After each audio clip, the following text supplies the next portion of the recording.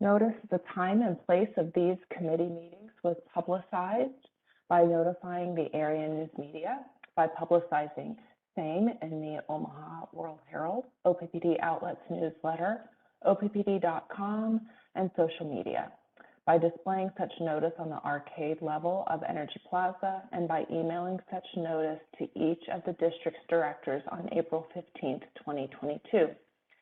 Thank you all for joining us remotely via WebEx events.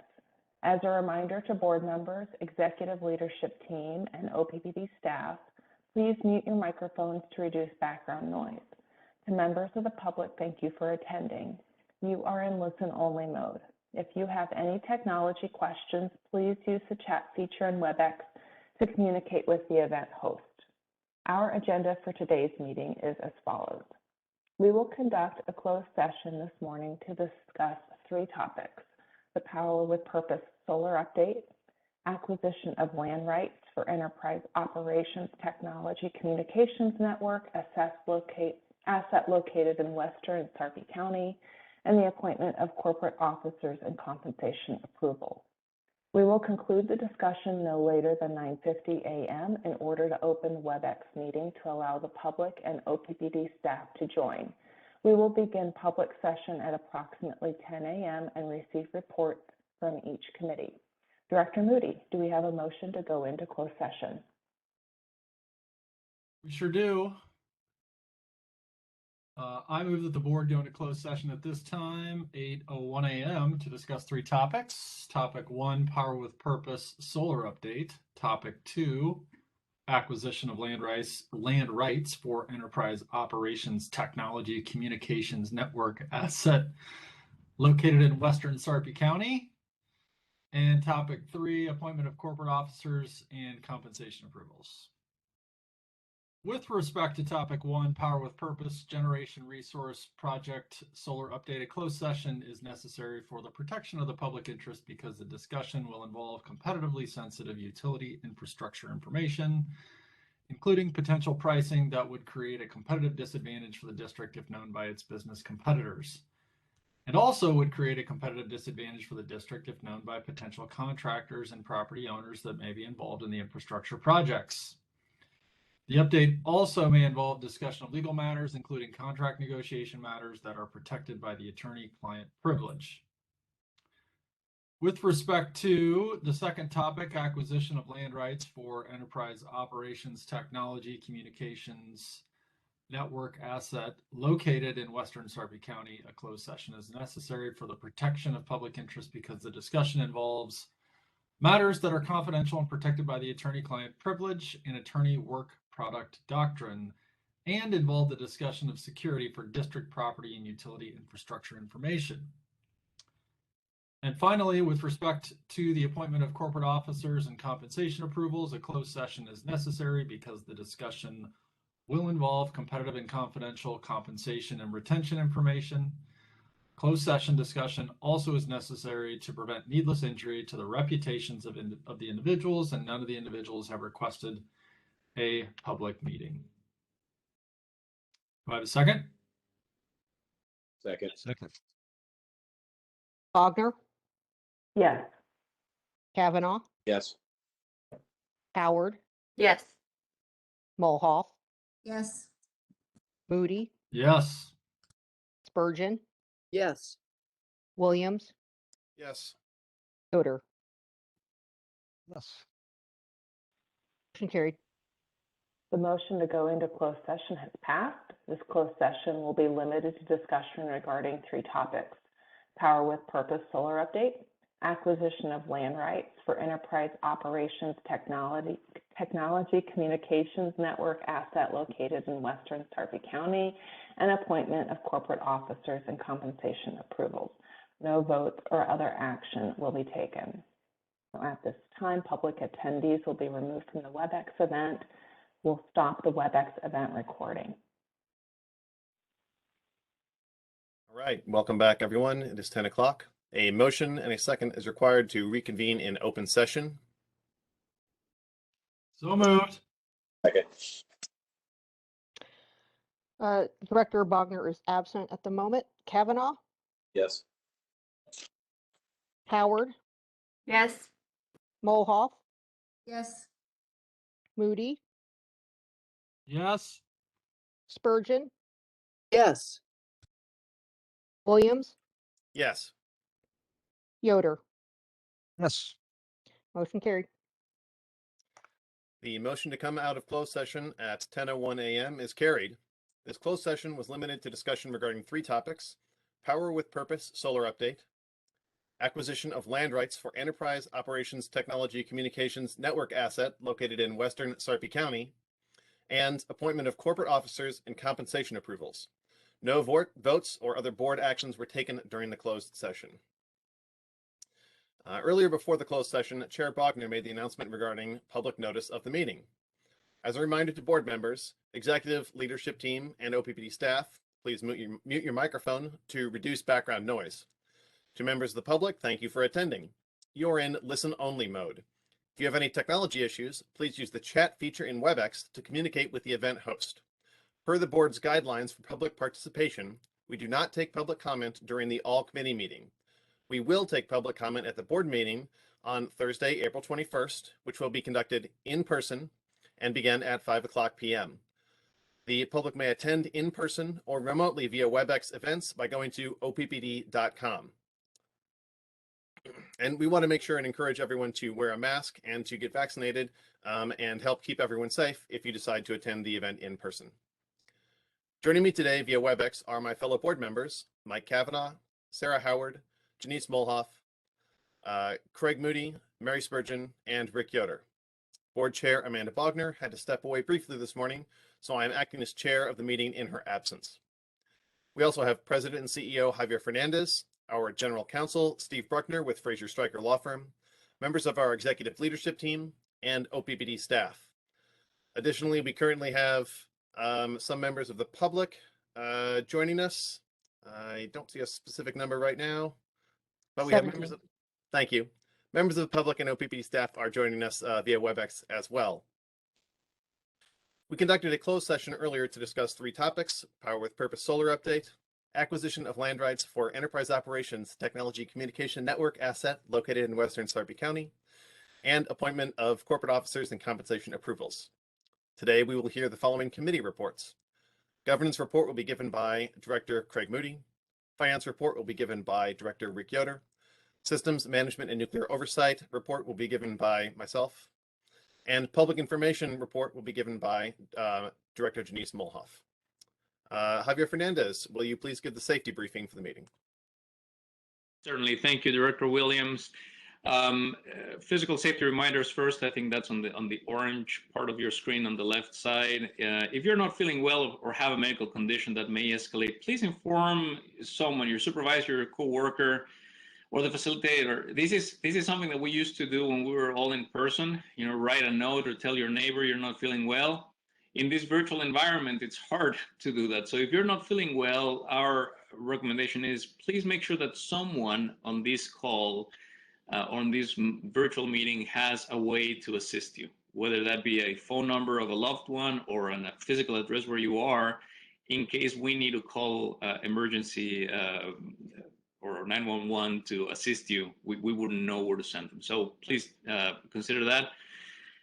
Make sure that your meeting area is free of trip or slip hazards, and of course, take a moment to identify AEDs if you have them in your facility. First aid kit, fire extinguishers. Know where the exits are. Make sure that the paths to those exits are clear from cords or things on the floor that could make you trip or fall. Please do not use the elevators in case of a fire. Please use the stairs, always with a 3-point contact, 2 feet on the ground, 1 hand on the railing. And something important here on as we are in the middle of tornado season here in Nebraska, make sure that you know exactly what to do, what your plan is if we were advised of a tornado warning. Where do you shelter in place where you experience severe weather? As we are all in public buildings or in our homes, make sure that you know exactly what to do, that your loved ones know what to do, and especially if you're out and about, if you're driving, what do you do if that alert comes your way as you're out and about, make sure that you're always alert about where would you go to seek shelter. The last thing I will talk about is at the bottom is consider your plan. Also, plan ahead for an armed or hostile intruder. At OPPD, we call that code 32 in our buildings. Make sure that you plan ahead. If you had to run, if you had to hide, or ultimately if you had to fight, what would you do if you had an armed intruder? This is unfortunately not a strange situation. We just went through a few incidents involving gun violence this past weekend. So it's a good reminder that this could happen anywhere at any time, and it's important for us to be aware and have a plan. Moving to the right side of the screen, psychological safety reminders, just as important as physical safety reminders. I'm going to focus on number 5. I've been going through each number every month. Number 5 is earn and extend trust. Tell the truth. Admit when you do not know something and admit when you're wrong. This is important for us to foster a psychologically safe environment, to be vulnerable, be willing to talk about the things that you don't know or that you have incomplete information and seek to understand. And that concludes, actually, no, there's another slide, Ms. Hinners. Just the safety focus for April continues to be reducing strains, sprains, and tears. I already talked about preparation for severe weather. And the first Wednesday in April is National Walking Day, which already passed, but it's a day meant to encourage people to get out and walk. For all of us who spend a lot of our day hours sitting in front of a computer screen, it's a great reminder to get up and stretch and walk and take care of your physical well-being. That concludes my safety briefing. Great. With that, I will pass over to Director Moody for the Governance Committee. Thank you, Director Williams. We will begin with a very brief chair report, which is to say items 1, 2, and 3 will all be discussed momentarily. Item 4 was a governance discussion to further understand and refine our board work plan process. It will find its way, if it hasn't already, to each of the committees to make sure that we all understand kind of what our process is, acknowledging that it is ever evolving, and as we learn more about how we do our work, we will continue to improve that process. That there ends the chair's report. Any questions? Okay, so let's keep going. The first item up for the governance committee is the appointment of corporate officers and compensation approvals. So just a couple things from me. Before I turn over to you, Javier, we were being asked to identify and appoint 3 new vice presidents. Kevin McCormick, Brad Underwood, and Mikhail Pender, all doing exceptional work. And I think as we've kind of heard, we heard very briefly in closed session, but we'll certainly elaborate on it here in the public session.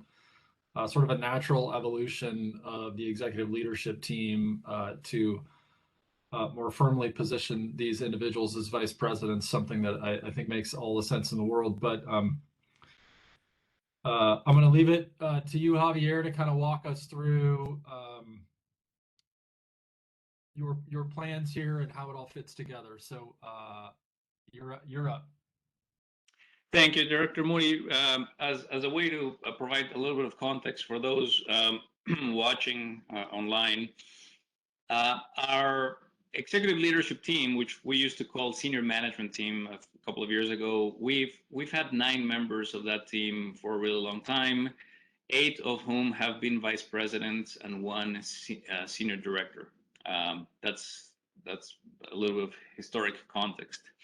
We continue to have the same 9 individuals today, and what I am proposing is actually for all 9 individuals to be vice president. So really the change, if you think about 2 years ago to today, it's promoting 1 senior director into vice president role.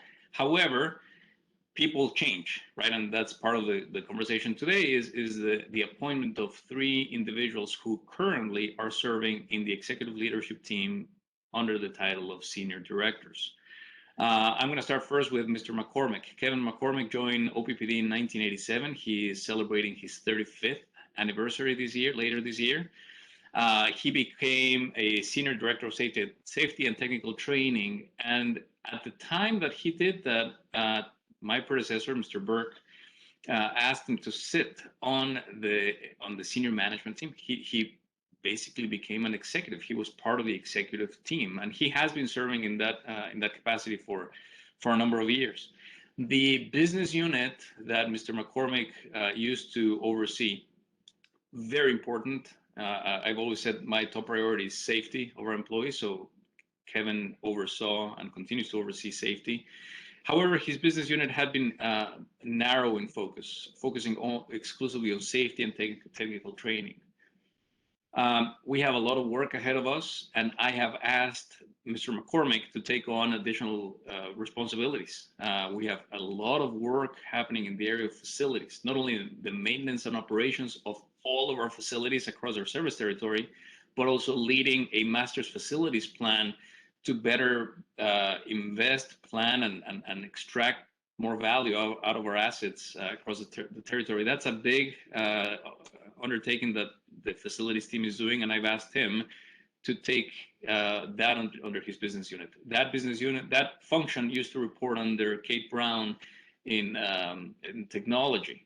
Kate and her team have their hands full with a ton of work that they're moving forward on technology and digitally transforming the organization. I also wanted Kate to be exclusively focused on technology and security, cybersecurity and physical security, while I moved facilities and emergency management under Kevin's purview.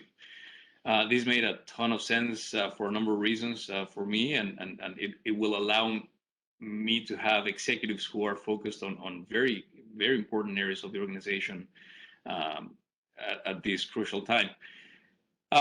So Mr. McCormick it has been now for a little bit over a month, leading the new facilities and safety business unit with this expanded scope. And so for that reason, and to acknowledge the years that he has already been serving in the capacity of an executive, it is appropriate for me to bring these to your consideration, to promote him from a senior director to a vice president role that has now the scope and the span of control that a vice president level 4 business unit requires. I'm gonna stop there and see if there are any questions before I move on to the next individual. Seeing none, let me move on to the next individual. The next two individuals actually share something in common. Both Mikkel Pinder and Brad Underwood, in addition to being fantastic human beings, they also share the way in which they came to the executive team. They were both appointed by me into the executive team as senior directors. For different reasons, Mikkel replaced our late dear friend Mark Setke, who passed away. I needed to appoint someone right away into the human capital team to continue leading all the work we're doing. Mikkel joined OPPD in 2018. She has over 20 years of human resources and consulting experience. She's a super, super smart person. I always look up to Mikkel for really good insights and contributions to the conversations at the executive team. She joined the executive team at OPPD back in October, and she has been serving in the same capacity as Mark Setke was serving as vice president. However, Mikkel has been doing this as senior director. What Mikkel and Brad share in common is that they have both been serving as senior directors in roles that were designed to be vice president roles. Part of this has to do with their own professional development, working under our AMS, our accountable management system, making sure that they have demonstrated and developed the leadership skills that are required for a level 4 leader in the organization. I have been working with each of them individually, and they clearly have demonstrated through their actions already in the past few months that they have developed those skills, that they have the level 4 leadership behaviors that are required for a level 4 leader. So that's what both Brad and Mikkel share in common. I'm gonna stop there with see if there are any questions on Mikkel, Pinder, and then I'll move on to a quick overview of Brad Underwood. Not seeing any hands, Javier. Okay, thank you. The last one is Mr. Brad Underwood. I already described his journey and how he was appointed as senior director and the rationale behind the promotion into vice president. Brad Underwood has a unique position here in that his business unit is a new business unit.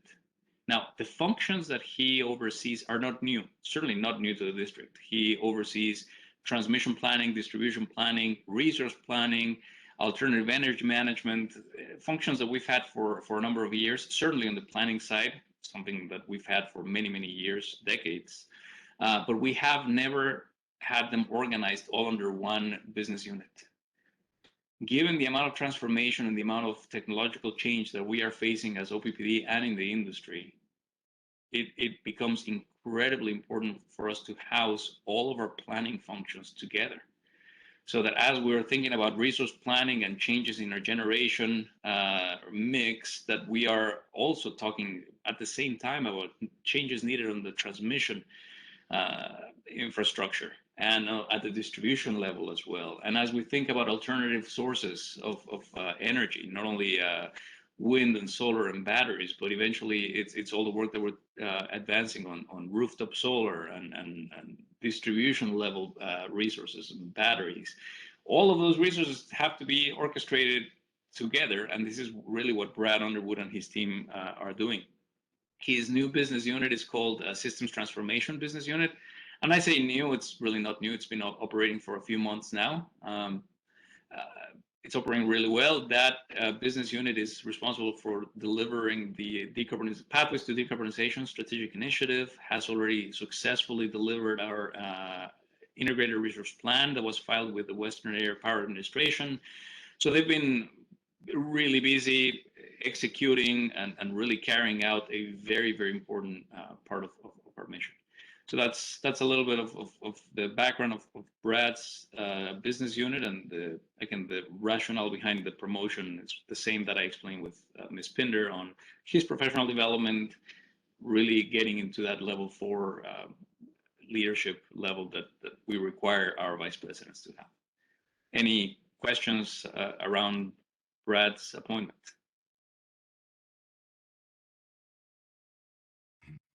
Okay, no hands. You're good, Javier. Thank you. So we can go to the next page. So this is the action item that will be up for your consideration on Thursday at the board meeting. Any appointment and actually salary approval for vice presidents is something that the board needs to approve. We need a supermajority of the board to do any type of salary adjustments, or in this case, this salary approval for new vice presidents. So this will be up. That we will have 3 separate resolutions, one for each member, as highlighted below. In front of you, you're seeing the different the proposed salaries for each individual that I described. You will see there's a difference between the first line and the 2 lines below, with Kevin McCormick being at 85% of the midpoint. This is staying in line with the same logic that I have applied before with other members of the executive team, where I'm recognizing the years of experience already coming into this position as executives, where they've been effectively serving as executives before. This is something that Mr. McCormick has clearly demonstrated, and not unlike any other appointments that I have recently presented to the board, with that 85% of the midpoint. For Ms. Pinder and Mr. Underwood, I would propose an 82% of the midpoint, starting slightly lower on the pay band, obviously still leaving plenty of room for growth, for demonstration of skills, and for us to help these individuals continue to grow in their career. I think that's all I have, unless I forgot to touch on anything, Director Moody. Yep. But happy to share or answer any questions you may have. Yeah, I'll comment a question for you, Javier. First, I didn't have this realization when we've spoken about this before, and I don't mean to articulate this in a way that minimizes the importance of the other roles that you have on your team, but these are three very important roles, right? This is systems transformation, which is a big deal. This is safety, very big deal, and these are our people, right? So these are three really important roles that are. I'm happy to be filled with three exceptional people. So I wanted to just acknowledge that you know these are really important parts of the business. Javier, thank you for giving us kind of the brief history of sort of what the senior management team, or the artist formerly known as the senior management team, now the executive leadership team, look like, in years past. Can you talk a little bit about, as you've been building your executive team, and sort of where it is and what, if anything, is coming next for your executive leadership team? Yes, thank you for that. So let me talk about building the executive leadership team that I have today. It has been a joy. It has been a lengthy process. When the board appointed me as CEO, I knew I was going to devote a significant amount of time building the team. We've had a few retirements. Fortunately, a dear member of the team who passed away. So I've had to rebuild that team in a short amount of time. I would say, and maybe every CEO before me has said this, but I believe that the amount of change that the board has asked us to make is pretty significant. We are literally transforming not only the face of OPPD, but as we do that, we're transforming the face of the utility industry as well. And so getting the right people to lead this organization, and for me to make sure that we have a good pipeline of future leaders that will continue to lead this organization is very important for me. So I have right now, with a few reorganizations, moving functions in different places, I basically, with these appointments, I would be whole now with the executive team. However, there is one additional member of the executive team that I will propose to the board here in the next few weeks or the next couple of months, and we've already announced this to the employees, and that is staying true to our mission to deliver affordable, reliable, and environmentally sensitive energy services to our customer owners. Clearly, we have members of the executive team who keep us very, very focused on affordability and reliability. And I have Lisa Olson, who is the Vice President of Public Affairs, who oversees our environmental affairs function. And she has been fantastic at keeping that voice at the executive table. However, I believe that as we continue to move forward, and clearly with the direction of the board, and the challenges that we have to maintain reliability, affordability, and at the same time start moving into a more environmentally sensitive operation, it is important for us to have, or for me to have, a voice at the table that helps us see every action that we take through an environmental and a sustainability lens. Much like we used to have when Kevin McCormick was brought into the team from a safety perspective. Right? Every conversation we have, we all look to Kevin and say, okay, what will the safety voice of the executive team opine? Make sure that everything we do has that lens and has a good balance for the organization. So that will be one position, rounding up the executive team with one new member.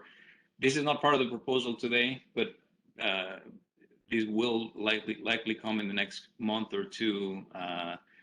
Actually, it's probably going to take more than 2 months.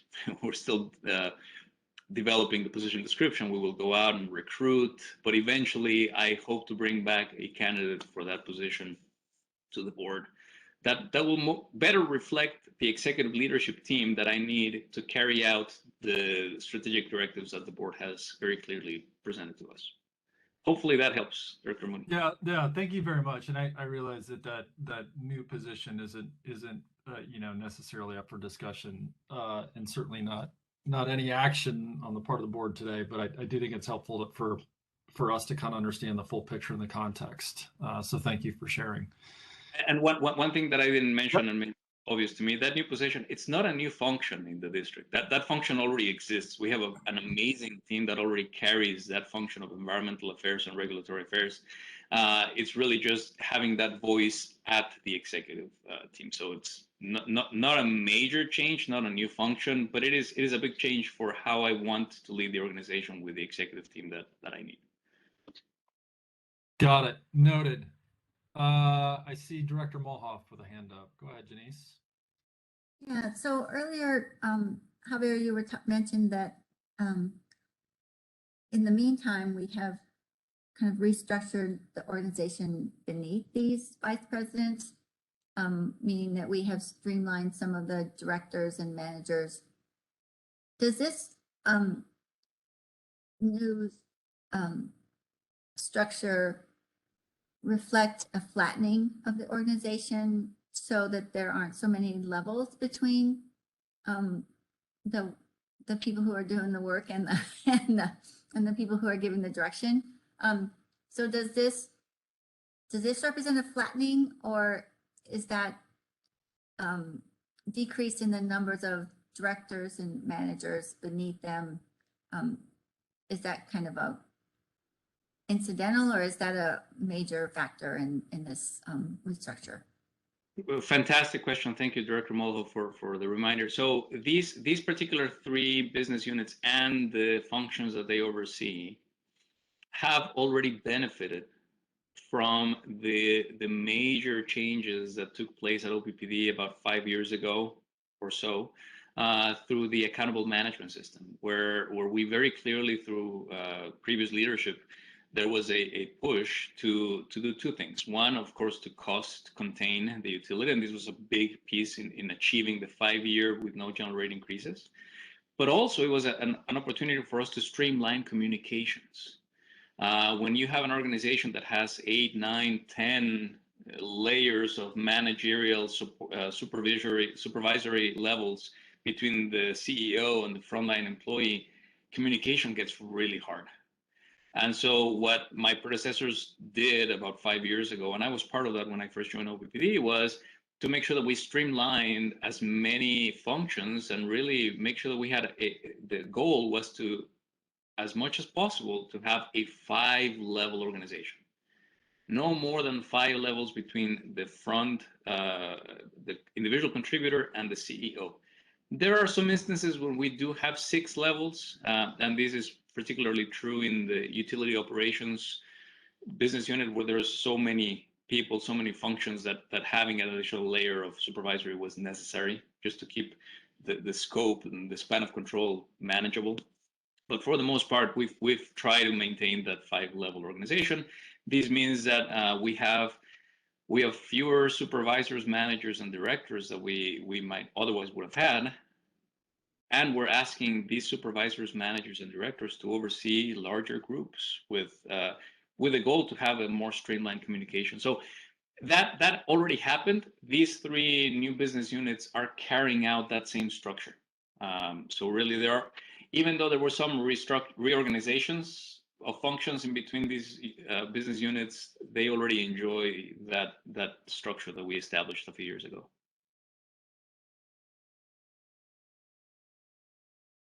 Great question, Director Molhoff. Colleagues, any other questions? Pausing. Okay, not hearing any. This will be an action item on Thursday, and these all require a supermajority. So just a heads up that that's coming on Thursday. Thank you, Javier. Well done. Before we go on, you've assembled a fantastic team, and I'm really excited about them leading us through everything that's coming down the road, which is a heck of a lot. So great work pulling that great team together. Okay, yeah, of course. We're moving on, colleagues, to Strategic Directive 1, the Strategic Foundation Monitoring Report. So today, as you all know, we review every strategic directive to ascertain the district's level of compliance And so we are at SD1, which really as you'll see, comprises really everything that the organization does, flows up to and through this strategic directive. So we're going to first talk about, and Scott Foch will lead us through this, compliance with this strategic directive. And then as I gave you a heads up at the end, we'll have a conversation about whether or not there are any gaps, challenges, or anything from a refinement or opportunity standpoint as well. So 2 parts. We're going to start with part 1. Scott, you're up. Excellent. Thank you very much, Director Moody, and good morning. SD1 is one policy out of 45 policies, of course, that the board has encoded in part of its policy governance. And I wanted to back up for just a moment. This slide is fine, Mo, we can keep it here. But GP1, the purpose of the board is identified, it will identify and define the vision and mission of OPPD, and then establish strategic directives of OPPD, communicating them in the form of policy. And so when you look at SD1, you can clearly see that the board has identified and defined the vision here of for OPPD. And the question that we've had over the years is, how do we best monitor and measure this? Because the vision is what we strive for at the highest level and over the longest term of time. And the mission really reflects everything that we are and everything that we do. And the values is our culture. Well, the policies, when you really begin to break them down, are good surrogate measures for how well the mission and the vision is coming to life. And so the thought of the approach for this monitoring is to really reflect back on the past year, on the monitoring reports that have been delivered and where the board found them. A good measure of compliance with mission and vision and values, therefore, really is, are we compliant with the policies, the strategic directives that the board has set through the monitoring and measuring of the results of those directives. With that premise, if you go to the next slide, Mo, what you'll notice is, assuming SD1 is one of 15 directives, that leaves us with 14. And over the course of the year, 13 of those directives, the board found OPPD to be sufficiently in compliance. When you think about affordability in our mission, SD2 speaks to rates. There are affordability measures within those. When you think about reliability, SD4 speaks to that. Environmentally sensitive, SD7 speaks to that. And so you begin to see our mission coming to life through the activities that have been reported through those monitoring reports. And when you think about the vision, we've talked about strengthening the public power advantage of affordable, again, come back to SD2, and reliable, SD4, that we exemplify fiscal, SD3, SD14, social and environmental responsibility, SD7 and SD9, to optimize value to our customer owners. That we proactively engage and communicate with our stakeholders, both SD5 and SD13, and act transparently and with accountability for the best interest of our customer owners, SD5, SD10, and SD13. That we collaborate when appropriate with external partners, SD11, and that we leverage OPPD's leadership to achieve these goals, SD6, SD8, SD10, and SD15. There was one policy, if we go to the next slide, where the board of directors accepted the monitoring report and found OPPD is taking reasonable and appropriate measures to comply with the policy as stated, and that's information management and security. One other metric that we take a look at, if we go to the next slide, is our corporate scorecard. And this is a monitoring that we produce on a monthly basis. If there's been a quantifiable measure in any of the policies, we pull those out and we provide them here.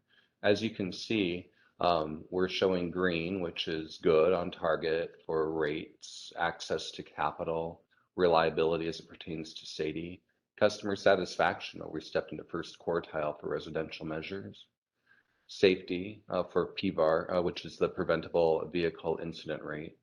And then with regards to employee relations, we just missed that green.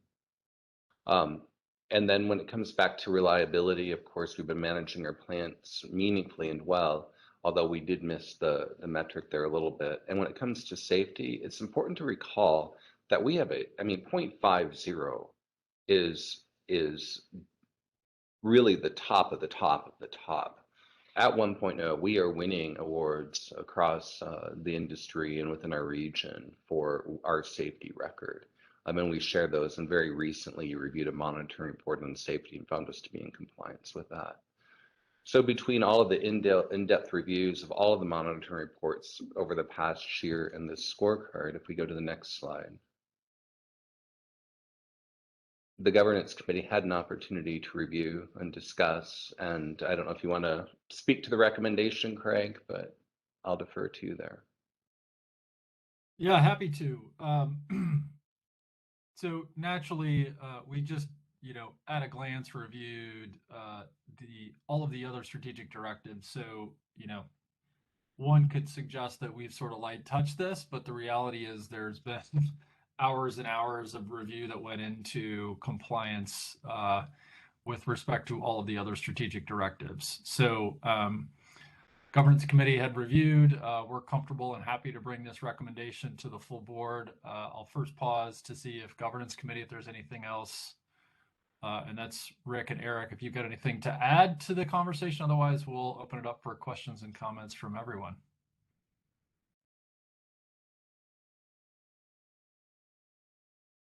I can't think of any discussion we had in committee that needs emphasis here. Yep. Okay. So all colleagues, with respect to SD1 compliance, any questions, comments that you have? Now is the time.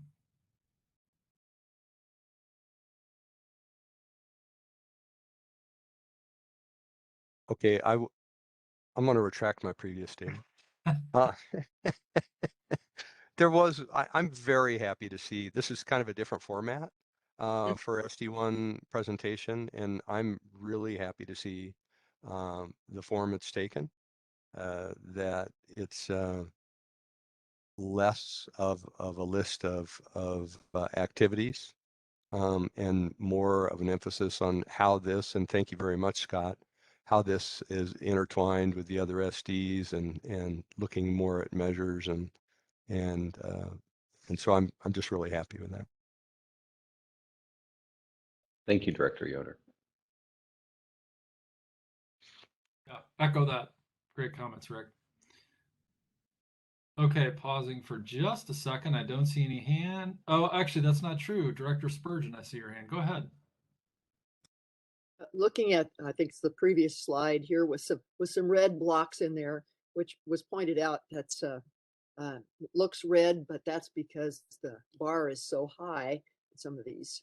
And also to point out that these SDs undergo just kind of continual review, and so there are ones that are in the review process right now, which I'm sure will be discussed at the end of our meeting today.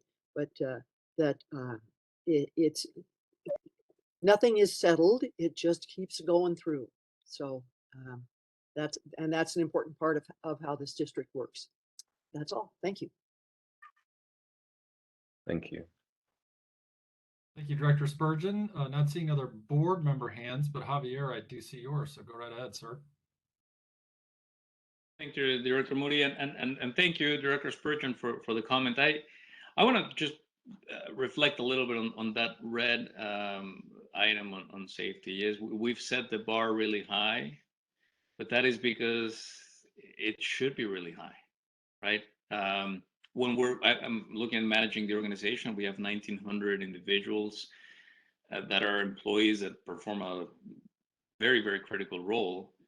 It's 1,900 moms, dads, brothers, sisters, sons that, ideally I would like to have that number be 0, right? And so I want to make sure that the organization understands that, yes, we have set the bar really high, and through the leadership of Kevin McCormick and the rest of the organization, we've been able to maintain those results in the 0.5 range for a while. And I am not satisfied with 1, I understand. I appreciate your support of saying, "Hey, we've set the bar high," but this is important, right? Making sure that all of us have the assurance that we can go back after a long shift at work and come back to the dinner table or the breakfast table if you work the night shift, healthy and safe. So just want to call that out. That I'm pleased, but I'm not satisfied. This is something that we continue to focus on.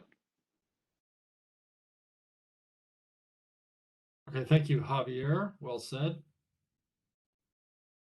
Not seeing other hands, we're ready to transition to the future focused conversation.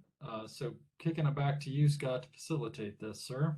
Thank you very much. As the board will recall, during the October governance workshop or the board workshop, one of the conversations was, how do we move beyond compliance? There's conversation around compliance, but how might we invite other discussion as it pertains to a particular directive?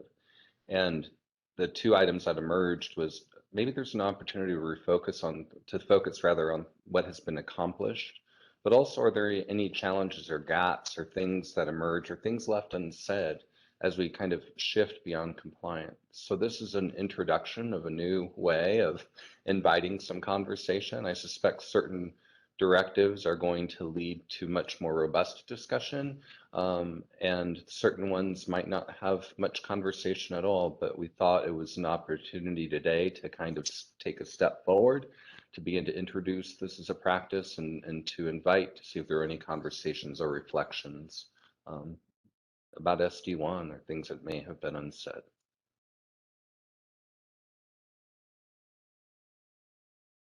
Go ahead, Director Yoder.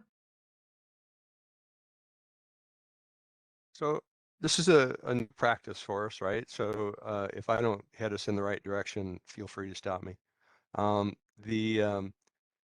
You know, I would like, Mo, can you go back to the SD1 strategic foundation, mission, vision, values slide? Scott, I think you asked, and it just occurred to me that,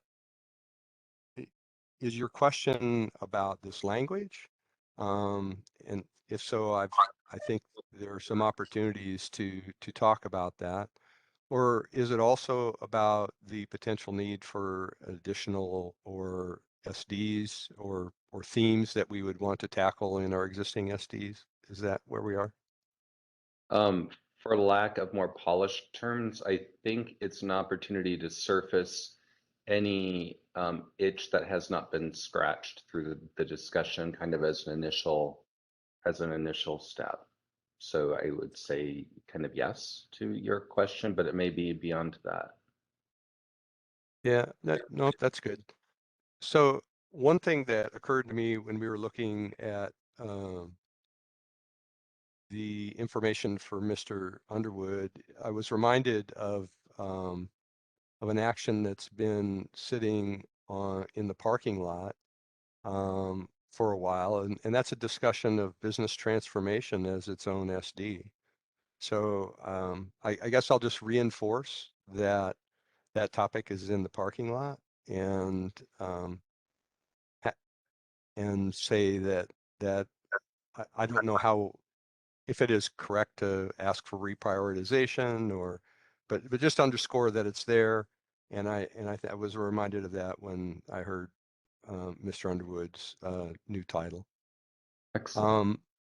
I am taking yeah. note as we go, so just for your awareness. Yep, thanks. The other thing about language here, I don't know if anybody has the appetite for changing language on these things. The thing that occurs to me is in terms of gaps or opportunities, do we have the right number of principles here? Are elements there that we would choose to add? And what came to mind was transition. You know, what do we have the principles that we need as we talk about that?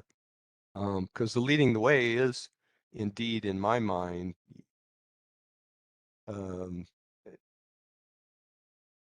it encompasses the thought of transition, and I just want to make sure that we've got everything that we need there. So I'll just run through my thoughts. I am happy, really happy, honestly, about moving to the first bullet, about all the work that OPPD is doing on affordability. And I struggle sometimes. So I don't know if there's anything more we need to do. We are tackling SD2, so that will come up in that review of the design principles there. But there's still a need there, and so I just am happy that we've got that. But I'm very happy that it's got the topmost bullet. That's it.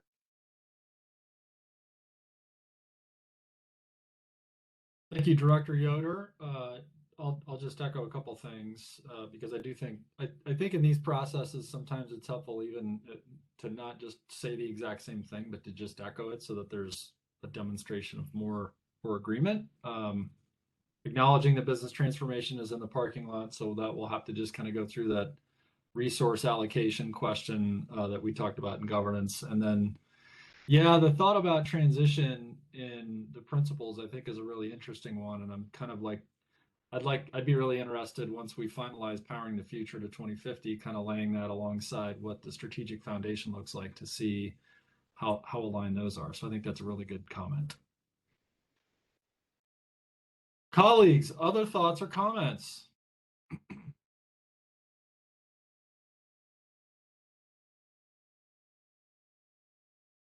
I want to be careful not to move too much into stuff that Systems Committee is going to talk about, but you know, the word reliable is in the top line there, and we're looking at policy updates on SD 9 and 4 related to reliability and resilience. And so I think that, you know, again, top line bullet and part of the mission of the organization, I think we're doing a good job of achieving that. We'll talk a little bit more in the Systems Committee about the specific metric this year and how that was calculated and kind of where we're headed in the future. But I do think that understanding that the system we are looking for as we power the future, that new electric grid, that new system that we provide to our customer owners, does need policy that is in line with the expectations of where we're headed. And I think we've done a good job of proactively identifying how do we make those updates so we can get there. Reliability is the one that I've chosen to highlight here now. But the definition of reliability that we have used in the past is somewhat different than where we need that definition to be in the future. Adding resilience is a new component. And so I appreciate the way in which we recognize what policy is necessary in the future and begin to get that incorporated. And I think that strategic view of how we write the language that governs the actions of the organization has been really improving over recent years, and it has positioned us well for the future. So I appreciate the annual review of SD1 and how we evaluate, are the other policies, when we do their individual monitoring reports and look at those metrics, are they all pointed in this direction of achieving the mission and the vision and living up to our values? I think we're doing a good job in that area. I appreciate what SD1 provides for us as we work in the more specific areas in the committees and on the other policies. So thank you, Scott, for the report and for the kind of foresight that we use in this helping guide the other policies to get where we want to be long term.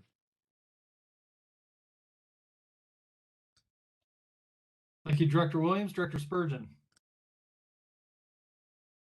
Well, I would want to echo Director Williams' appreciation for this SD1 update and review process. It's the first time I've had the opportunity to hear and understand.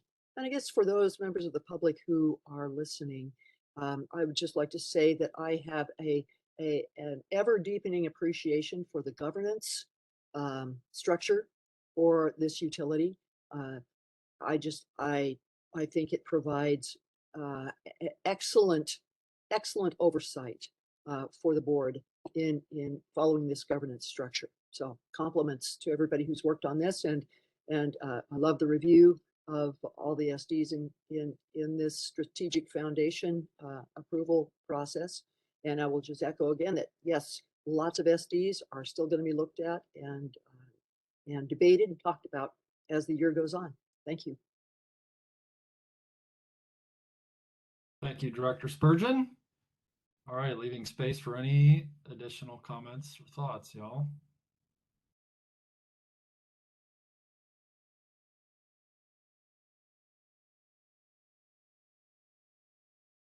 Okay, well done. That was a good exercise. Scott, you've got notes. I've got a few as well, so we'll connect on those to see what we've extracted out of these fine people and see what needs to find its way into the parking lot. So thank you, everyone, for going through that exercise. That was good. And we'll continue to refine and improve that process. And now we move on to the next agenda item. Pulling up my agenda here. It is the board policies binder update, non-substantive changes. So real quick on my part, and then I'll turn over to Scott to tighten it up. This goes all the way back to our October workshop where several of you identified language improvements, had a couple questions around all of our policies that could benefit from some tightening up. This is the tightening up that results in more clarity, but does not result in any meaningful change in things that we do, the way that we work, or the direction that we're providing. So again, as a reminder, the governance committee has seen these a couple times. Most recently in March, you were all asked to spend a little bit of time with these red lines and provide comments to the governance committee by April 1st. Thank you for doing so. The governance committee reviewed them in our meeting last week. I believe there was maybe one tweak or change that we made, question mark, Scott, that maybe you can hit on just so that those that saw them the first time know that there's been one little change, I believe, but by and large, for the most part, the conversation quickly floated into, well, what about this and what about that? And we tried to squash it and stay focused on non-substantive changes. So there may be parking lot items that come from this, and I will add that there were some situations where a director sort of asked a question that leaned towards and would result in a change that was substantive. And so we're grabbing those, acknowledging that they didn't result in change here, but I am working on compiling a list of some of those that are going to require some board conversation and discussion, which would likely start in one of the committees and then work its way out to all of us at some point. So they're not gone, they're still there. This is really about a quick tweak refinement that is, again, non-substantive. So Scott, did I miss anything important? No, you spoke with clarity about everything that happened here. Just for those of you who like to count, there are about 85 revisions that were proposed through this review of the document. But most of them were things like there was a change, for example, where senior management team became the executive leadership team, or we were referring to certain things interchangeably between strategic directives and strategic direction policies. These are the types of non-substantive changes that people had an opportunity to review and comment on. I would describe this as housekeeping in the most general sense. There was one change that was made that Director Moody was referring to.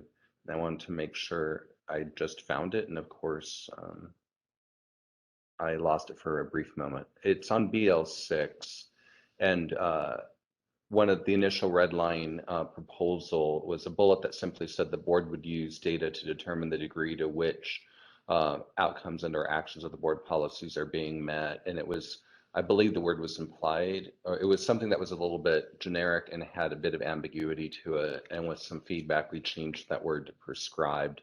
So the goal of the organization and why this is important is that we are to look at the policies as they are written and to demonstrate compliance with policies as they are written and remove ambiguity for interpretation purposes. So that was one of the changes, but that was the only one that was different than what people had an opportunity to review and provide initial feedback on. So really we view this kind of as a housekeeping item, assuming it's treated as such, and those are the only comments I have to make. Thank you, Mr. Foch. Colleagues, any questions? Good. Greg? Yeah, go ahead, Eric. One point of clarification, there is a reorganization of the format of the document in the order of the policies. So if anyone is looking for them and they had been familiar with the old document, maybe we can just clarify what that was exactly. Yeah, sure. So one of the prior order had the strategic directives first. I think it had then the board staff linkage policy second, and it had the governance process practices third.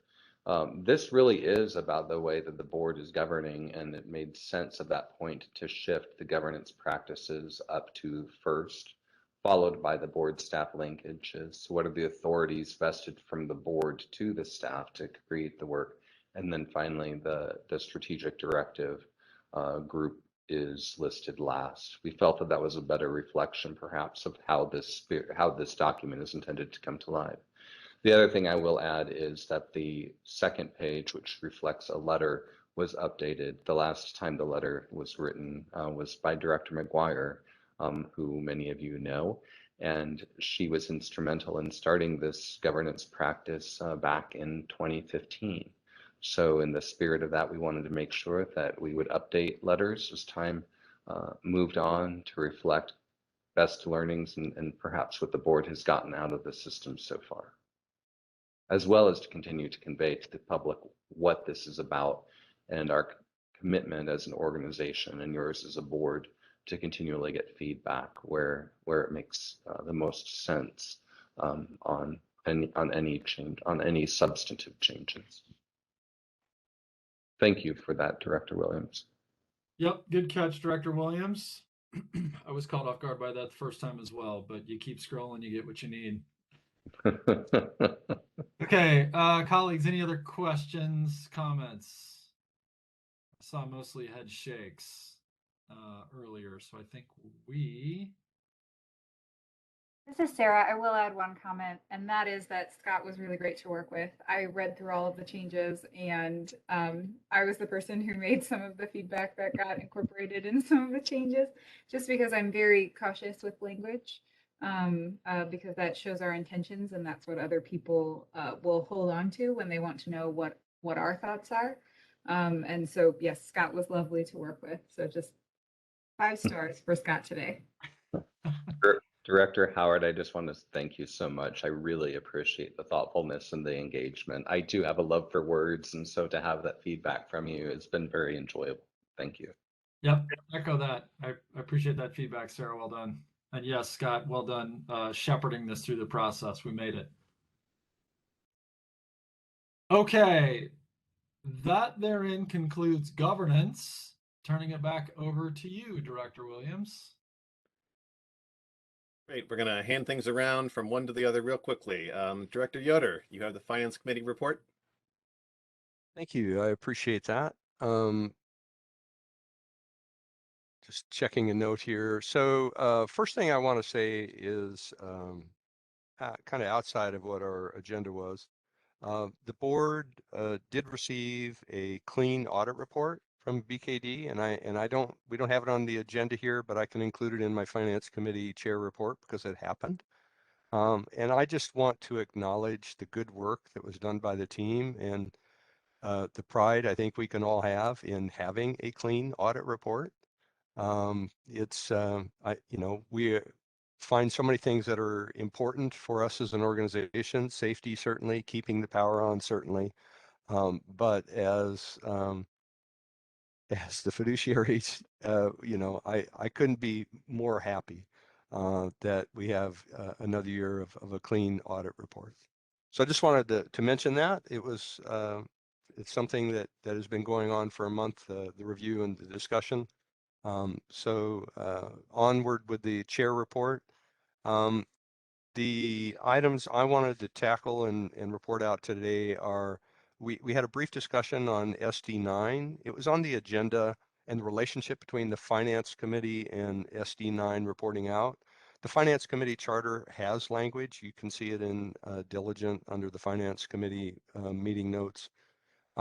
That requires Finance Committee to provide input to SD9. With the revisions of SD9, I wanted to make sure that the Finance Committee is still on board with having a role there, of looking at the kind of the long-term financial planning as we are looking at the long-term resource planning, and I heard from the committee that that's still of value. So there's that part of the report. The SD2 rates policy revision. The Finance Committee has been working on this SD2 update for about a year now. So I thought it was useful to pull together a summary document of what has been accomplished in that discussion, and what still needs to be done.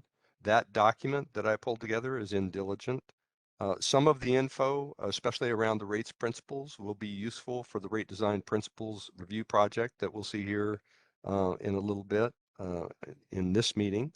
The Finance Committee, just to be clear, will continue to move forward with the vision and goal setting opening paragraph of SD2. And the distinction between that work of the Finance Committee and what happens in the design review, the rate principles design project, is there's a distinction between for the board to set the vision and goals, and then that project that we will be talking about shortly is those are subordinate design principles that help us weigh where there's tension or conflict of how to achieve the goal and the vision described in the opening paragraph. So that's what's going on. We have a document in Diligent that reflects on what's been going on and where we still need to go. So that's the portion of the rates policy revision that I wanted to talk about. Any questions on those first two, the charter on SD9 and the SD2 rates policy revision? Comments from my other Finance Committee? Not seeing any. Okay. Other topics that came up, the cost of living adjustment. There were board members, several board members have asked about the cost of living adjustment. This issue has legs. It comes around annually, pretty much. One of the things that we will be getting, we learned in Finance Committee, is that we will by next month's Finance Committee meeting, the financial services team has promised to provide a document delineating issues about the cost of living adjustment. So we will be talking about that again next month. Solar installer question on net metering. I had an installer reach out to me, and then I wanted to share it with the Finance Committee. The discussion from the installer standpoint, he asked the question, are the rates that we have that impact decisions on solar installation locked in for a certain period of time? The answer is no. And his concern was that customers, people who are interested in installing solar, are making kind of long-term ROI decisions here. And if the rates change, then that changes that calculus. So we had that discussion. There's no action taken at this time. It is something that we may want to consider, or other board members may want to consider raising as we move forward with the rate review plan that we have going on. So we'll talk about death authorization here in a second. I did want to catch the number 4, the revision benchmarking. We got an initial response from ELT and staff about what benchmarking changes may look like. That goes back to setting in SD2, setting the goals and the metrics for how we're going to meet those goals. More discussion will occur because we will be getting more information from the pricing and the rates team. Now, that's the Finance Committee Chair report. Questions, comments? Okay, let's go ahead and move on to the first next agenda item. If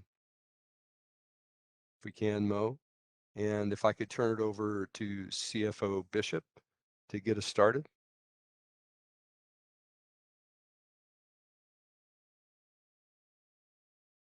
are you talking? And looking here, he's here. I don't see a mic live for him in the WebEx.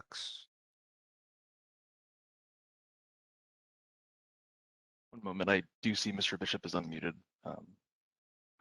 We do not see any audio from him just yet. Thank you. I hear something.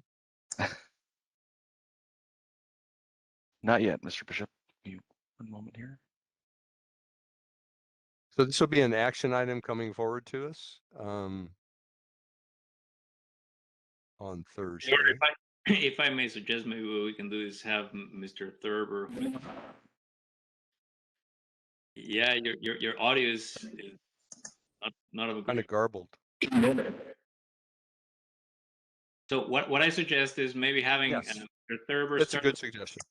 Well, Jeff, maybe you can rejoin with your phone, something else, so that we can keep going. Mr. Thurber, are you available? I am. Well, please take the floor and give us a good overview of what's going on here with the request. Thank you, Director Yoder. We are coming to the board to ask for an increase in our authorization level. Back in June of 2021, the board authorized the district to issue up to $600 million of senior lien bonds through December 31st of 2022. In November, we did issue some bonds. We issued $439 million worth of bonds. And then when we went through after that bond issuance, that left us with about $161 million of authorization that remained through the end of 2022. Go to the next slide, please, Mo. Based on updated information that was part of our corporate operating plan, we need additional authorization. We're looking at a capital expenditure program of $363 million. That is for new capital expenditures. And then also we're looking to repay a $75 million increase in commercial paper that we did last summer. We're going to repay that off with this bond issue, and then give us this capacity to issue commercial paper in the future if we need to. So the total COP authorization for additional debt for 2022 was $440 million. So we're asking the board to increase our authorization to $880 million. That's an additional authorization of $280 million above the original authorization. It allows us to issue the approximately $440 million worth of bonds that we had planned in the COP. Next slide, please, Mo. This additional authorization allows us to issue debt when the market's conditions warrant. Instead of doing this on a particular month, we now have the ability to issue debt up to $880 million in total through the end of 2022. And again, this debt will be used to really reimburse ourselves or to fund capital expenditures. And obviously, we are expanding the district as far as our capital needs. We did discuss that as part of the COP, the Power with Purpose projects, and additional business technology projects, and a variety of capital needs in 2022. And this will help us support those capital needs by issuing debt to finance them. And again, it's IRS regulations are very specific. The bond proceeds can only be used for capital needs. We have to identify those capital expenditures when we send information to the IRS about our bond issue. So upon the board's authorization, we would issue bonds in 2022. We'll issue it for the capital expenditure program as identified in the COP. They'll help support our liquidity. Obviously, we want to be able to issue bonds so that we have the money available when we need to pay for invoices for various capital projects. And it'll support repaying our commercial paper program, which will allow us to issue new commercial paper in the future when the need arises. So that is all I have. Jeff, I don't know if you have any further comments? No, I think you covered it well, John. Thank you. Very good. Thank you both. Thank you, Mr. Thurber and Jeff. I'm glad you can join us now with good audio. If I may, Javier, yes. just really quick, and I know this is we're trying to coordinate with Jeff and John with the audio. Just a good opportunity for us to remind the committee and the public about our commitment to continue to also finance a very healthy portion of our capital plan with current year revenues. Right? That we, for the past 5 years preceding 2021, that's exactly what we have been doing. We have been paying for capital improvements with current year revenues. We have issued debt for sure, and that's part of to restructure and refinance and lower our borrowing cost.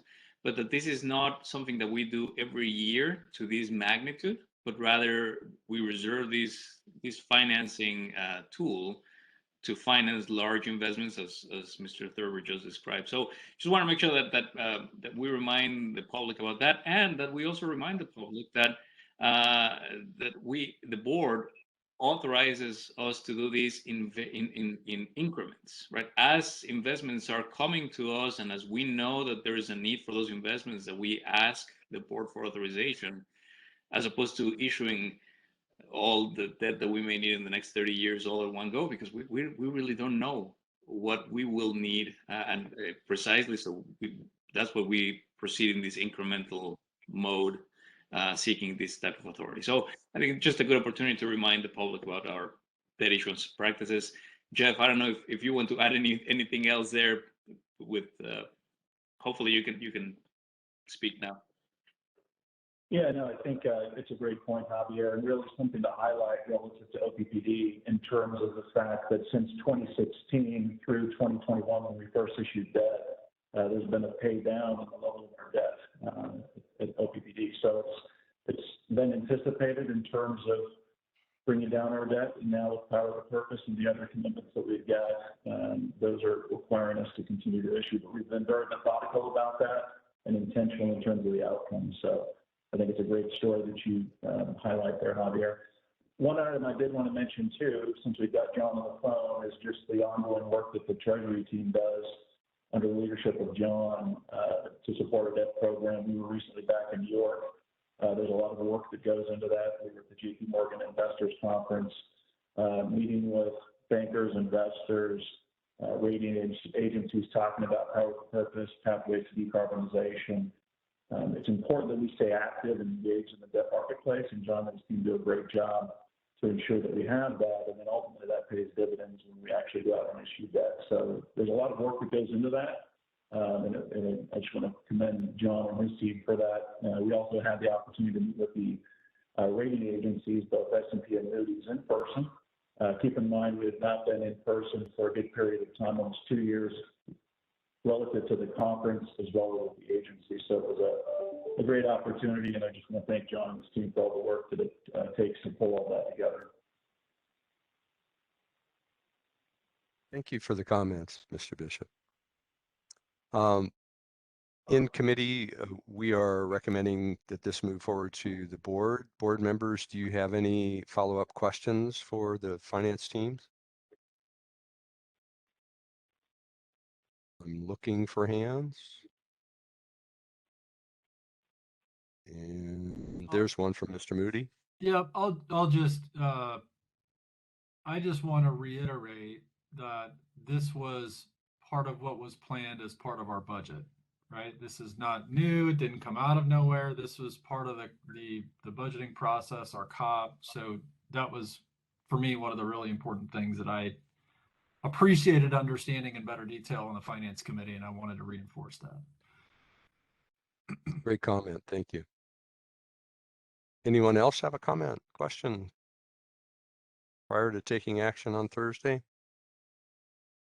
Not seeing anything. All right. Thank you, team, for this presentation. Let's move on to the next. Mr. Bishop.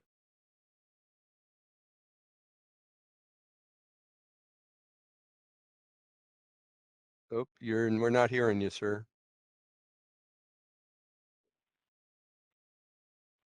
Can you hear me now? There we go. I wanted to thank John, and then I apologize for my technical difficulties. On the rate review plan, we're going to go through that in more detail here. I'm going to borrow some of the words that you put out, Director Yoder, in terms of vision and goals need to be set by the board. I think you said it well when you were going through the chair's report. The goal that we have here is to ensure that we've got clear prioritization on our rate principles and outcomes for our customers. Those then drive the rate design and how we effectively charge our customers. Looking back in terms of what are we trying to do, what's the problem statement? There's been a number of questions and different dialogues historically that have happened around rate design, and we've tackled kind of one-off components, decline blocks, service charge, time of use. But when we get back to really thinking about affordability, equity, environmental sensitivity, we want to make sure that we're aligned and we're getting clear direction from the board around those pieces. And so hearing that and trying to make sure that we've got clear direction, we wanted to come up with a holistic focus. And this is really the first time the board's taken this up on a good period of time, ensuring that we've got prioritization of rate principles, the outcome that they're desiring. So what we've done is pull together a work plan. This was put together back in Q1, again, in response to trying to get clarity from the board and ensure that the board's got alignment on those items. We produced what a work plan would look like back in the first quarter. The ask from the board was then to come back with a more detailed work plan of what would this really look like. How would this roll out in terms of the requirements of the board, of our customers, what would the work plan look like? And we put that together. Beth Boyle is going to present that here in just a moment. One item I do really want to highlight is the cross-functional effort that's gone into this. While there is a large component that's done by the rates team, I'd say equally, if not larger, is some of the work that's being done by customer service and our public affairs, because again, they will play an incredibly important part of this as we move forward and go down the journey of this rate design project. And so with that, I thought to lay that up, and then ultimately I would like to, Beth on?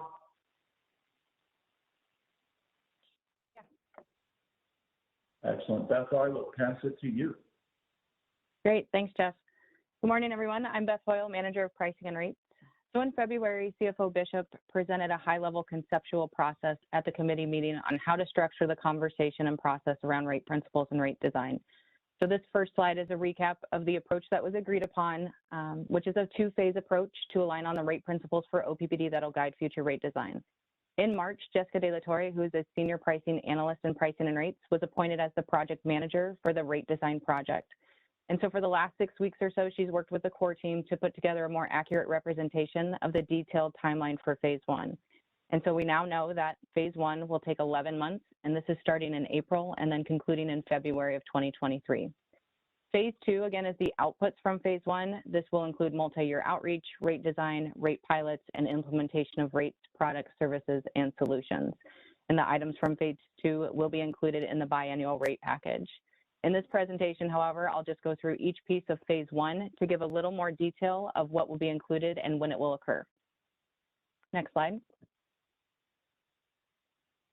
Before we get into phase one, I wanted to talk through the rate design project versus the ST2 policy revision, which Director Yoder brought up before. Just want to clarify that these two are separate work streams, which do have overlapping topics between the two. For the rate design project, the board will be looking into the rate principles and also doing some benchmarking against other utilities and trends with utility rates, and even talking about the current principles within SD2. But the rate design project does not include revising SD2. That is still a separate work stream. Next slide. And the next slide. So first we started out with the problem statement, which we have defined as, in a time of dynamic technology, environmental concerns, and generation mix, OPPD is in need of a long-term vision on rate design principles aim to best serve and represent our OPPD customers and guide the organization's investment of resources, as well as guide future rate and product offerings. The 11-month engagement and outreach process will seek to align on rate principles that include our customer preferences and really create a modern foundational document for future rate design. In the past, we have talked through bond rights principles of public utility rates from the 1960s, and we all realize utilities and customer preferences have changed, as well as the technology that is available now. So this phase is going to help us build this more modern, updated rate principles document. And the objectives, again, are to align on those rate principles that are going to guide near and long-term rate design, and also align on the priorities to create a rate design roadmap that will be included in the biennial rate package. Next slide. So here we're showing the team members who will be involved in the project. The steering committee and core team members include members from financial planning and analysis, product development and marketing, customer care services, corporate communications, external relations, customer sales and services, and corporate strategy and government. So again, a variety of areas are represented on the team. We're also going to consult with multiple subject matter experts from various areas such as customer experience, customer operations, both areas that support our medium and small and large commercial and industrial customers, our technology services team, and our diversity and inclusion team. And then our external resources include GDS Associates, that is the rate principal and design consultant, Needle Drop and Qualtrics, our customer engagement and customer experience consultants, as well as the Brattle Group, LPPC members, and most importantly, our OPPD customers, which will include residential, commercial, and industrial customers. Next slide. So this is the high-level timeframe of the 11-month process. Jessica, again, has developed a more detailed timeline that includes each task to be completed. So this is just a high-level look into the main pieces of the project. And I'll be going through each piece in more detail of each of the boxes in the following slides. But you can see that that top row is the board engagement and when updates will be given to the board. And then the bottom row is the OPPD core team responsibilities. Next slide. So after the project kicks off, we start with the customer outreach, which will occur off and on throughout most of the project. It's not one long customer outreach project. This was multiple spurts of outreach throughout the project to research, identify, and execute upon customer preferences. Next slide. The initial customer outreach and research will be performed to deeply understand our customers' values, attitudes, and beliefs regarding the principles behind the price they pay for a good or service and what drives those perceptions. And this is going to be done through multiple channels. The first will be done through blind interviews, so customers don't know it's OPPD when asked about prices they pay for goods or services. These interviews will be conducted by the consultants, and the customers will be broken into customer personas as well as customer classes to ensure we hear from residential, commercial, and industrial customers. We will also utilize our existing insights that we've gathered through the Block project or through our JD Power surveys, and we will also be reaching out to LPPC members to see what their current rate principles are. Then there's going to be a page on OPPD Community Connect dedicated to the rate design project that will include what this project is, how customers can participate and give feedback, the survey customers can take that will include more specific questions about OPPD's rates, as well as education on rates. The rate design page will be up and running around the middle of May. So there's going to be a lot of communication to customers and employees around this project to point them to the OPPD Community Connect page to participate, educate, and receive updates. And these results from the initial outreach will be presented during the board sessions to include customers' perspectives for the board to take into consideration when talking about rate principles. Next slide. The next piece is the board sessions, and the objective for the board sessions is to identify, define, and agree upon those long-term rate principles. Next slide. There will be 3 full-day sessions that will be facilitated by GDS Associates, and GDS primarily works with public power utilities on rate principles, cost of service analysis, and rate design. These sessions will be in person and conducted over 3 months. Based on the timeline of the engagement piece, the board sessions will be in June through August. Since the board is not meeting in July, there will be 1 session in June and then 2 sessions in August.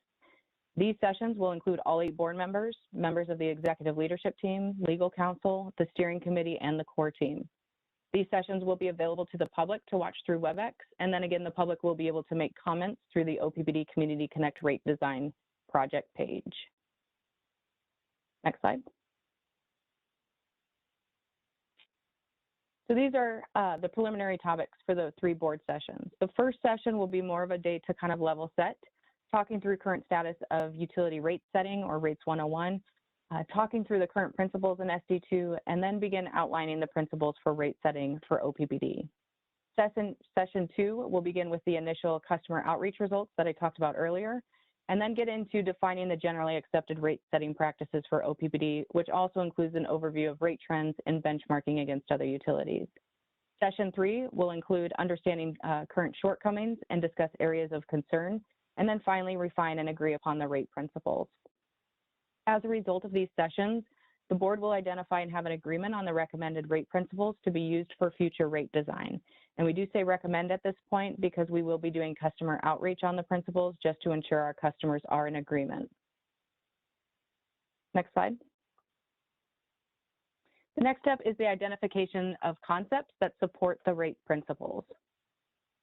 Next slide. Now that the principles have been identified, defined, and accepted by the board, the next step is to identify the concepts to be achieved through rate design, products, services, or solutions. The core team will identify the concepts that support the principles, and we will achieve this based on the conversations that the team observed during the board sessions and also the customer engagement results that were summarized for the board sessions. So really incorporating all feedback and ideas from the board, employees, and our customers to develop the concepts. In the table, we have some examples of principles and concepts based on a few of our current SD2 principles. And again, this is just examples of rate principles and concepts that would support them. So for the principle of simple and easy to understand, how could we support that principle? It could be through a bill redesign or more customer education. For pursue rate structures to reflect the cost of energy when it's used, concepts could include time of use, tiered service charge, or an EV rate. Offer flexibility and options, a concept might be a green option. And these concepts will be presented to the board before they go through the additional customer outreach. Next page. And then we go back to customer outreach, once again, making sure customers are supportive of where we're going. Next slide. We will take the concepts through similar channels as we did with the initial outreach, gathering feedback from internal and external customers through focus groups, surveys, and the opportunity for customers to provide feedback through the OPPD Community Connect page. The core team will then put together the recommendation on concepts that will be prioritized for phase 2 based on the feedback, and will present those recommendations to the board. This will include multiple concepts, and some concepts might be able to be implemented in the short term, and some might be longer term concepts that will take multiple years to implement, or they might have dependencies that need to be completed before we can implement. But we are still going to include them so that we know what our long-term goals are when it comes to rates and customer solutions. Next slide. And finally, this leads us to the final report on rate design. Next slide. So this final report is that modern foundational document that provides the principles accepted by the board, the concepts that were identified and how they support the principles, what customer outreach was conducted and the results of that outreach, and then what rate design strategies or concepts were recommended and that we will move forward with to phase 2 and then into the biannual rate package. And this final report provides the high-level roadmap of how and when the rate design strategies will be implemented. Next slide.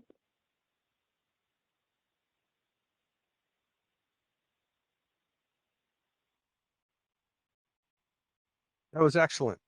I'm sure there will be questions. I got a few while this is going on. Trying to figure out how best to structure the questions. Let's first, Mr. Bishop, did you have any follow-up comments to the presentation?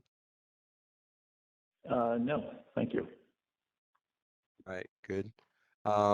Members of the Finance Committee, you saw a little bit of this before. You might feel a little better, or if you had questions and you still have questions, This is your chance to ask. I see, but wait a minute. Before I do that, I see Ms. Spurgeon has a hand up.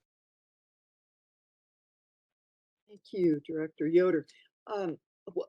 You know, I've looked at this a couple, 3 times now and heard a presentation once before, so it's becoming clearer.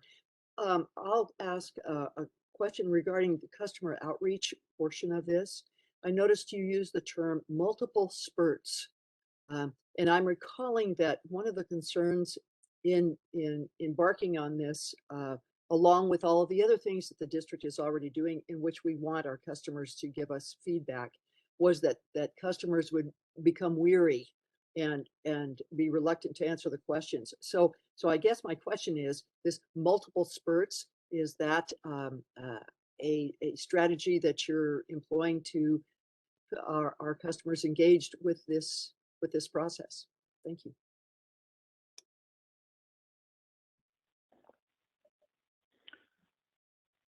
Beth, I don't know if you want to tackle that with the work that's been done with customer service and public affairs, or if we want others to chime in.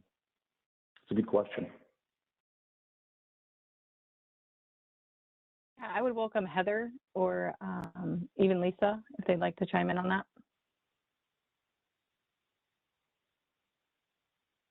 Hi, this is Lisa. I'll be glad to add into that. You know, you are so right, Director Spurgeon.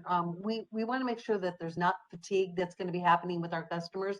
So this is going to be a well-balanced, calendarized stakeholder outreach along with product development and marketing, with all of our other items that are happening as well. So it's strategically placed at certain times, and it will be spurts so that the fatigue will not set in. Heather, anything else you'd like to add? Lisa, I think you said that well, and I apologize. I needed to get my audio connected correctly. You know, what I would say, Director Spurgeon, is you are certainly acknowledging a concern of ours. And so while yes, there's multiple spurts, I want to acknowledge that it's a concern that we are doing that, right? That it is a concern that we are potentially fatiguing our customers, you know, through or to gain feedback on not only this project, but many others.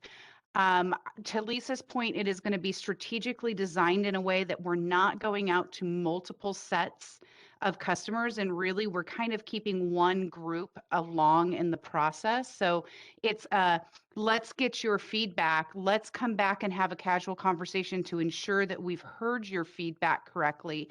Okay, if we heard it correctly, here are some ideas that we've generated. How do you feel about that?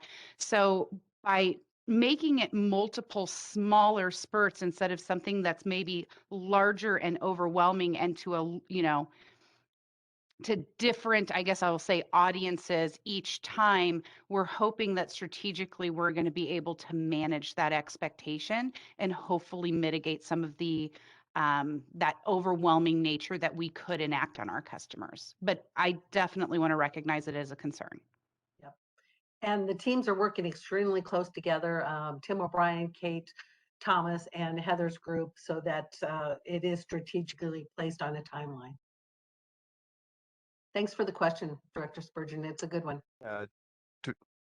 Thank you for your response. Director Spurgeon, are you good with that? I'm good. Thank you.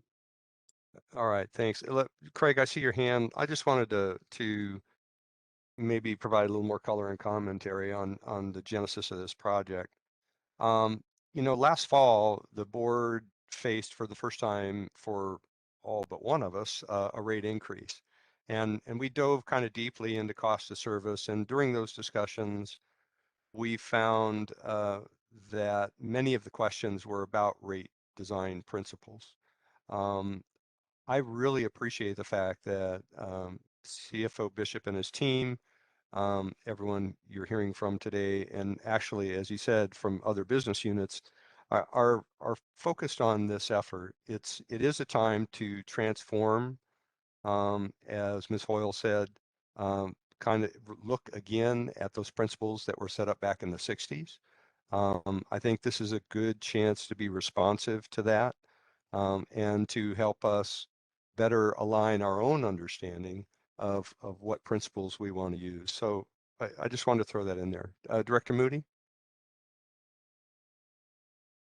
Yes, thank you, Director Yoder. I'm going to piggyback on Director Spurgeon's query to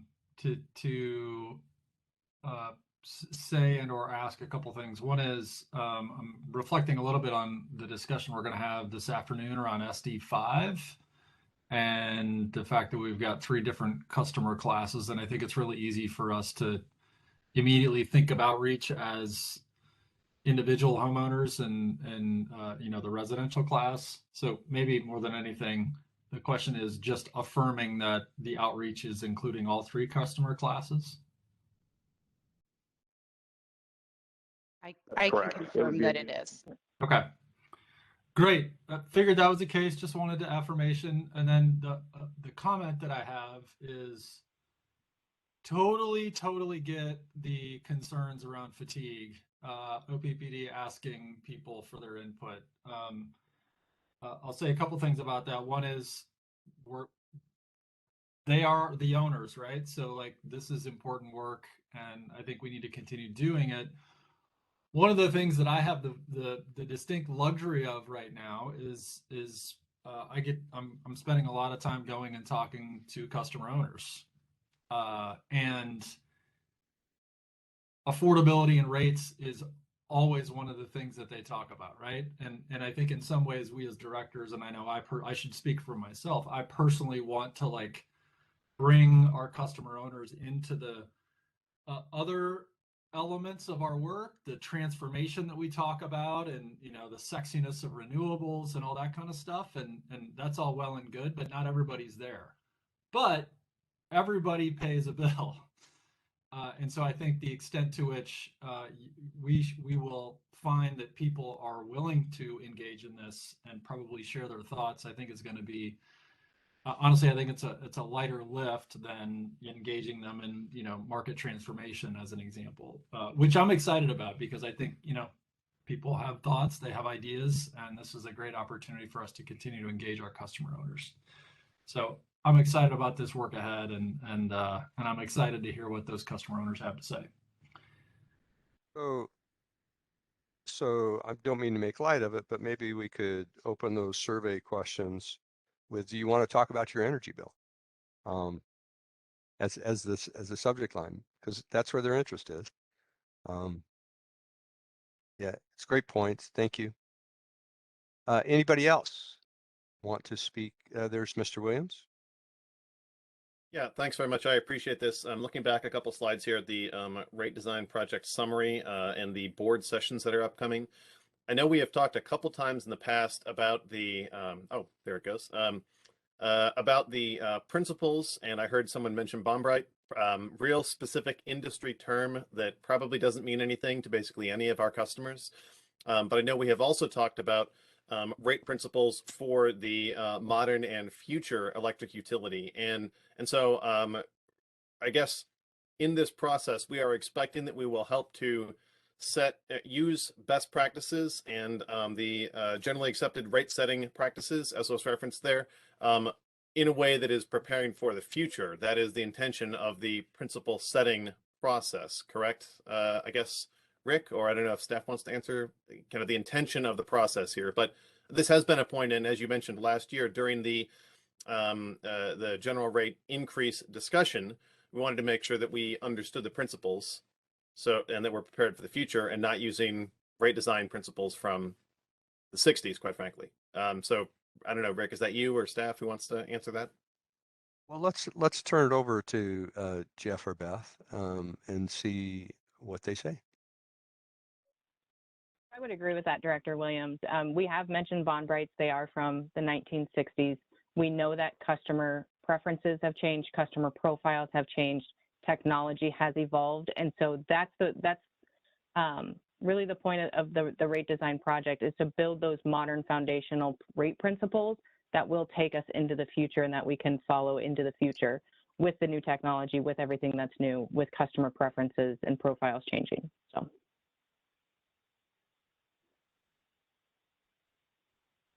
Are you good, Mr. Williams?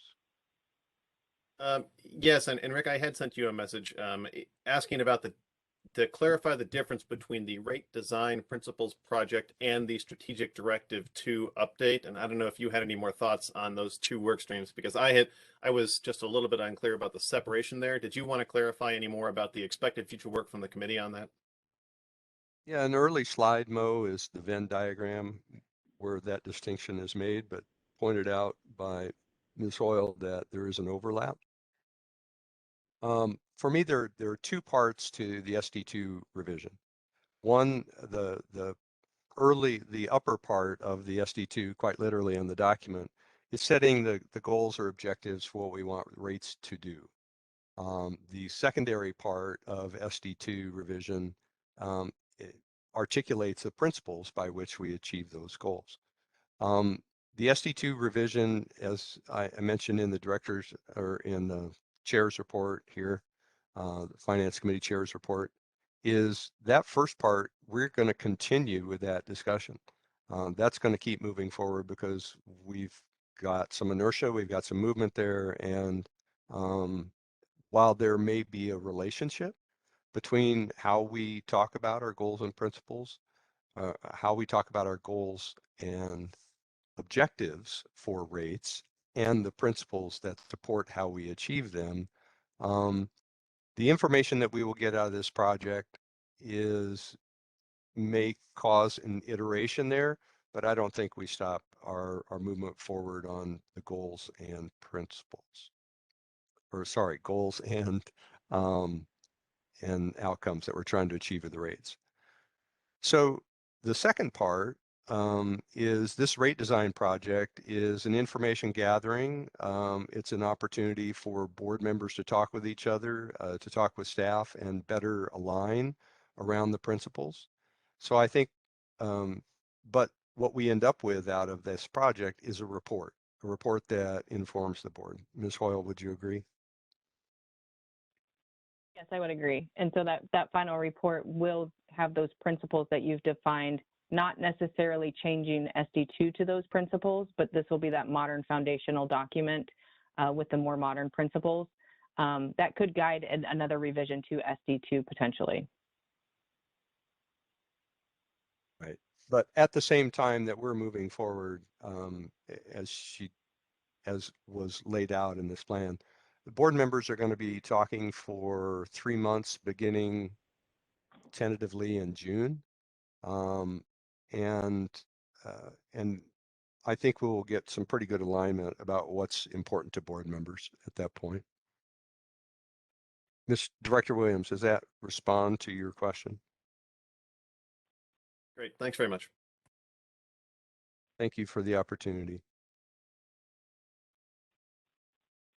I did have a comment. If I don't see any other hands, if we can move forward a couple of slides, Mo, 3 slides to where there's a chart that says rate design project phase 1.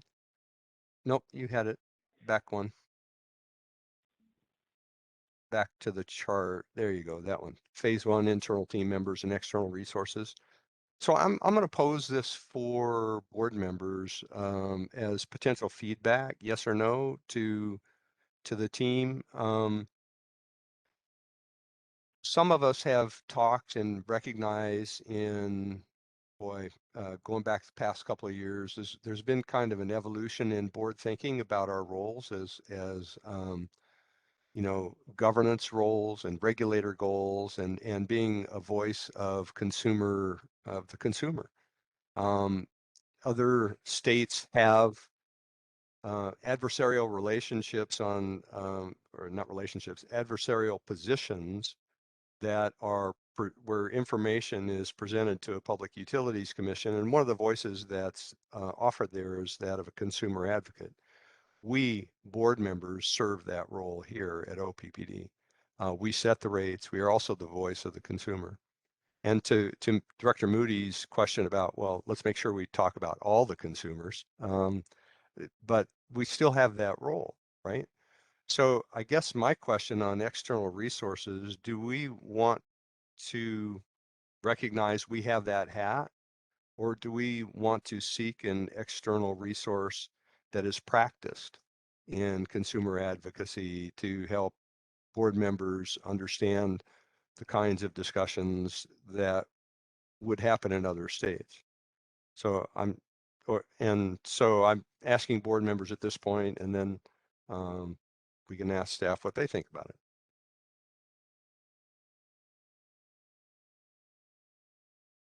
And nobody. Yeah, Director Williams.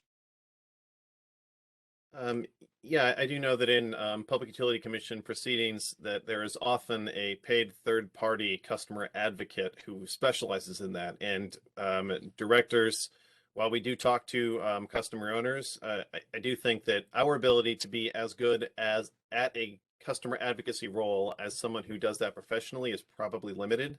And our ability to collect that information, again, most of us have day jobs and other things going on. So I would be open to hearing about a proposal where we, well, I guess I'm uncertain.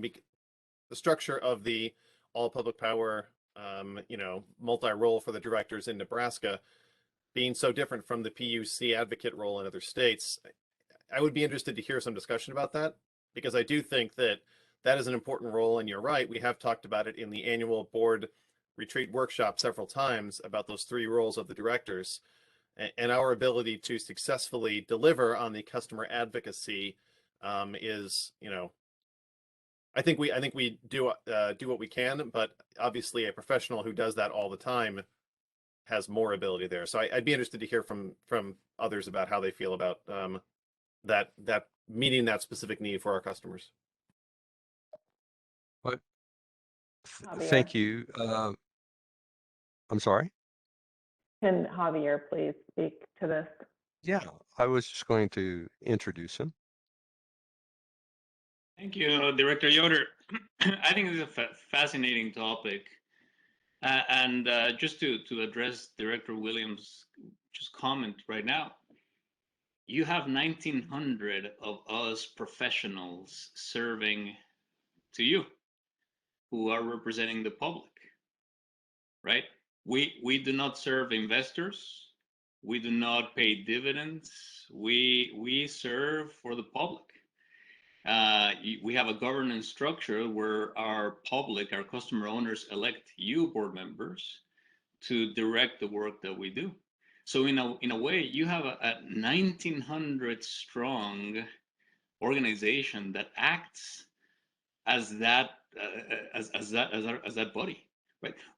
We OPPD employees, we have no allegiance to anybody else, any other mission or metric or interest other than serving the public through the work that you board members direct us to use. This is at the core, at the heart of public power. The reason why you don't see public utilities commissions or these other type of consumer advocacy organizations work with public power is because we represent that type of consumer advocacy work. There is nothing that we do at OPPD that doesn't take our customer owners into account. It is ultimately because of customer owners that we exist. Every action that we take is on behalf of our customer owners. And so that is, I appreciate that, because I think this highlights the benefit of having a public power state like we have in Nebraska, where we effectively are doing that. Right? There's, in my opinion, there's no need to hire someone else to do this. You're already investing this year $1.8 billion in this organization to carry out not only the functions of the district, but this type of research function that would be required. So that would be my point here. That I appreciate you, Director Yoder, bringing these to the conversation, because it allows me to highlight the immense value that public power brings to our customer owners and in the state of Nebraska specifically. Thank you, CEO Fernandez. I see Director Molhoff has her hand up. Yeah, so I think one of the things that I have appreciated at OPPD is the messages that we get to board members and senior management. I think that serves a purpose, the same purpose as an ombudsman or a customer advocate, because those messages really come to not only board members, but to the senior management who are best able to address those concerns. And so the processes that we have in place to address those concerns that come into board members and senior management through the website and through other communication areas, I think really serves that role of customer advocate, and I think that helps us to do that work. And I appreciate Javier's comments on that. Thank you. Yeah, thanks for that, both of you. Thank you very much. I'll still struggle with this, I think, but I'm not hearing a large or a big reason to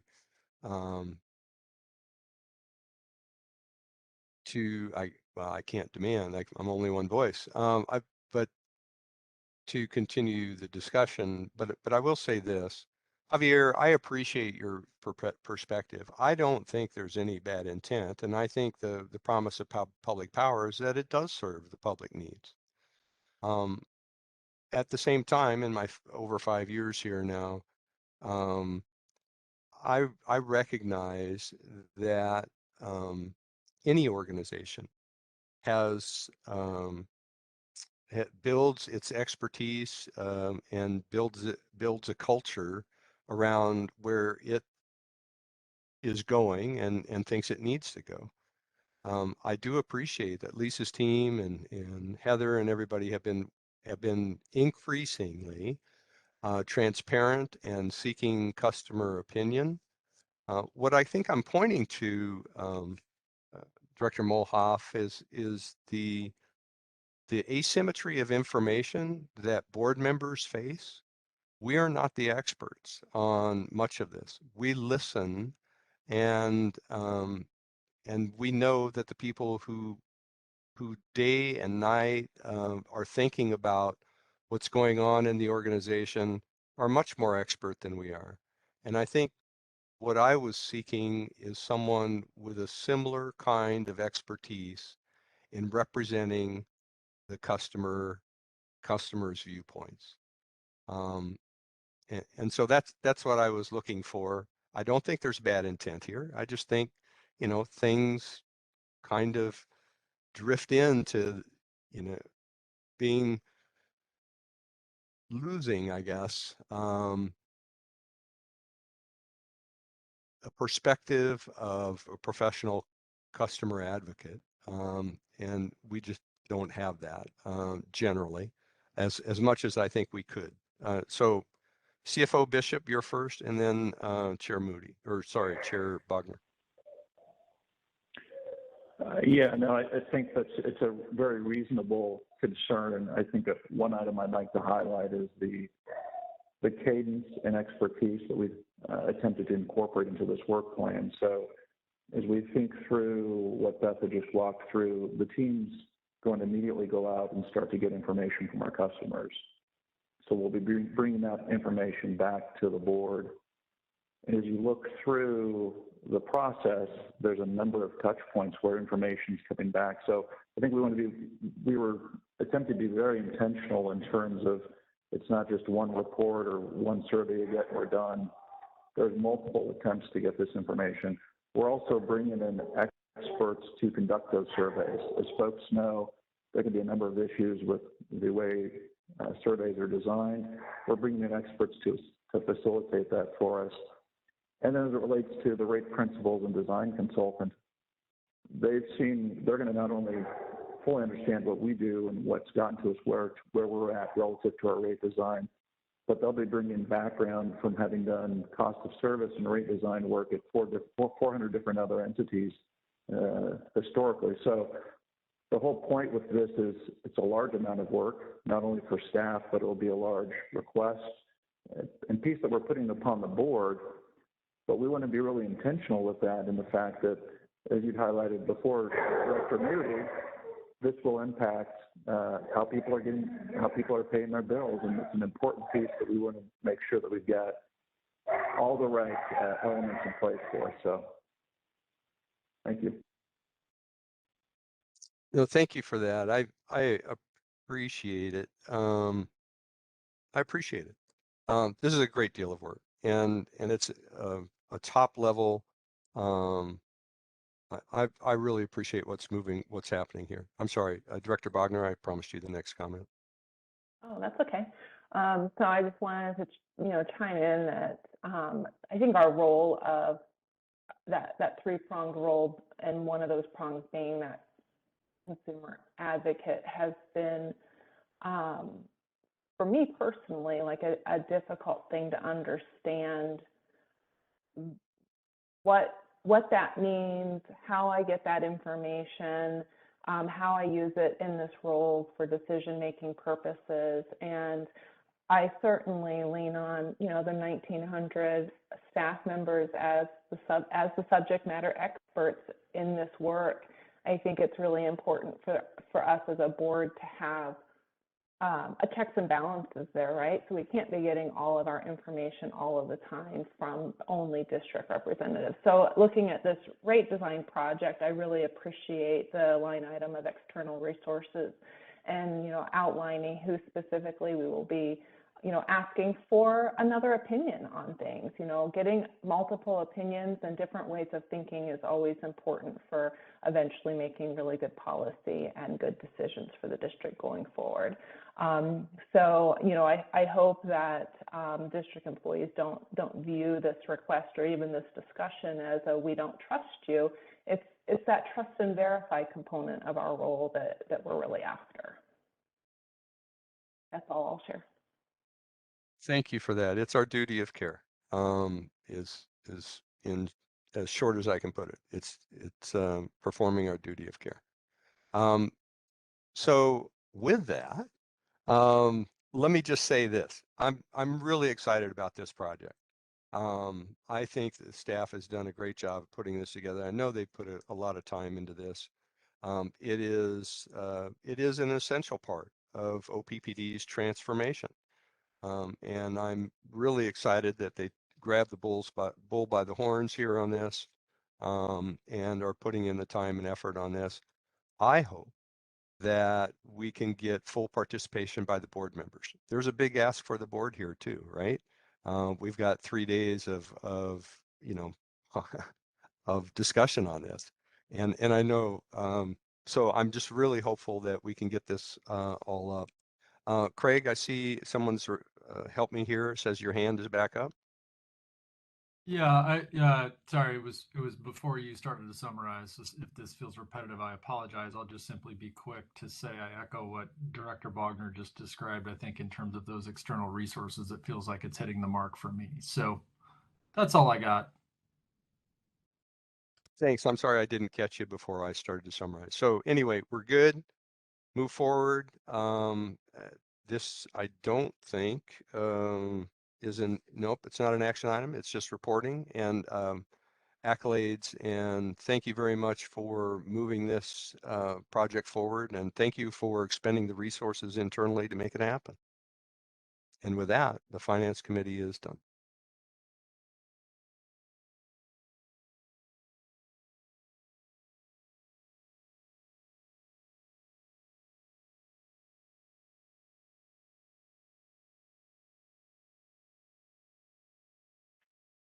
Sorry, that was my cue. I apologize. So at this point, we're going to break for lunch. And let's see, it's right at 12 now. So we will be back at 12:30 to continue our committee meeting. Thank you. Yeah, I was looking to see if my machine was frozen. Yeah, good. See you in a half hour.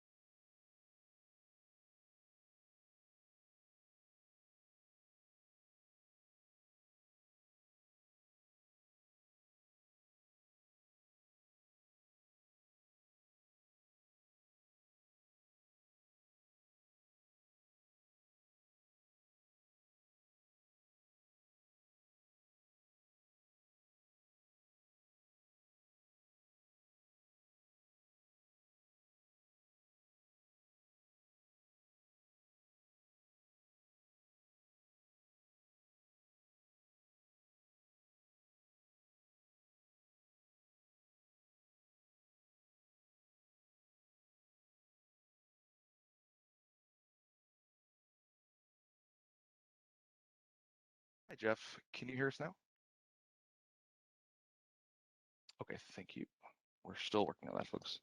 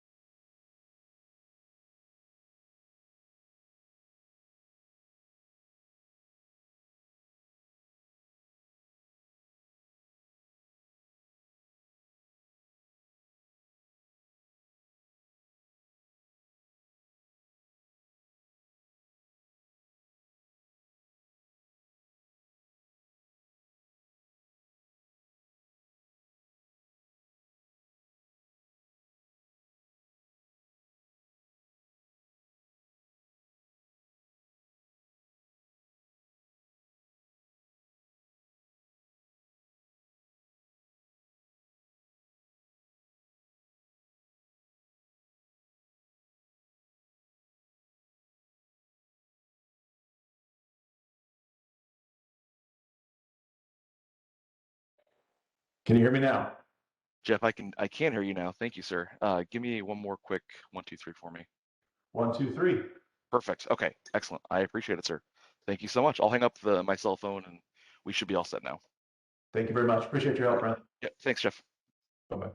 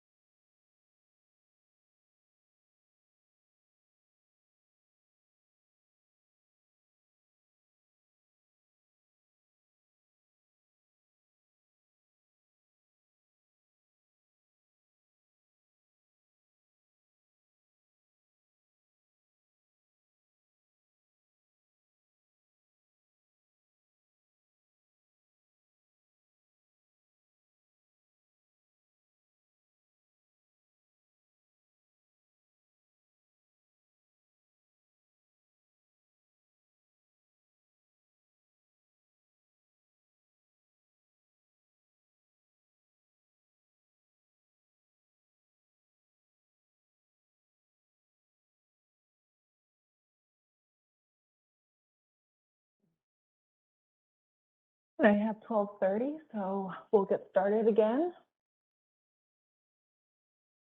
Up next, we have the Systems Management and Nuclear Oversight Committee.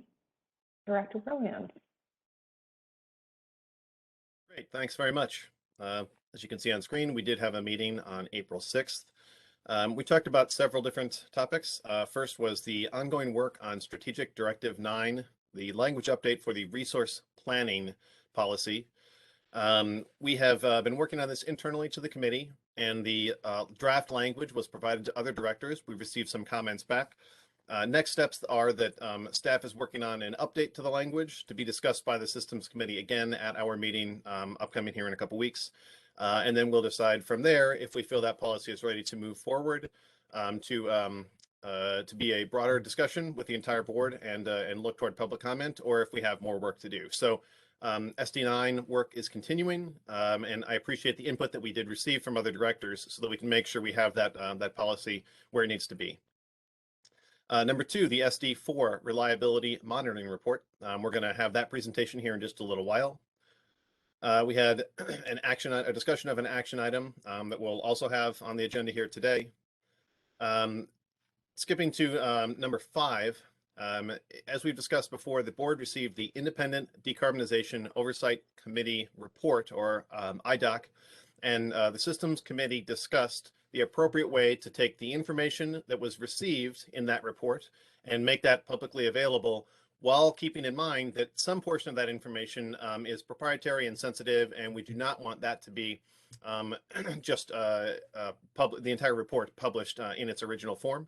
And so the committee has asked staff to evaluate what is the appropriate way to present that additional third-party review of the decarbonization study, to present that information in a way that the public can understand and see the additional expertise that was brought to our decarbonization planning process. So we're working on determining what is the appropriate way to have that information available, and I expect that will be finalized here relatively soon, and some form of the information made available for the public. As we look forward, the board work plan, we have talked about the policy update on SD9 and the expected following update to SD4 because of how closely resource planning, reliability, and resilience tie together. And then also additionally working or outlining a timeline for work on SD7, an update to the metrics between now and the long-term goal of net zero by 2050, talking about that pace of decarbonization. And so those are kind of the priorities for the committee moving forward, and that's where we expect our work to be here in the future. So with that, we do have action items today, and I'd like to pass it over to, can't remember from the agenda who is taking the next item. If there's a slide that tells me, there we go.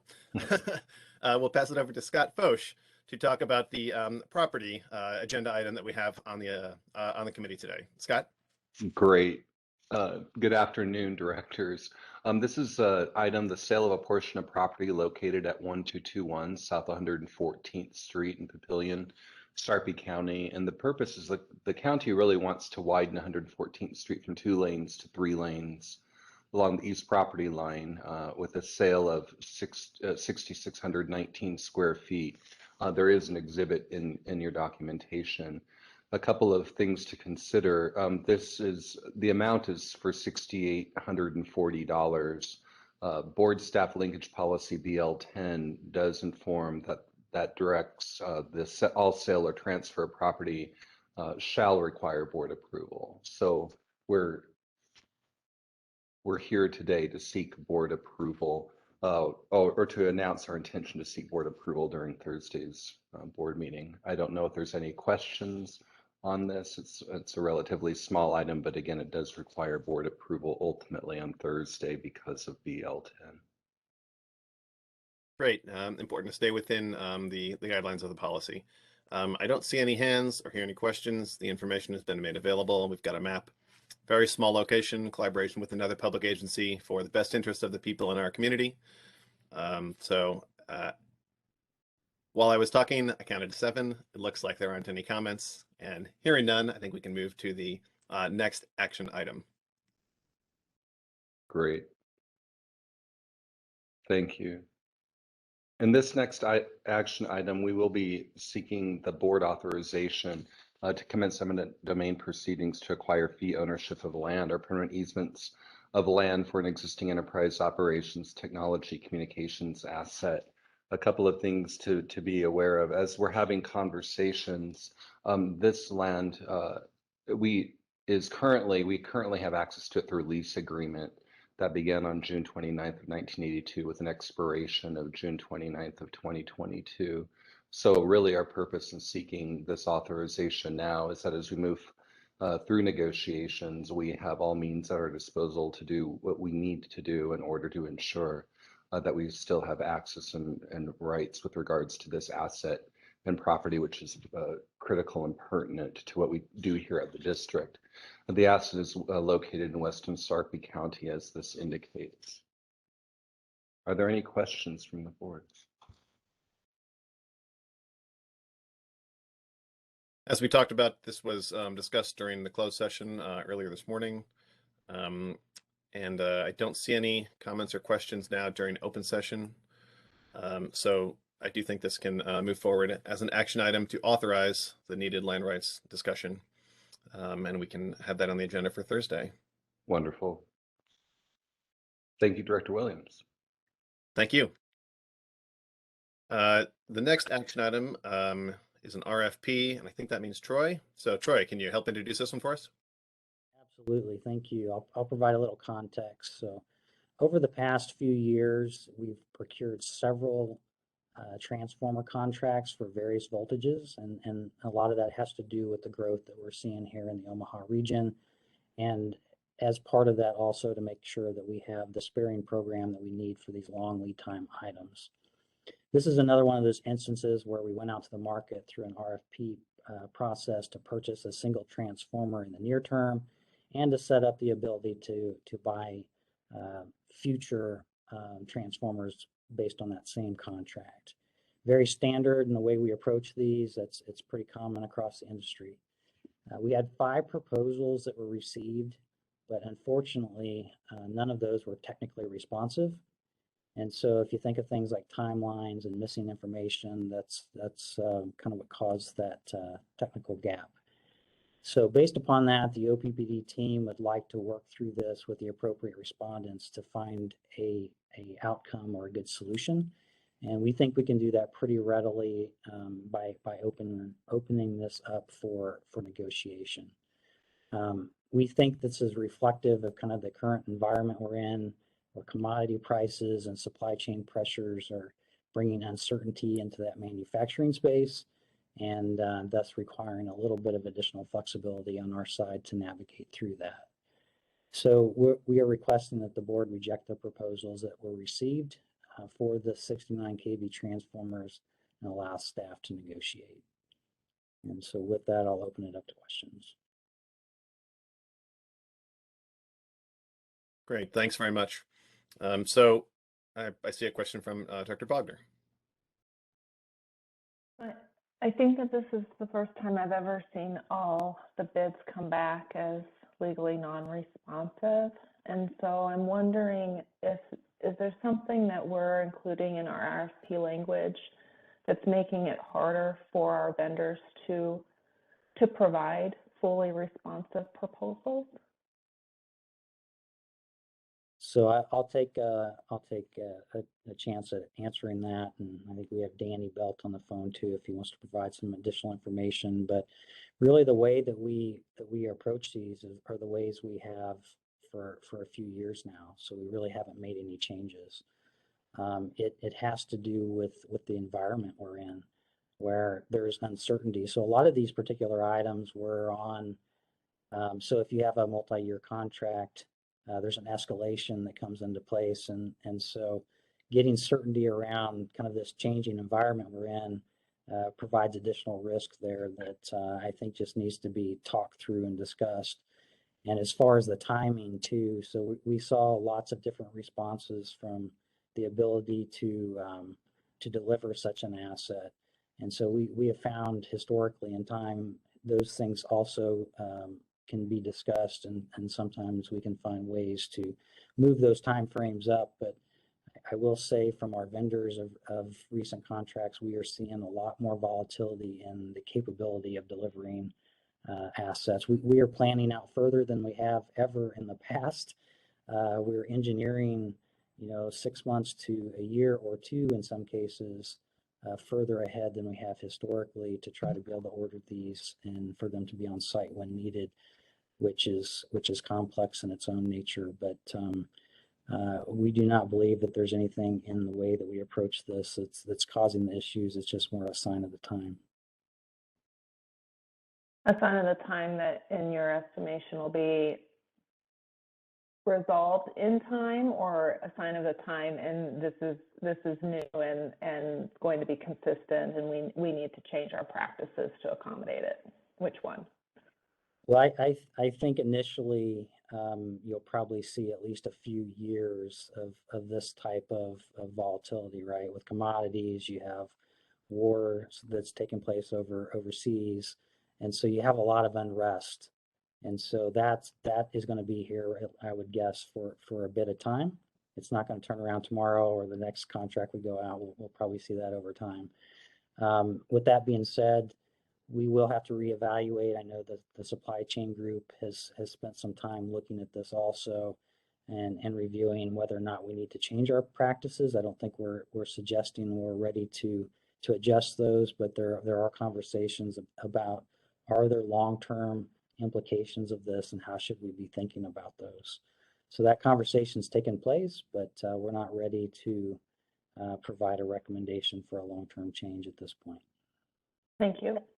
And Director Bogner, on the precise question about the contract documents that are used, I can just weigh in very briefly. I concur with Mr. Vi's remarks around the overall procurement effort.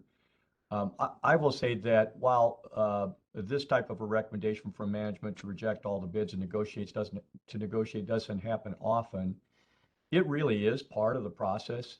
It's outlined in the Nebraska statutes, and it's intended to provide the board and the district discretion in just these kinds of situations. In the rare instance where you find yourself essentially without a responsive bid. Our contract documents are very balanced in my view. And in fact, over time, the supply chain folks have reached out to vendors, including vendors of these types of products, in an effort to respond to issues that they have with particular contract terms and the like.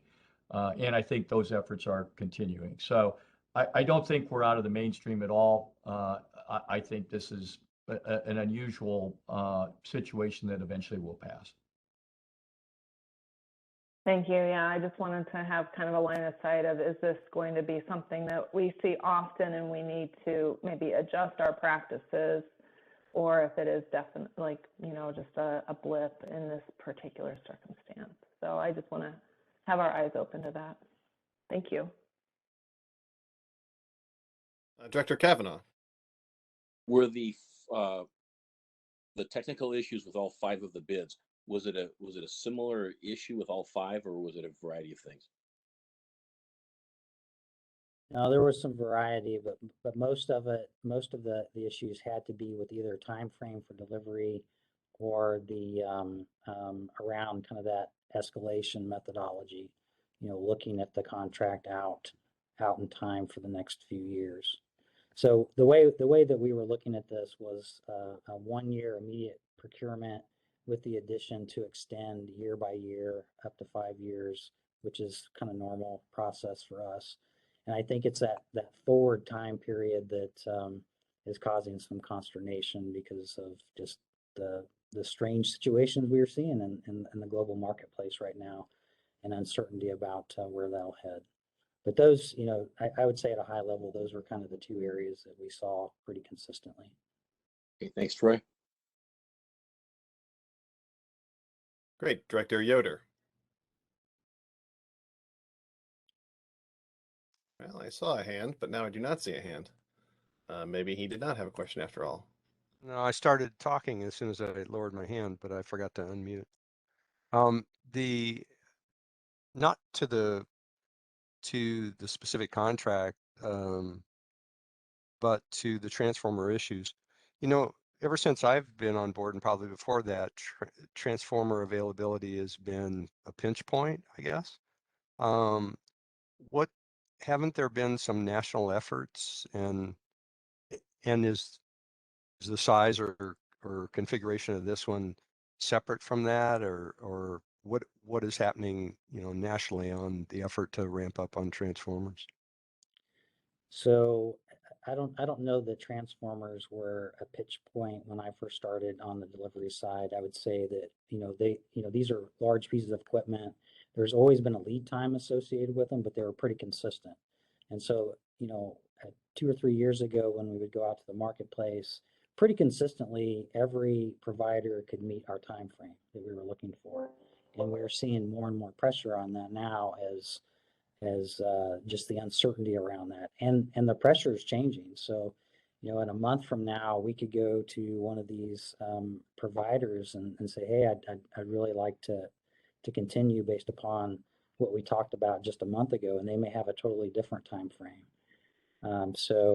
One time when we go out, the 365 kVs are hard to find. The next time they're easier, and the 69s are difficult. So it's kind of this moving space. As far as an industry effort, I think those like at the LPPC and APPEA groups have been trying to work through that and make sure that we're bringing clarity in Washington as far as what we're seeing in that space. And of course, the large investor owns and everyone else is seeing the same paradigm. So it's not just something that OPPD is seeing; it's across the board. But there hasn't, I don't know that there's been anything actively change in the near term that would lead me to think that this is going to fix itself or right itself in the next, 6 to 12 months. But there's definitely lots of discussions about this in the industry, and utilities reaching out to each other on occasion to see if each other has some additional spares that can be utilized. And Troy, if I may, just to supplement that, I fully agree with what you said. The other piece, and I think I've spoken to some directors about this before, there is an increasing interest from the industry, not only public power, but everyone in the industry, co-ops and investor and utilities, to ask the White House for consideration for the National Defense Production Act. Similar to what happened a couple of years ago with ventilators with COVID. The president just enacted the same act for battery production. Not just battery production, but a range of components. Transformers were not one of them, but there is certainly an increasing desire and sense of urgency. When I talk to CEOs across the country, there is a growing reporting of trying to refurbish and extend the life of transformers that would normally not be extended, but just the lack of availability is a big concern for most of my colleagues in the industry. I think that's a good Thank point you. about refurbishment. We are doing the same thing here, where we're looking at when it comes time to maintain one of our transformers. Historically, when they got to a certain age, we would look at replacing it with new. Now we're also making sure that we have the spares, the parts that we need to go through refurbishment if we need to.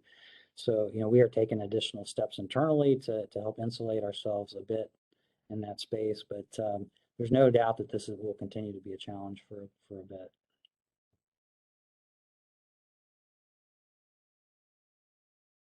Great. Sounded like Thank you for the information. Yeah, sounded like that answered Director Yoder's question. Troy, for clarification, this would authorize negotiation for the purchase of one transformer at this time, and also in the negotiation you would intend to talk about extend the possibility to extend or repeat that purchase over the next 5 years. Is that it? Yeah, so it'd be an annual extension where you would look at it annually and say, do I want to continue forward or not? And what that allows you to do is just move a lot quicker when you need this. So, for instance, the reason we're in the market now is we've got the growth taking place. And so we're having to add to our system, and it allows us to move much quicker, which is why it's really important to have those indexes set up appropriately for escalation, for those future years. So as the market goes up and down, you have some clarity as to what that might look like. But that would be correct. We would look for the ability to purchase one immediately. When I say immediately, it takes about 18 months to get it. And then have the ability to execute that, an additional 4 years beyond this year. Great. And so that is the same logistics as would have been agreed to had we accepted one of the bids this time, correct? That's correct. Okay. Just wanted to clarify for everyone what is being requested through the action that we'll have on Thursday. It is just to move to negotiation on the same terms as was put out in the RFP that we are rejecting right now. That's correct. Okay. Great. Well, each month we seem to have a project like this where something is slightly outside of policy and things are complicated. And so I appreciate that staff is coming up with ways to recommend alternative methods to achieve the outcomes, including this negotiation. I don't see any other hands or comments on this item. So I think we can plan to move this ahead as an action item on the agenda on Thursday. And so with that, we have the SD4 reliability monitoring report. And Troy, your name is on this one. Are you going to introduce this as well? Absolutely. I will present it. I have some phone a friends online in case we have some questions that come up. But yes, this will be mine. So if we want to move to the next slide, please, Mo. So just happy to share the SD4 monitoring report for which measures our 2021 performance. And as a reminder, SD4 directs the organization to take the steps we need to ensure that we have reliable service. And so a major focus of this is our supply side and delivery assets. Those assets really come into play to ensure reliability. And as part of this, the board has set top quartile performance goals, so not easy goals. They're set intentionally high. And this bar really kind of acknowledges how important reliability is to OPPD and how serious we take it, because we know it really impacts our local communities. And so it's an essential service, and we don't take that lightly. And over in a few slides, I'll go into detail of what each one of those metrics look like and what we measure. But at a high level, that's how SD4 is set up. Mo, if you want to move to the next slide, please. All right, so there are several things that need to happen behind the scenes to set us up for success. We have a talented group at OPPD that continually evaluates kind of the current needs and future needs of our system, and making sure that we have the assets we need to serve the customer. They have very complex modeling and planning that takes place in the space, and there's regulatory oversight to making sure that our planning is in line with that regulatory expectations. Another piece of regulatory oversight we have is we have to maintain, as being part of the Southwest Power Pool, an additional 12% of generation margin over our peak expected load of the year. And we have to prove this to SPP annually and to show that we have the additional 12% and where that comes from. And so that is completed each year. As far as the transmission, we also make sure that there's transmission capacity from the generation sources to our load. And we do this through making sure that we have reservations in place with the Southwest Power Pool, which kind of gives right of way for the electrons from the generators to make sure that they are deliverable. And we fortunately are part of a regional-wide market, which really provides access to resources when we need it. We go through outages. The balancing of the market for us becomes much easier as we participate in SPP. And so that particular setup provides a lot of value when it comes to our customers and maintaining a flow of electrons. Next slide, please, Mel. As part of a utility, there is a host of regulatory oversight and framework that we participate in. And if you look at the slide, the top right shows how that's set up. So we have the Federal Energy Regulatory Commission, which oversees the North American Electric Reliability Corp, which is responsible for reliability of the bulk system, overseeing transmission as well as generating resources. And then we see the Southwest Power Pool there, who is also governed by the FERC, as well as NERC has some oversight there, also responsible. So numerous layers of compliance. OPPD also has internal auditing, which reviews our activities and ensures that we maintain compliance with the regulations that are in the marketplace. We periodically have a third-party review also come in to provide that extra layer of insurance. Last year, for instance, we had an organization come through and really look through our compliance mechanisms. They bring generally with them some best practices for us to consider, but both of those audits came out very well. And I'm happy to say also we had a MRO offsite audit last year, which is where they ask us for a host of information, and we provide proof that we're in compliance with whatever they choose to look at. And in that case, those came back with no enforcement violations. And interestingly enough, when we go through these, we often hear from the regulators themselves how well OPPD works with them when we're going through this process, how open we are, and that we have a strong culture of compliance, which is fantastic to hear from a regulator. We do have an upcoming audit here in June of 2022, which the organization is more than ready for. Next slide, please, Mo. Generation reliability metrics. So from our generation standpoint, and this is focused on our baseload coal units, we have this metric called EAF, Equivalent Availability Factor. So basically it says what percentage of the time is the asset available for full output. And for any time that it's not available for full output, whether it's because of a planned outage or unplanned outage or a derate, and those values are captured.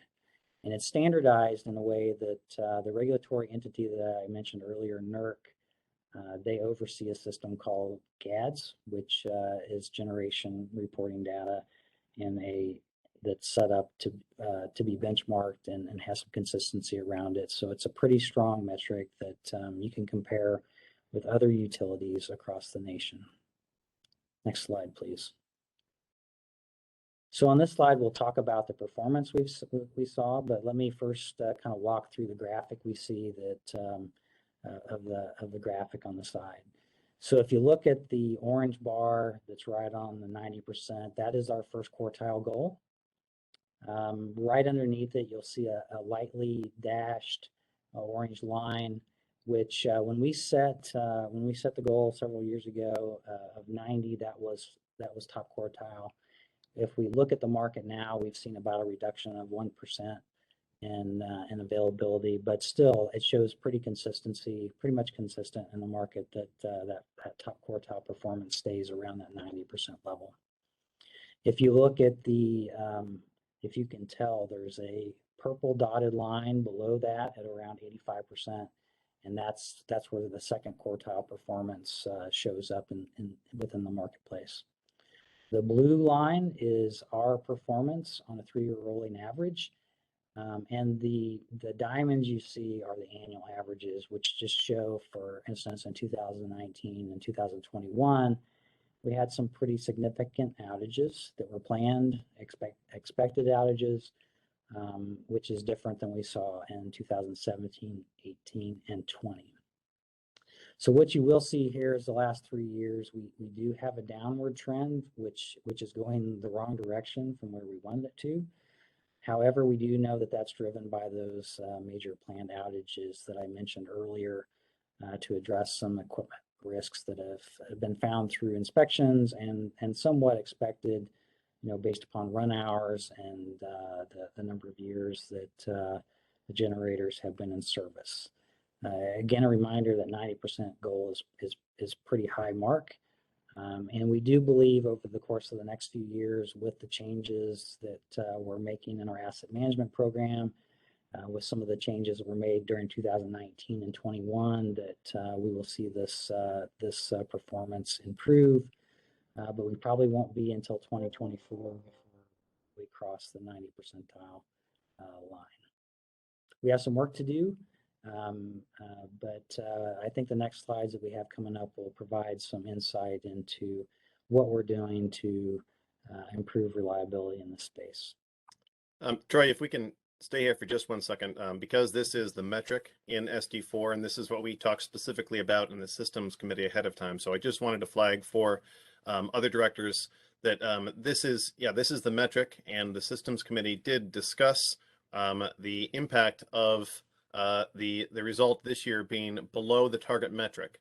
And so I just wanted to make sure everybody is clear about this is the specific thing that we talked about before, and was a point of discussion about our recommendation at the end of the report here. So we can come back to this later if there are more questions, but I just wanted to flag it for everyone now. And I don't see any hands or comments or questions at this time, but because this is a relatively important part of the overall report and the most quantifiable part, just wanted to make sure everybody was clear that this is the slide that highlights that information.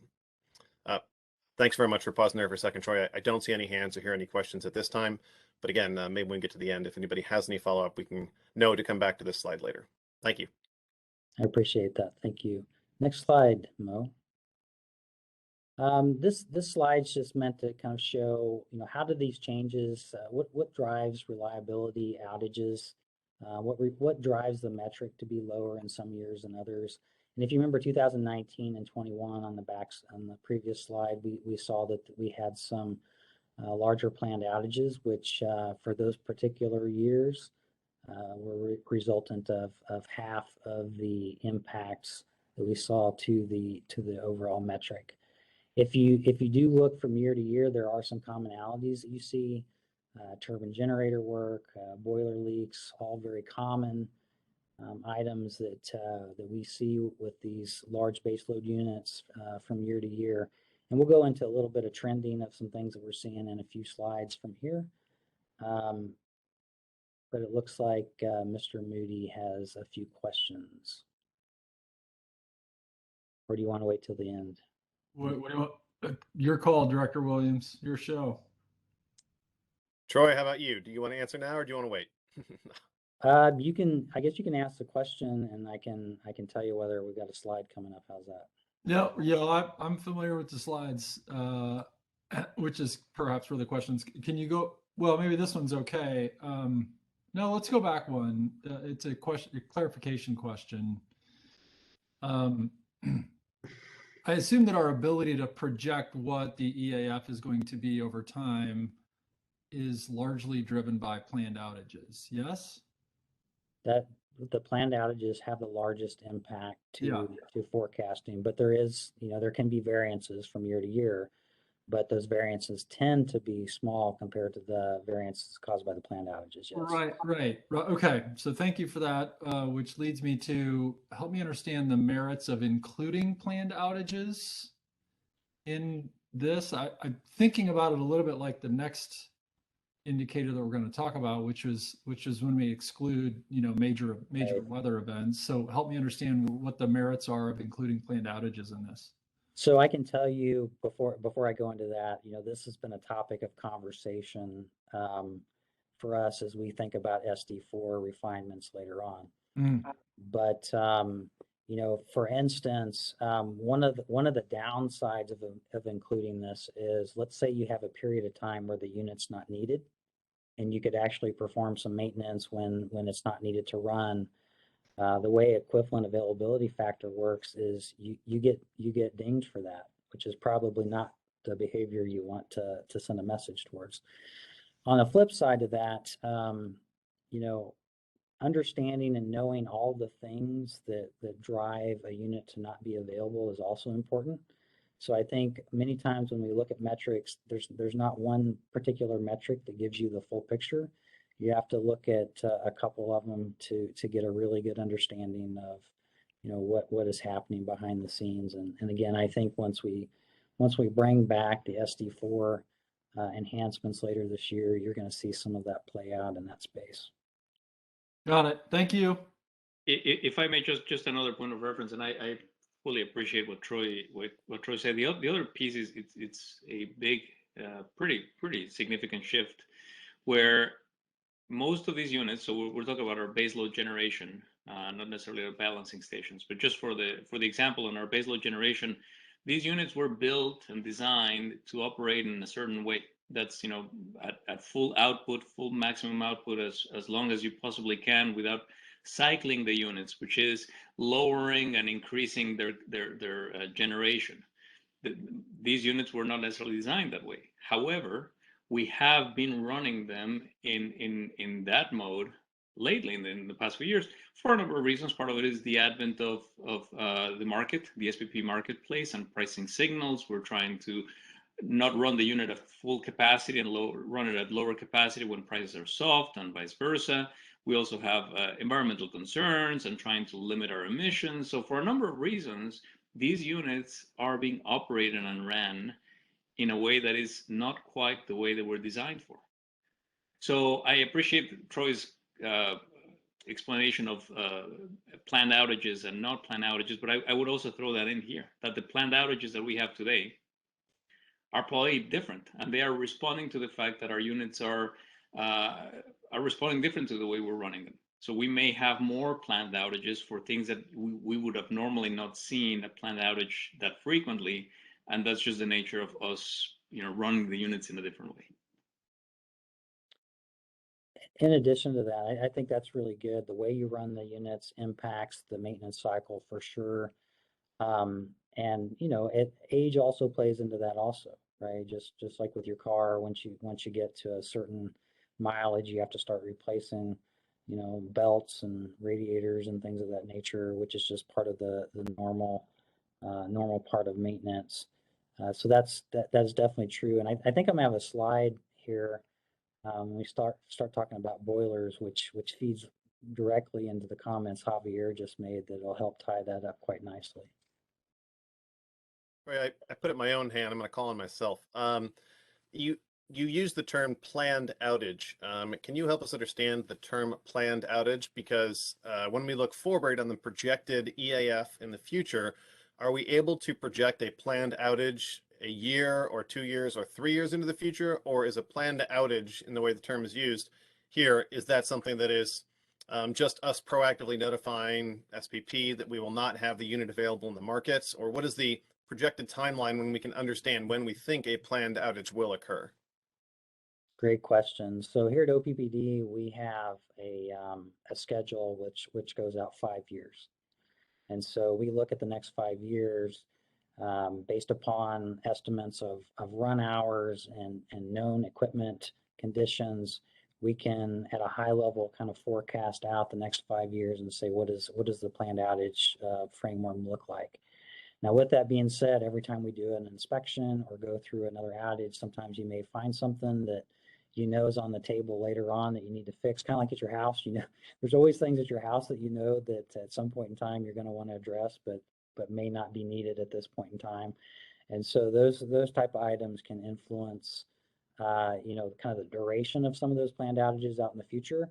But generally speaking, 5 years out, we have a pretty reasonable estimate of what those look like. Now, with that being said, there are occasions where, more emergent things do come up, which can cause those outages to be longer.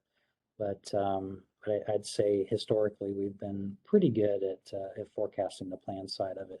The other nice thing about the planned is you take it during the time of the year where you're least needed from a system support standpoint. So if we take them during spring and fall when the loads are low, obviously that's a good time to take something like that. Where if you don't maintain the unit, you don't plan ahead for these outages, it can be kind of like your car, where you wait till the red light shows up that says, "Uh-oh, something bad just happened," and you're stuck on the side of the road. We would prefer to know and to be able to time when these outages take place so that we can maintain the reliability of our system, specifically during those peak times of the year. So follow-up question there then. The lower EAF that we see in 2019 and 2021, was from planned outages that were planned multiple years in advance. So did we know in 2017 that 2019 was going to be a lower EAF year and that 2021 would as well? Or were those outages from inspections that led to the recognition of additional maintenance necessary outside of what we had in our 5-year plan? Yes and yes. So we had planned on those years, but they did end up being slightly longer or being longer outages based upon some of the inspections. So I think if I remember right, in 2021 and 19, there were some, in 2019, we found some things that we knew we wanted to fix on the turbine. In 2021, which we didn't know about ahead of time, but definitely we knew that there were outages that needed to take place out in that future space. So I would say that they were both a little lower than what we would normally expect, but during those years we had some reasonable size outages already planned. Great, thank you for taking the time to answer questions now. And again, if we have any more, maybe we can come back at the end, but appreciate that. So I think we can move to the next slides and back to our regularly scheduled presentation. Next slide, please, Mel. All right, so this slide, we made it look a little different this year to just kind of show the gamut of asset management we have here at OPPD. We cover a lot of things, and I will first start off by saying we're really driving to enhance the focus on asset management here. I think you're all aware of the organization is working through the ISO 55000 process, which is really a best-in-class way for an organization such as ours to look at asset management across the organization. And so we're making nice progress towards that. I also have a newly consolidated and developed group of asset management, which pulls together the generation side of the business, as well as the production side, into one group that focuses on data and analytics, and business cases and trending and inspections and things of that nature, all in a very consistent manner, which we're very excited about the potential synergies that we'll get from something like that. I would say the inspection and monitoring programs, and we'll talk about that a little bit in a few slides, have really been ramped up too, which you know, as well as I do, when you start inspecting things, whether it's a car or your house, you know, you find things that you need to fix, hopefully ahead of time so that they're not a surprise. And so understanding the extent of condition of our assets, maintaining that in databases and trending is a heavy focus within the group. And the next few slides that we have is going to show some more detail into some of the successes of that program. And specifically that next slide that we have will tie back to something that Javier just said a few minutes ago. Next slide, Mo. Oh, I'm sorry. Yep. The boiler progress. So this is one of those examples where our team was really trending the impacts that some of the tubes was having in these large steam units. And this particular example is for NC2. You could look at something similar for one of the North Omaha units, where we had a period of time where boiler unavailability was significantly starting to impact our EAF score. So you see in this particular case, it got up to about 4%. There's some operational things we did in the short term there, which reduced it to about 3%. And then we replaced some tubes in 2021. And since then, we're down below 1%. And so you can see that the activities taken through the asset management program really kind of helped in this space to drive fewer incidents of units being unavailable. And this goes back to Javier's comment a little bit about these baseload units were expected to run at higher levels. Well, you have all this piping in here that's under high pressure with hot steam. And when you start ramping units up and down, you get a contraction and expansion. And you can see on that particular tube that's on the picture that there was a crack that formed, which caused the issues at hand. So a focus on this, and this is pretty common. Every utility I've worked for that's had coal units, this is a very common thing that they have to replace. And, sometimes you also have to look at, different spots within the boiler that may be problematic because you have some buildup or something else that takes place. But this program's been super impactful. And so if I remember correctly, over the past 3 years, from a fleet standpoint, we've seen about a 34% reduction in outages caused from tube failures. So headed the right direction from that aspect. Hey, Troy, if I may, and if I may, Director Williams, since we have a little bit of time, we're running ahead. I would like to take an opportunity here to highlight something that it's not necessarily in the presentation, but it's a fantastic example of the ingenuity and creativity of the team. I think what Troy just stated is absolutely correct. One other piece here is we are finding ways for us to address these issues like boiler issues, tube leaks, faster than we've had before. We have now relatively recent graduates who are working in our generation stations, who, in the past, when you have a boiler leak like this, we have to wait a relatively long time for the boiler to cool down before we can come in and put in scaffolding, climb up in the boiler, figure out what's wrong with the boiler, and then come back down, send the information to engineering, and get the tube repair. Today, we are starting to use technology that we didn't have a few years ago. We are able to go in. Of course, we need to let the boiler cool down a little bit more, but we're actually sending in unmanned aircraft, drones, to go in and inspect, where a human wouldn't be able to go in as fast as a drone can do that. We have to do this very carefully, of course, but we are able to get a visual of the problem and send that information to engineering, who can now start working sometimes 12 to 24 hours faster than before. And so I want to call out that too, that it's not just the additional maintenance program that Troy described, but it's the ingenuity. It's this future ready posture that our teams are adopting, and that to me is just really exciting. Speaking as a non-engineer, to me, this is so creative and really interesting to see the teams collaborating on new solutions.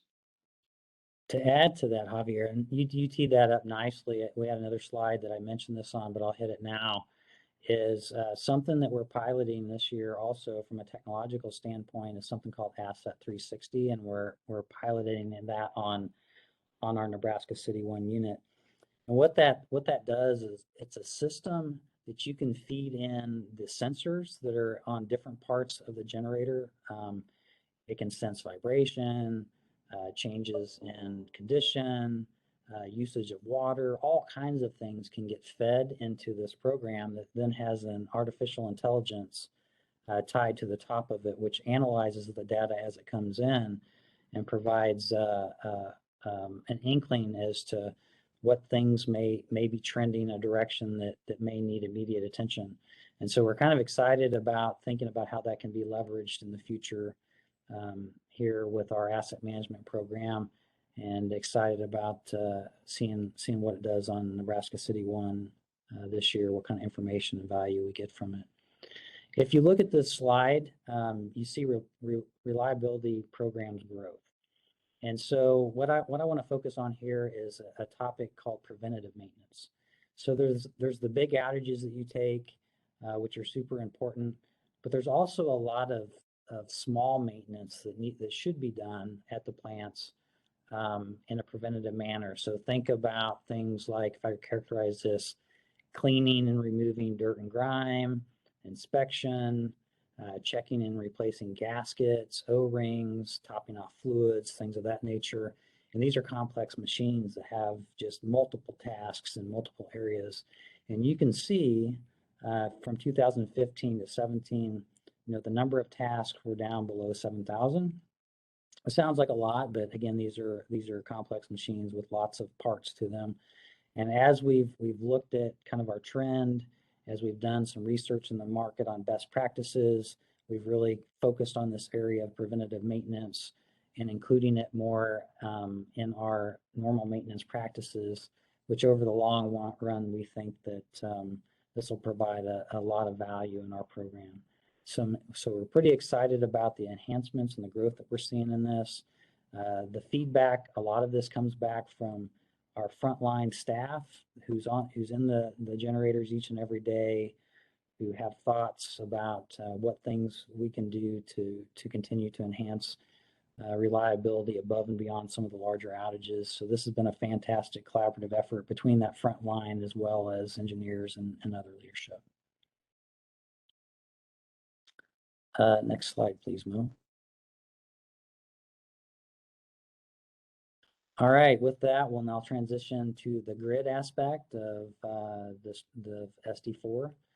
And so as a reminder, the metric we use for this is called SAIDI, which stands for System Average Interruption Duration Index. So basically it looks at the hours of interruption that all of our customers had over a course of a year and divides that by the number of customers to say, on average, what did our customers experience? And so 90 minutes on average is kind of that top quartile performance in that space. And with that being said, for benchmarking purposes, the way this metric works is there is an exception that takes place for major events that come through. So think of that June storm, July storm we had last year that was pretty massive. Whether it's something of that nature or that's very unusual and unexpected, or tornadoes or hurricanes that utilities deal with. If you left those in the numbers, you get quite a bit of volatility from year to year, and becomes very difficult to compare one another. So this is the standard metric. There's requirements around it about what you can exclude and what you can't exclude. And I would say roughly, if I was to characterize it, we may have some years that there's nothing excluded and other years where there's a little bit, but on average, I'd say it's about 1% of the outlier events that are excluded from the actual calculation for total transparency and clarity. Next slide, please, Mo. So here, how has the performance of our system been trending? And so if you look at the 90 that goes across the minute, and lower values are good on this slide, where earlier the higher values for the generation is optimal. So if you look in 2017, we were below the top quartile target of 90, and we saw, if you were to go back even further in time, we saw an upward trend towards more outage minutes being observed by our customers.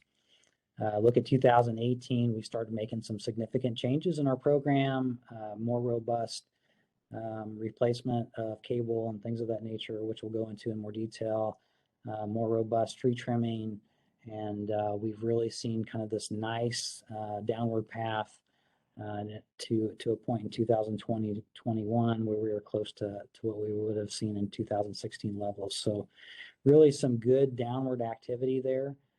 Multiple work streams are part of this to enact this, but we see the system headed in the right direction as we look at from a SAIDI metric standpoint. Next slide, please, Mo. This isn't one of those metrics that are included in the SD, but I think it's really important to discuss. The last slide was around the duration of outages our customers were experiencing, and this is around frequency. So if we pull the top quartile performance from a frequency standpoint per customer, you see right around 0.9 is what most utilities see, and this is kind of seen as a ratio.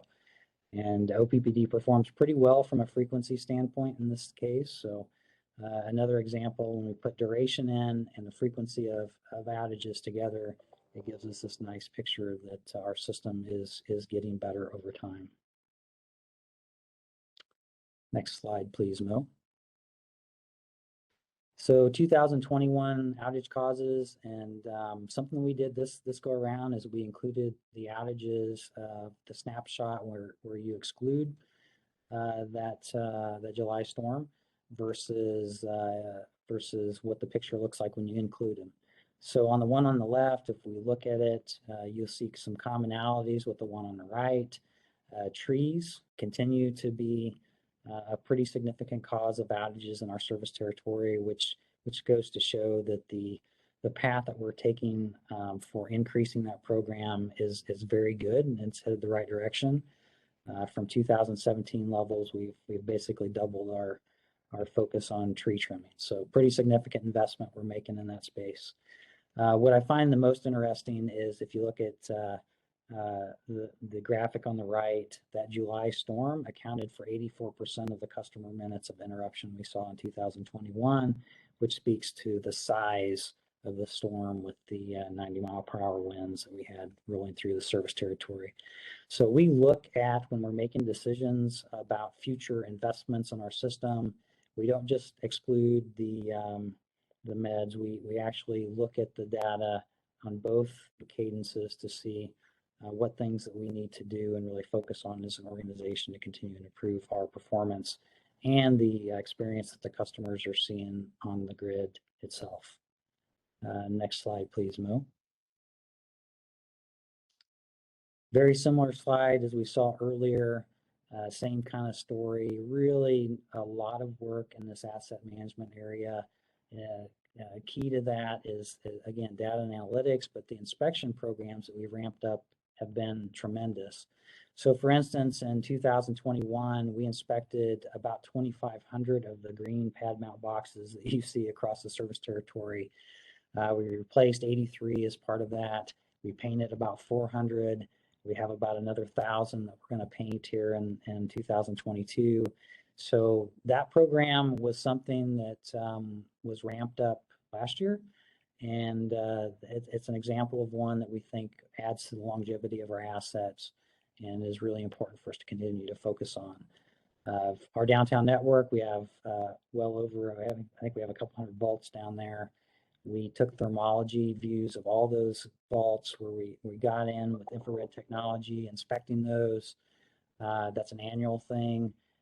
Fantastic outcome. A few years ago when we started that program, we found a lot of things that we had to modify and change. Now we find very few. And so just a testament to what we're doing in that downtown network space. We're proactively replaced around 90 miles of cable, primary cable to residents. And that was about half in the rural, half in the metro. And so very impressed. We're going to see some details on the slide coming up on the impact that program's making in that space. And then we also inspected around 26,000 poles in 2021 and replacing about 1,250 of those after inspection. So lots of focus in this asset management realm to make sure we have a good, strong system for our customers. Next slide, please, Mo.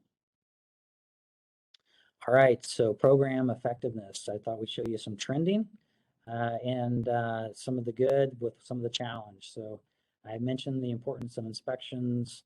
The slide on the left is equipment failures excluding cable.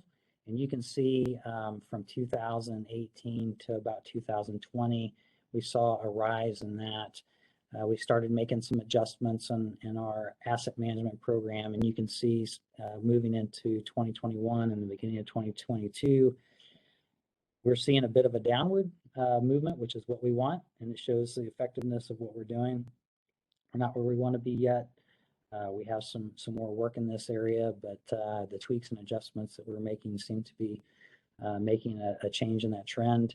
If you look at the right, you can see a significant change in the number of customer-related incidents that we've seen from cable failures. Just a few years, that was something that we saw as a growing issue, and that 90 miles of replacement that we have that's going on annually here is really starting to make a difference in the number of outages that are based on cable failures. So really good example of a program that's working the way we want to and headed in the right direction. And Troy, if I may, let me just connect the dot here for board members. If you recall the 2022 COP, Corporate Operating Plan, during that process, we talked about the new, or now it's 2 years old, way of prioritizing capital investments, where now we have an asset management council that has started prioritizing capital investments in two categories: sustain capital and expand capital. And this allows us to really focus, make sure that we do not lose focus on sustaining our capital investments. So sustaining, this is a great example, replacing cable, right? We're not expanding our capability. These are not the shiny, bright new projects that we're working on, but they're super important that we must not forget. And so, unfortunately, in the past, when we prioritized investments, these projects tend to not receive the attention that they deserve. So through this new way of prioritizing, we are ensuring that there's a lot more scrutiny on our sustained capital portfolio to make sure that we finish. 90 miles of cable replacement will take us many years, and we've already done quite a bit of work, but it's important for us to stay focused and not get distracted, because this is truly what could get us back in that not favorable trend. That's a really good comment. It also helps us avoid asset walls where you have too many of one type of asset failing at the same time. So there's been a lot of support from our finance group to make sure that we get these type of programs prioritized, which is just fantastic from a customer experience standpoint. And this program with this particular type of cable that we're replacing, we know it causes 95% of the outages that are cable related. And we'll have this era of cable, if we continue on the path we have forward, out of our system by 2028. Next slide, please, Mo. Program effectiveness. So this is an interesting one that I want to spend just a minute. We talked about vegetation management earlier, and it has a significant impact to customer outages, and thus we've really focused on our effort on this for several years now, or for a few years now, and we continue to elevate this even more into 2022, where we had some additional funding put in place to add to the mileage that we are trimming annually. I will say vegetation is kind of interesting, where the growth of that can change quite a bit from year to year based upon weather conditions and the type of trees that are being planted out in the neighborhoods. Those silver maples are one that come to mind that can grow 10, 15 feet in a given year, which is quite tremendous if you think about that from a vegetation management program, and they're not overly strong. The increase in funding that we've had, if you look at the right graphic, shows that the outage minutes that customers are seeing are dropping, and they're dropping pretty significantly. So we're headed in the right direction there. The graphic on the left shows the number of incidents. And so we've had a slight tick up there, which we're keeping a close eye on, and it shows that we can't let off in this particular space. When we talk about this internally within our group, I think the discussion kind of revolves around, with the efforts that we're making, we're still having some line contacts, but they are twigs and smaller branches versus the larger stuff that we had in the past, which when it failed, it would take out part of the line itself, which extended the outages. So it's a good news there, but it's one of those we're cautiously optimistic, and we're making sure that we have our focus on this effort, and we'll continue to move forward with it and be quite aggressive towards it. One thing that we're doing that's kind of interesting in this space too is we are evaluating a technology that uses satellite imagery of the entire OPPD system that also has artificial intelligence tied to it that can take snapshots from year to year of our system and really understand, where is the growth happening quicker or slower than others, which could inform the rate at which certain circuits are trimmed versus others. So if you have a circuit that has a lot of oak trees on it, you really may not need to run through that circuit as quickly as you will a circuit that has a lot of maples on it, for instance. And so we're excited about the potential of it. We're talking with other utilities that are using such a bit of technology, and they've come with some pretty good outcomes. So more to come in that space, but that's something that we're looking at right now as it relates to vegetation management, which isn't generally very exciting. But if you start thinking about artificial intelligence helping you to make decisions, then it becomes kind of an interesting path forward for us. Next slide, please, Mo. We just thought we'd highlight a few areas in our service territory that we've had some special focus in 2021 and 2022. We down in our southern, very southern part of our footprint in Rulo, we've added over 12 miles of new construction to add a stronger tie in that area. And so when you get in those very remote locations, sometimes they're radial fed. And so some efforts that we're making in that space is to try to find additional ways to add circuit ties. Had something very similar in kind of the Palmyra area where we found additional circuit ties that help support resiliency in those areas, as well as we've been ramping up our inspection and improvement programs in those areas. Saunders County, Hooper, Nickerson, I think you're familiar with some of the changes we've made there too.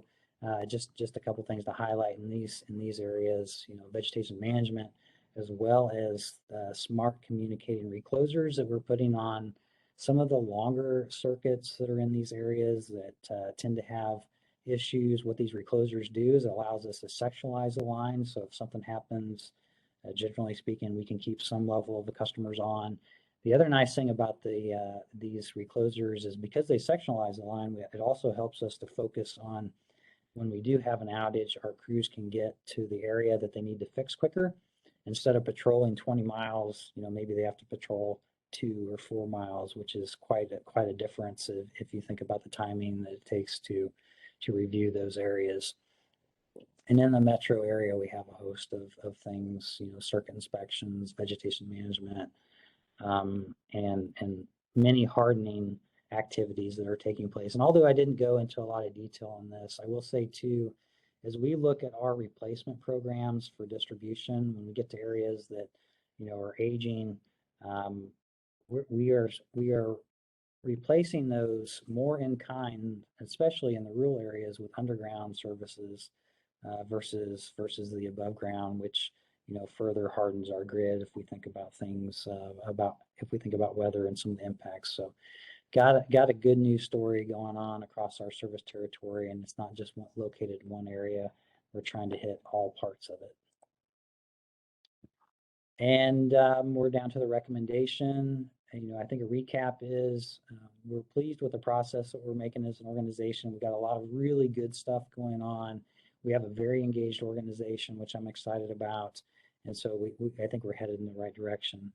But we're not satisfied. There's some things that we want to do and continue to improve on, and that we'll be focused on over the course of the next few years to make sure that we continue down the path that we've set here for excellence in the area of reliability. And Eric, I don't know if you have anything that you would like to address at this point, but I'll turn it back over to you. Yeah, I do want to leave space for any additional questions. We talked about a couple specific things there, so any directors who have questions, feel free to load those up. I'll go ahead and go first to give people time to think. On the last slide, right before this, Troy, I can't let that go by without asking about the metro area undergrounding. You did mention the replacement of existing lines, but it says evaluation of overhead to underground conversion in the metro area. So you mentioned that was in the rural locations as a method of hardening, but this is always a question that we hear, particularly after storm outages frequently caused by trees. Do you have any additional information, or is there any kind of a strategy moving forward that we want to talk about? Or I guess I just wanted to highlight that point because, again, that's something that is so frequently brought up, particularly in eastern Omaha with older districts that have primarily overhead distribution. So Right. Got any comments there? I think that's a good point, and I'll share that those areas are more difficult when it comes to changing the current setup. But with that being said, we have a group of individuals who are spending some time understanding the potentials around where do we underground and where do we start using maybe smart equipment. So it's kind of this and not or. So there's some areas of our service territory that we know that we can probably or think we can get probably as good of a outcome by making sure that we focus on vegetation management and some of these smart devices as we could with just undergrounding. So the team is really looking at kind of understanding where those areas are, where it makes the most sense. In addition to when we make decisions on replacement of items, we look now, specifically over the past few years, we've spent a lot of time honing the way we look at our business cases. And so the total life cycle cost of ownership is now considered as we look at underground versus overhead, which has significantly improved. So that includes truck rolls, that includes all kinds of stuff that comes into play, which has improved the business cases around transitioning to more underground. With that being said, there's parts of our service territory that we know it's very complex and difficult. And for us to underground everything, I think rough order of magnitude is about $4 billion, to put it in perspective. That's just a high level number that our folks have been working to try to understand what that would look like. And so quite extensive if you tried to move everything from that overhead to underground. But we do see areas of opportunity that we think are very optimistic. I highlighted rural because it's easier. And so that it's much easier to bore or to come in and put that into spaces where you don't have landscaping and everything else. But there are definitely opportunities in the metro that we are looking at also, and we'll continue to move forward with. Great.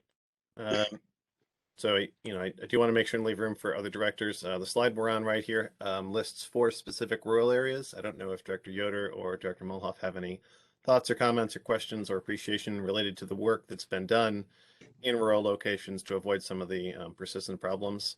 I want to make sure they do have a chance if they have any thoughts. Director Yoder, yeah.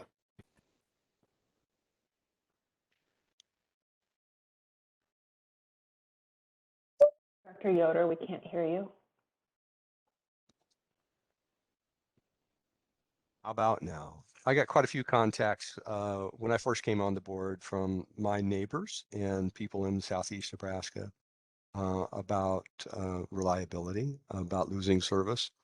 The worst scenario is by someone who told me he lost service, almost monthly for about a year. I know that's changed, and I'm very happy at the work that's been done. And that we have continued improvement there. I've seen some great changes, or at least the changes are being reported to the board where I sit. I'm thrilled at the preventive maintenance and the planning that's going on, and how that's impacting reliability for customers. I have another question and then a comment. The question I have is about the customer minutes of interruption. So is there another metric that's being considered about, so that from the customer standpoint, the times when they're without power, is there something other than SAIDI that's available? It seems to me we've had this conversation before, and yes, there was something under consideration. There's numerous metrics out in the marketplace that can look at kind of the experience the customer has. SAIDI is one of them. Safety, which we talked about, frequency. There's a MAFI that's focused on momentary. So yes, there are other mechanisms out there that allow comparison. And the important thing when we look at that and we understand comparison is to have metrics that are consistent and are utilized and reported in the same way across the United States, so that there's not wonkiness in the data. The SD4 team that I mentioned earlier, considering the changes that are going on with SD9, as well as thinking about what paints a better complete picture from a customer experience standpoint, are looking at those potentials for other metrics. And so I don't know exactly what those are yet because the team's actively working on it. But I know that there'll be a recommendation at the end that probably looks a little different than what it does right now. Thanks, I appreciate that. I also appreciate your comment during the presentation about being able to have a metric that allows us to compare ourselves with utilities across the country. I think it's important that we have that level of comparison. Then my last observation, and when we were looking at the generation reliability, is what we often hear in conversations about reliability, that the wind doesn't always blow and the sun doesn't always shine. I think it's important to add a third element there, that we don't always boil water, right? That there are times when either planned or unplanned, we can't do that. So I just wanted to throw that out there, not for the team here, just for the public. Thank you. Great. I see a hand from Director Molhoff as well.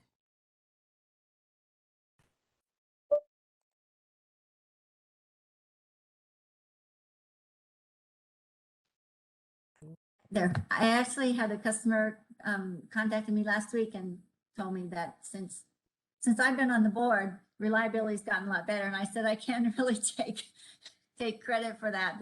The process was starting before I was elected, but really the rural areas out in this part of the country have appreciated the changes that have been made to increase reliability. And I just wanted to go back to the, I don't know, the slide number 14, I think, the outage causes. And, you know, the legislature seemed to make a kind of a big deal about the outages in January during the polar vortex, but that was only like 3% of our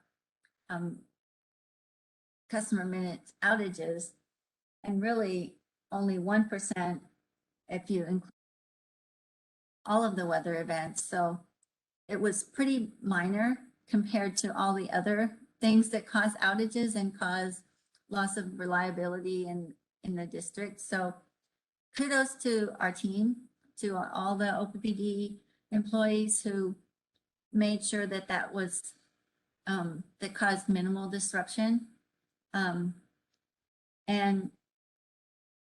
2021 was a rough year. I mean, you know, there was the polar vortex and the July storm and then the December storm. And it was, you know, for us to maintain this level of reliability in a year like that, I think is remarkable. And I, you know, I'm on the committee and I wholeheartedly concur that we have essentially met the intent of this SD, and we can always do better, but this shows an incredible amount of work from the OPPD team, and I am very appreciative of that.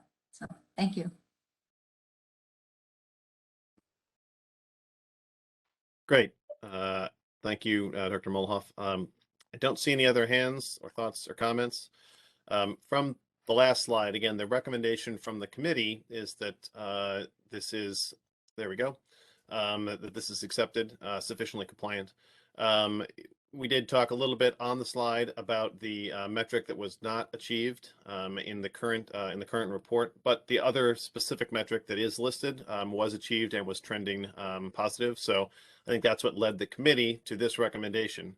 And so for non-systems committee board members, just wanted to make sure everybody was on the same page, that we agree with the recommendation that's been provided by the committee.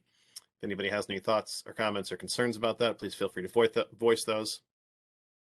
Again, I don't see any hands or hear anything now, so I think that we will expect this to be an action item as written here on the agenda on Thursday. And thank you, Troy, for the presentation of this monitoring report. Appreciate all the work and all the detail that's been provided here today. Thank you. With that, the last item on the Systems Committee agenda is the Nuclear Oversight Committee report. And Tim Euling, are you there to provide the update? I am here, thank you. Thank you. So in addition to the safe, secure storage of fuel, we're going to talk about the three areas that we've talked about the last few months, and as I've discussed, we're going to talk about them pretty much most of the year. But instead of going through this sheet, I'm going to use some visual context on the next slides to help talk through these items. So just as a level set of what structures we're talking about, we're going to be talking about the auxiliary building, which you can't really tell in this picture, but it effectively horseshoes around containment. We'll talk about containment and the work going on in there, that containment waste structure that we put up to provide a sheltered, environmentally controlled area to move materials in and out of containment, and then the turbine building. Next slide, please. Next. So we're going to start out talking about reactor vessel internal segmentation. And this is from inside that containment waste structure. So you can see the gantry system that we've installed in there, as well as one of the shipping containers. On the picture on the left, that container is sitting on a trailer. The picture on the right is the gantry system has picked it up, moved it back to a sliding rail system, and it's moved just inside of containment opening that you see there at the very end of that picture on the right. Next slide, please. So there's a lot going on in this picture. We're going to start on the left where it says core barrel. And if you look at the small arrow, that's pointing to a piece of the core barrel that's been cut and is being moved over to one of those material containers that's just a little bit to the right of it. The longer arrow off core barrel is just pointing at that difference in the color of the metal where you can see where it's been recently cut. So at this point, we're continuing to cut on the core barrel, but that's progressing as we expect it to from a cut rate standpoint. If we move over to the right where it says shroud cutting in progress, that arrow is pointing to the saw that's cutting those shrouds. And the shrouds are effectively tubes that ran between the upper and lower plate of that guide structure there that you see the very top of. Those shrouds are now all cut and all removed. So that takes you to the upper right-hand picture, and that's looking at the bottom plate of that guide structure where we were cutting those shrouds. So everywhere you see the shiny metal, that's where one of those shrouds was. And you can see that there's currently a saw mounted over top of that piece of equipment that is used to cut that up so it can also be disposed of. And just recently in the last few days, we completed cutting that piece of equipment. So now it's just on to the next piece to continue this effort. And this cutting does continue on for the next 6 months or so. So once those material containers are full, they get removed and they get prepared for shipping. So if we can go to the next slide.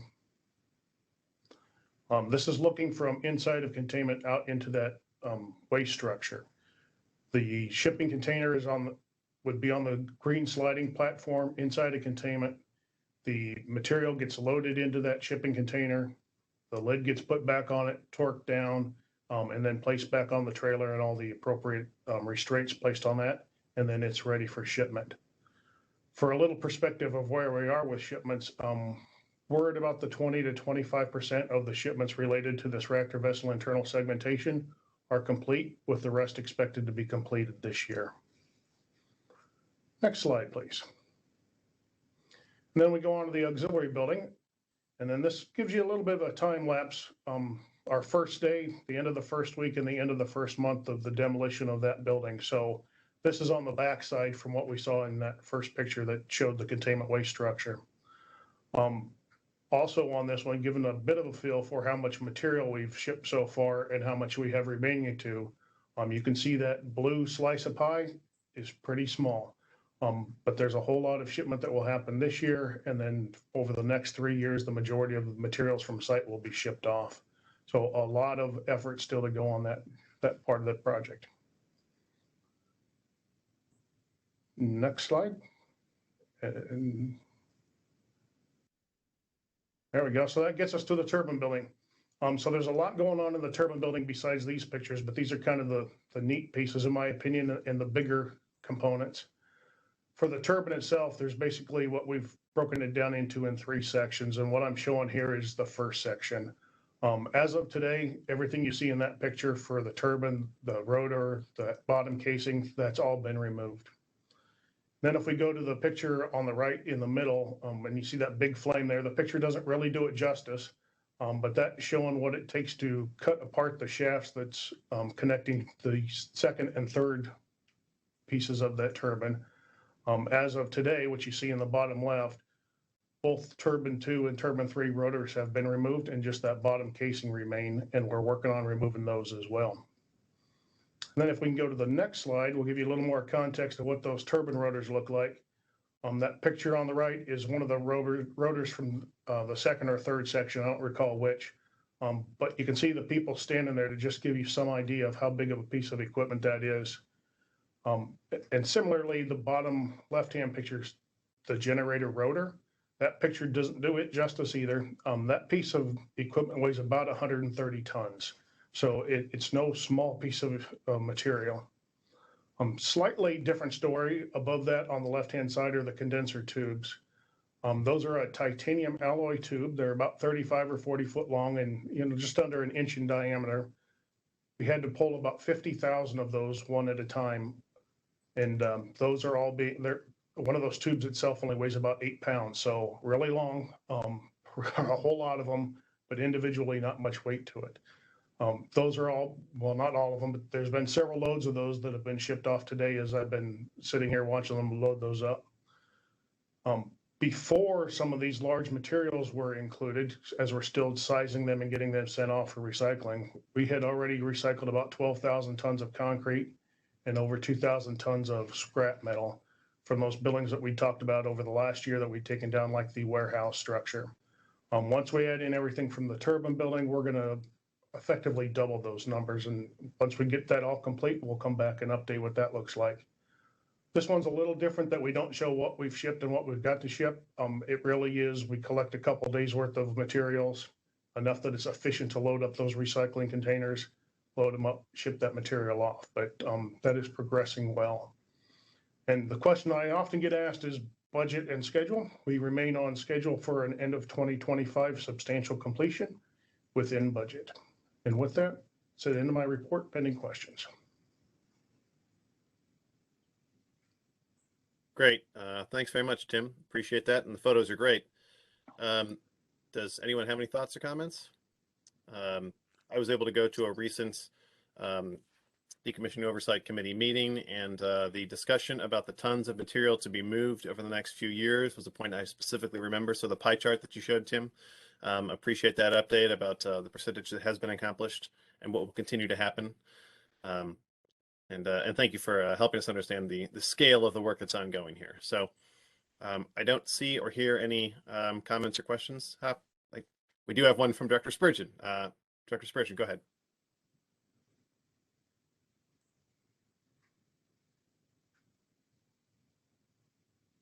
Yep, hang on one second.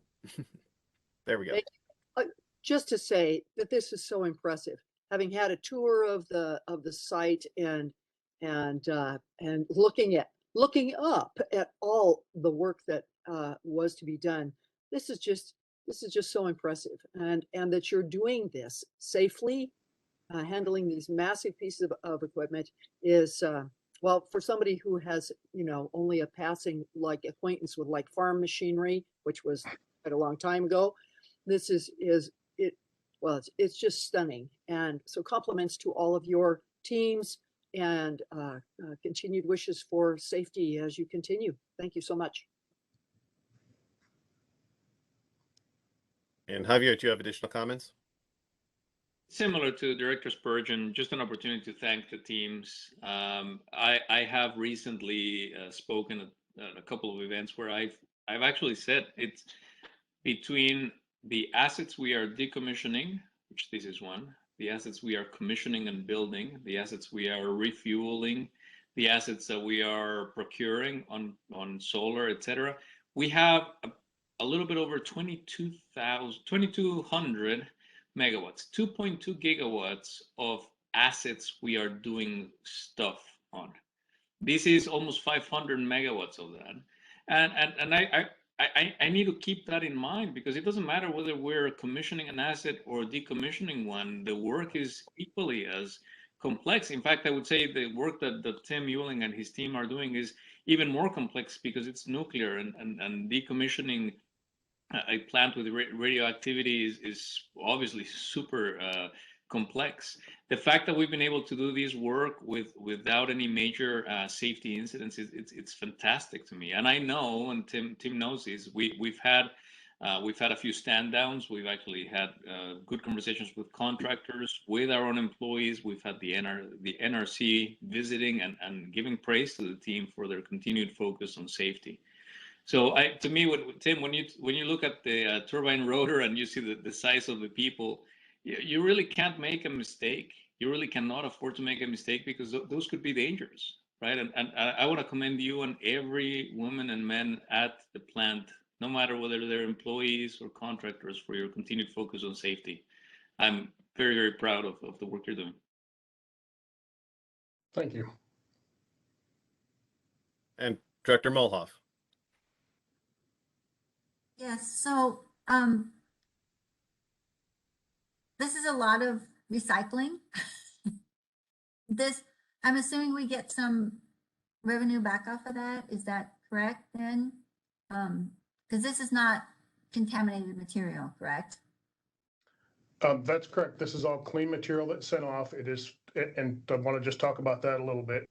We do the surveys on it ahead of time. It's in a clean area, shouldn't be. We do the survey to verify, and then any of this material leaving site goes through a radiation monitor that monitors the entire truck. So it is absolutely clean material.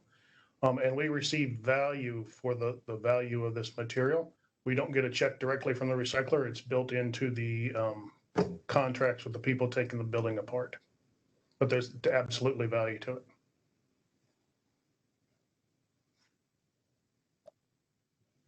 Okay, thank you.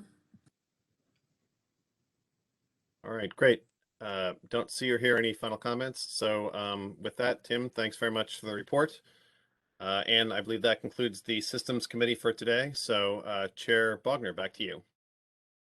Okay, thank you. We are going to take a 10-minute break at this time. So let's come back at about 2:10 and we will get on with Public Information Committee. Thank you.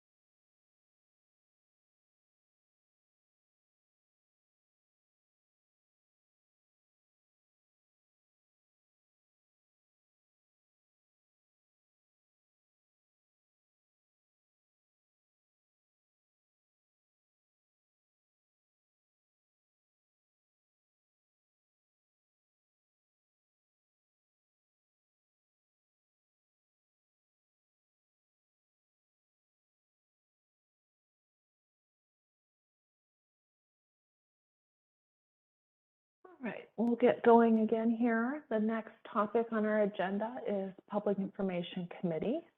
Director Mulhoff. Thank you. So the committee met on April 12th, and we had a few items on our agenda. We did the legislative review and looked at SD5, and those will be presented here in just a little bit. We also had a little bit of discussion about SD11. We're still refining the language on the changes for that, and we're gonna probably bring that back to the rest of the board members in May or June. We just didn't want it to overlap too much with SD9. And then we got a brief update from Ms. Heather Siepkin about the EV and solar program update. The Environmental Trust did not approve any grants this go around for EVs and solar rebates. So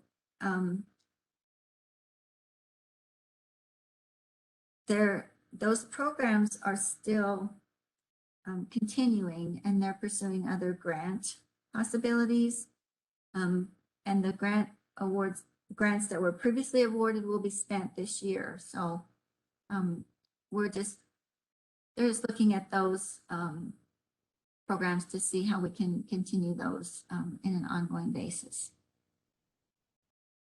And with that, I will turn over to Lisa and her team for our legislative and regulatory affairs update. Thank you so much, Director Mulhall. Greatly appreciate it. And we'll be giving you an update on state and federal and then some of our local activities. And we've been extremely busy on all three fronts. But tomorrow at 10 o'clock is the last day of the legislative session for the 107th legislature. And with that, I will pass it over to Tim O'Brien to give a quick update on that. And I also want to thank the board members and the public for all of their support. It was a roller coaster of a session and lots of ups and downs and sideways. So with that, Tim. Lisa, thank you and good afternoon, everyone. It's a pleasure to provide an update. We're certainly excited that the legislature is coming to a close. So today we're going to give you a little bit of background of where we were, where we're at, and actually where we're going. A lot of the work has just started, believe it or not, for our efforts as well. So pleased to mention tomorrow is the end of the legislature. A lot has occurred, and so the next few slides I will speak to what has moved since we last spoke in March, and then a little bit of a preview of what we're doing in the interim, because there's a lot of effort that occurs in the interim that I wanted to highlight for the board members and the public today. And we're still reading bills, and so there's a lot of things that passed late into the evening last week that are exciting or may have impacts to our work or to our schedules. And so I was just reflecting on Troy Vai's presentation in terms of operations, et cetera. There'll be a lot of construction and building, everything from the water projects and lake projects to revitalization and funds for development in North and South Omaha. So there's just a lot of different things that will touch OPPD on the edges as well. So lots of great things did occur during the legislative session. So Mo, if you go to the next slide, I've got about 4 or 5 slides on bills that have moved since our last report, and then some legislative resolutions for studies in the interim. And so we'll speak to those. LB 742, this did get approved and signed by the governor. Really no impact to OPPD, but something that we watched closely on how electronic records could be related to the Open Meetings Act. So that one was one that we continued to monitor. LB 804 and LB 847, they were signed about our last board meeting, so just wanted to confirm that and share that with the public and the board as well. LB 908, this one we monitored. It originally might have had impacts to OPPD, but with an amendment, there's no impacts directly to our operations, but it did move forward in early April and signed by the governor. Next slide, please. This is the slide that has probably the most interest for us. LV 977, this was a bill that evolved over its efforts, but would appropriate funds to assist with electrical system upgrades. So the bill started looking at the recovery funds and then was moved successfully to achieve $15 million from the general fund, and it will be moved to the Nebraska Department of Economic Development's Site and Building Development Fund, where communities can apply for funding along with a utility. There's some other stipulations based on the size of municipality, et cetera. Specifically, we worked hand in hand with Fall City and Fall City Utilities, as there can be some great benefit on both parties there. And we're continuing discussions with them on nearly a weekly basis on just thinking about site development, economic development in their area, and then preparing to apply for the funds from this bill. So we're pleased that that one moved forward. The other sort of package of bills is the rest on this slide. LB 1045 was the vehicle that had bills attached to it. Did not move forward. And so we're pleased with that effort, as it definitely created some impacts to our operation and our organization. So those items did not move forward this legislative session. Next slide. Couple here, 1099, this created the Hydrogen Hub Working Group, was signed by the governor, and so there's work in play there. This is also a connection to the infrastructure funds as well, to create hubs across the country to focus on the importance of hydrogen. So this bill helps Nebraska be able to do that. It's very much a political process, but also a lot, again, across the country, seeking to be the designation for hydrogen hubs. 1102, there was a lot of discussion on this bill. It had been amended a couple times, and it did move forward and was signed by the governor. 1144, there's a lot in this particular bill. If you look at it on the legislative website, there's lots of amendments on it. We continue to monitor it closely, just with our efforts to further broadband in our service territory, and then potential to utilize our assets as well. But it's really focused on committee mapping, and then does provide some grant funding for broadband infrastructure. So a lot packed into that particular bill. Next slide. The first one on here, I believe, is LB 344. This was one of the last bills discussed by the legislature late into the evening. What it would do is shift how the one call system kind of operates, and so it was seeking to move some aspects of it to the fire marshal, and ultimately the bill did not move forward. And Seth stayed really closely with this, and also we have one of our employees that is a board member for the one call system. LB 460 and 512 also did not move forward, but are continued bills of our interest into the legislative session next year. That concludes the bill update. The next few slides, I'm not going to go through in detail, but wanted to have the board aware of bills that we're watching, or legislative resolutions rather. So what these are, as a refresher, a particular senator will introduce a topic that they have interest in, and they are referred to the legislative committees. And then each committee will then prioritize what actions they may want to take or not to look at a particular topic over the interim. And so there's a handful that we're taking interest into watching. Some may have a robust discussion, some may not, some may have a hearing, all concluding in December of next year. I do highlight LR 355. That is one that looks at all of the Chapter 70, which is statutes for which we operate under. And so we're keenly interested on how that legislative resolution may get prioritized from the committee, the Natural Resources Committee, and what that looks like moving forward. So watching that closely. And so what's next? So after tomorrow, everyone sort of goes home and takes a breath for a while. And then things ramp up again. So these legislative resolutions will occur, and then we begin a lot of our efforts. So continue many one-on-one events, facility tours, work with the Nebraska Power Association on a lot of education and outreach, et cetera. Our goal is to have touch points with every senator in the interim. And so we remain very busy in that regard. But that concludes the state legislative report. I'll pause if there's questions or comments, Lisa, if I missed something, or Seth, if there's a key point that you'd like to make as well.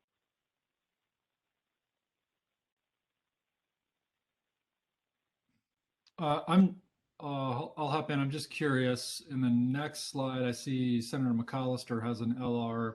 Could you remind me how that works for a senator who has been term limited, and is he going to see those through? Is that how that works, or does somebody else step in or help me understand that? Great technical question, Director Moody. I may have Seth correct me, but I do believe it will get prioritized, and the committee may or may not take it on. That particular one, I'm not certain. We've talked with the committee on where it might go. Seth, do you have any new information on that one? I think it's 402. That would be the one you're referring to.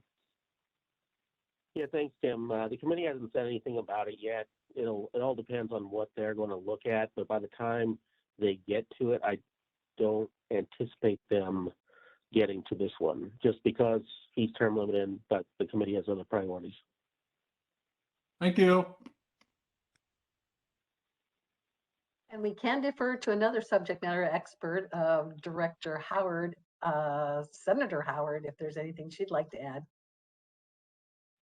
Yeah, I would just say that interim studies aren't binding and they're really for educational purposes. And so if Senator McAllister has requested a hearing from the Committee of Jurisdiction, he'll most likely get it because that's a courtesy. I don't know if he's requested one though. And then the other piece of it is that he remains a senator until the new senator is sworn in. So he'll be a senator until January 5th or 6th of next year. And so the work that he may be doing can be passed on to either the person who replaces him or to somebody else who has an interest. So if he's really excited about this interim study and he still wants to continue this work, I've seen a lot of senators sort of put together a binder and pass it on to the next person if they feel like they've put together something that's relevant and useful for a piece of legislation. Thank you, Director Howard. So Tim, if you'd like to move on to the next item. Sorry. Director Williams has his hand raised. Thank you.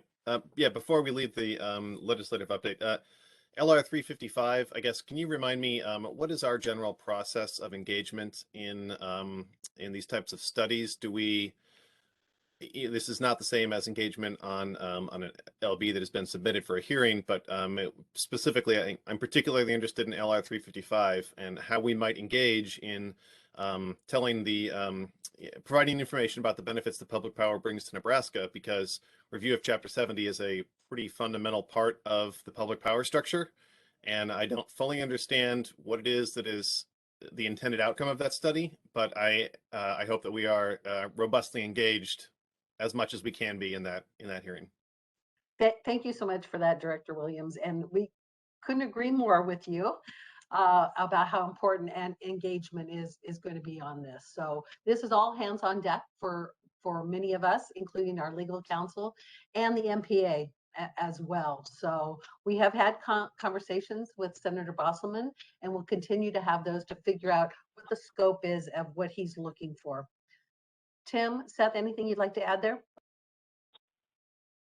So the great tee-up and Director Williams' exceptional question. Each one of these is a little bit different. So it does depend on the senator's interest, the committee's interest, and how they perhaps invite or welcome discussion.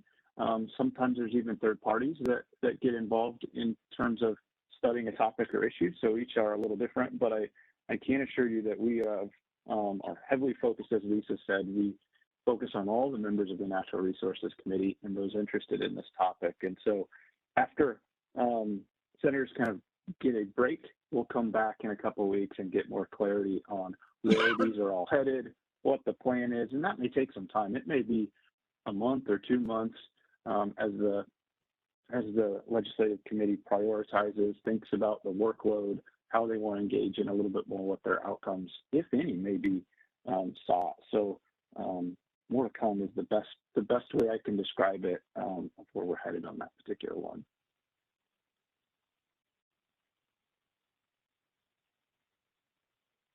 All right, seeing no more questions. Mo, if you would make a stop at the local update here. Just wanted to provide a quick update on some of the things we're doing locally. Want to thank Michaela from our team. She's been heavily focused on a lot of connections for Javier across all of our service territory. By June is the goal to get basically everywhere. And so we've been rigorously doing that, and I'll let Javier make some comments if he has any there. But lots of touch points, and then considering different ways on how we can improve our communications with our elected officials. We have a tool called Everbridge. It's a calling and texting communication system, and I want to make sure that we have great contact information for our elected officials if there's significant events that may occur, so we can stay in contact with them. And so our team's been coordinating across the district from our operations and others to utilize that system to help with contacts, and then hosted a really well attended set of workshops from elected officials just to get an update about where things are going with the organization. So that occurred in March and was well received. So we're going to continue those process improvements as well. So definitely pleased with our work there. Tim, can I just add there, Michaela and the team and our information technology group, they've done a wonderful job of the education side of this. And we did proactively issue an Everbridge message in anticipation of the high winds just last week or a week or so ago. So had some great feedback on that, and we'll continue to utilize that as just one of our tools. Of course, they love to pick up the telephone and be able to talk to somebody as well, but I thought this was a great proactive way of outreach. So thank you for that. Director Williams, you have a question? Yeah, it's not a specific bullet point here, but I have asked in the past about our engagement on the City of Omaha Climate Action Plan. I had multiple people this week of Earth Day ask me about a status update there, and I'm curious if we have heard anything from the City of Omaha or if we know anything more. I know that is not our primary responsibility, but I know we have been a partner in that work. And do we know anything more about that?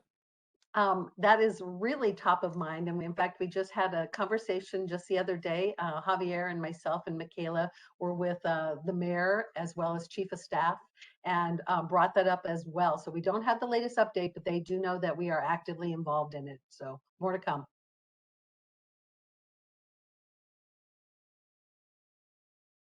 Okay, then off to federal. Okay, thank you. We'll go to. Oh, hang on. I had my hand up, I thought. Yeah. If I may.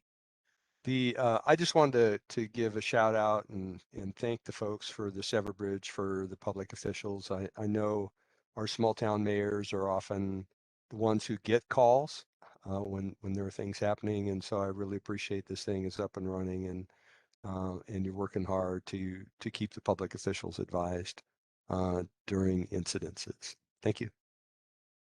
And Director Yoder, thank you for that piece. I think as Tim O'Brien mentioned, I have been meeting with elected officials from all across our service territory, and it's really interesting. This piece of communication is one common denominator that, I heard from the mayor of Weeping Water, and I heard from the governor, and everyone in between say we meaning the mayor or the governor, we are the people who people call for information. Right, and so to the extent that we can share information as fast as we can, then they can be ambassadors. They can be a catalyst for all of these communications. So, yeah, I'm really excited. I really hope we don't have to test this anytime any soon, but I'm really pleased that we have this plan. Great, thanks. All right, one last stop on federal. So we've got just one slide here that's really a placeholder for us I'll just make a few quick comments. The House and Senate are on recess this week, and they were last week as well. We have been very focused on infrastructure funding, so working internally about what projects may be opportunities for us to capture some of the funds. Most are coming to Department of Energy, but that will roll out over a series of years. And so we've been rigorously working internally on identify projects, subject matter experts, and really be ready to capitalize on those. So I'm really pleased with that work.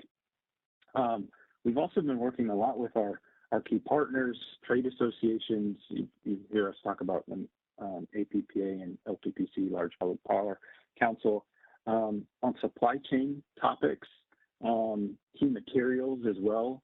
The administration has offered guidance and focus on those particular topics over the last few weeks, and so that's something that we continue to watch and engage around and what it means for our operations.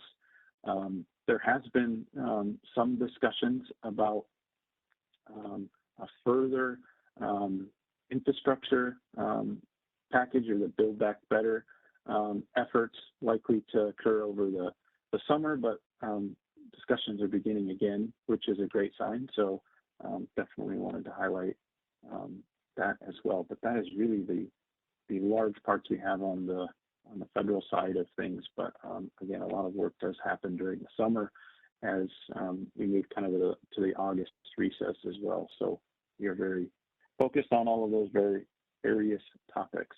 So I'll pause there, see if there's any other questions or comments. If not, that concludes the prepared remarks today. Craig, go ahead. Two things. Tim,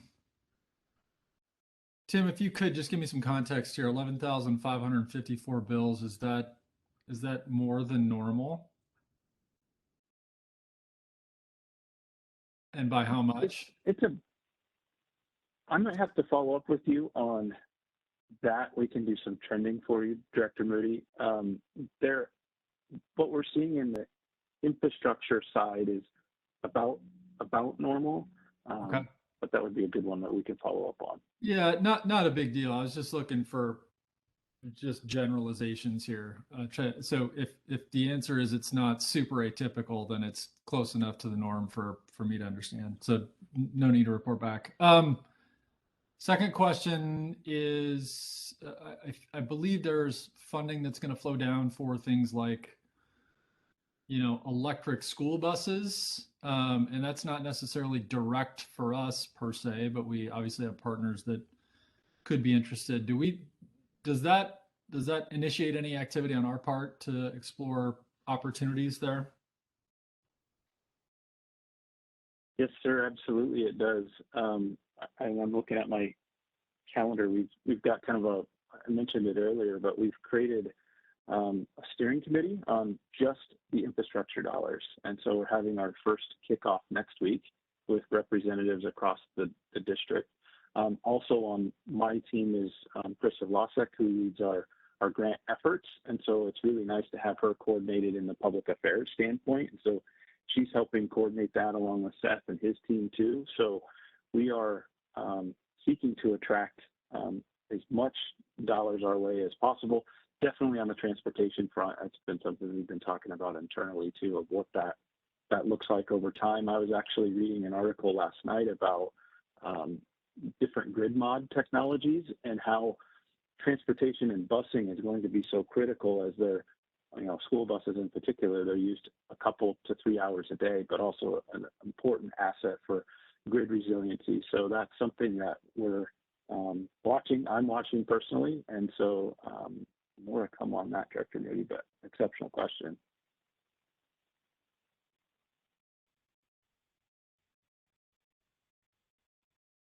Are you complete then?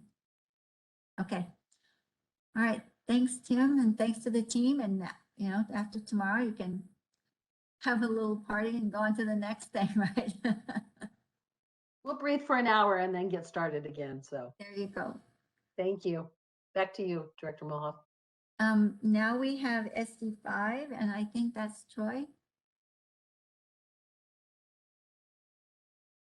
That would be our brand new That's Tim. Vice President of Customer Service, Mr. Tim McRavey. Thank you, Director Mulhoff. Can you hear me okay? All right, wonderful.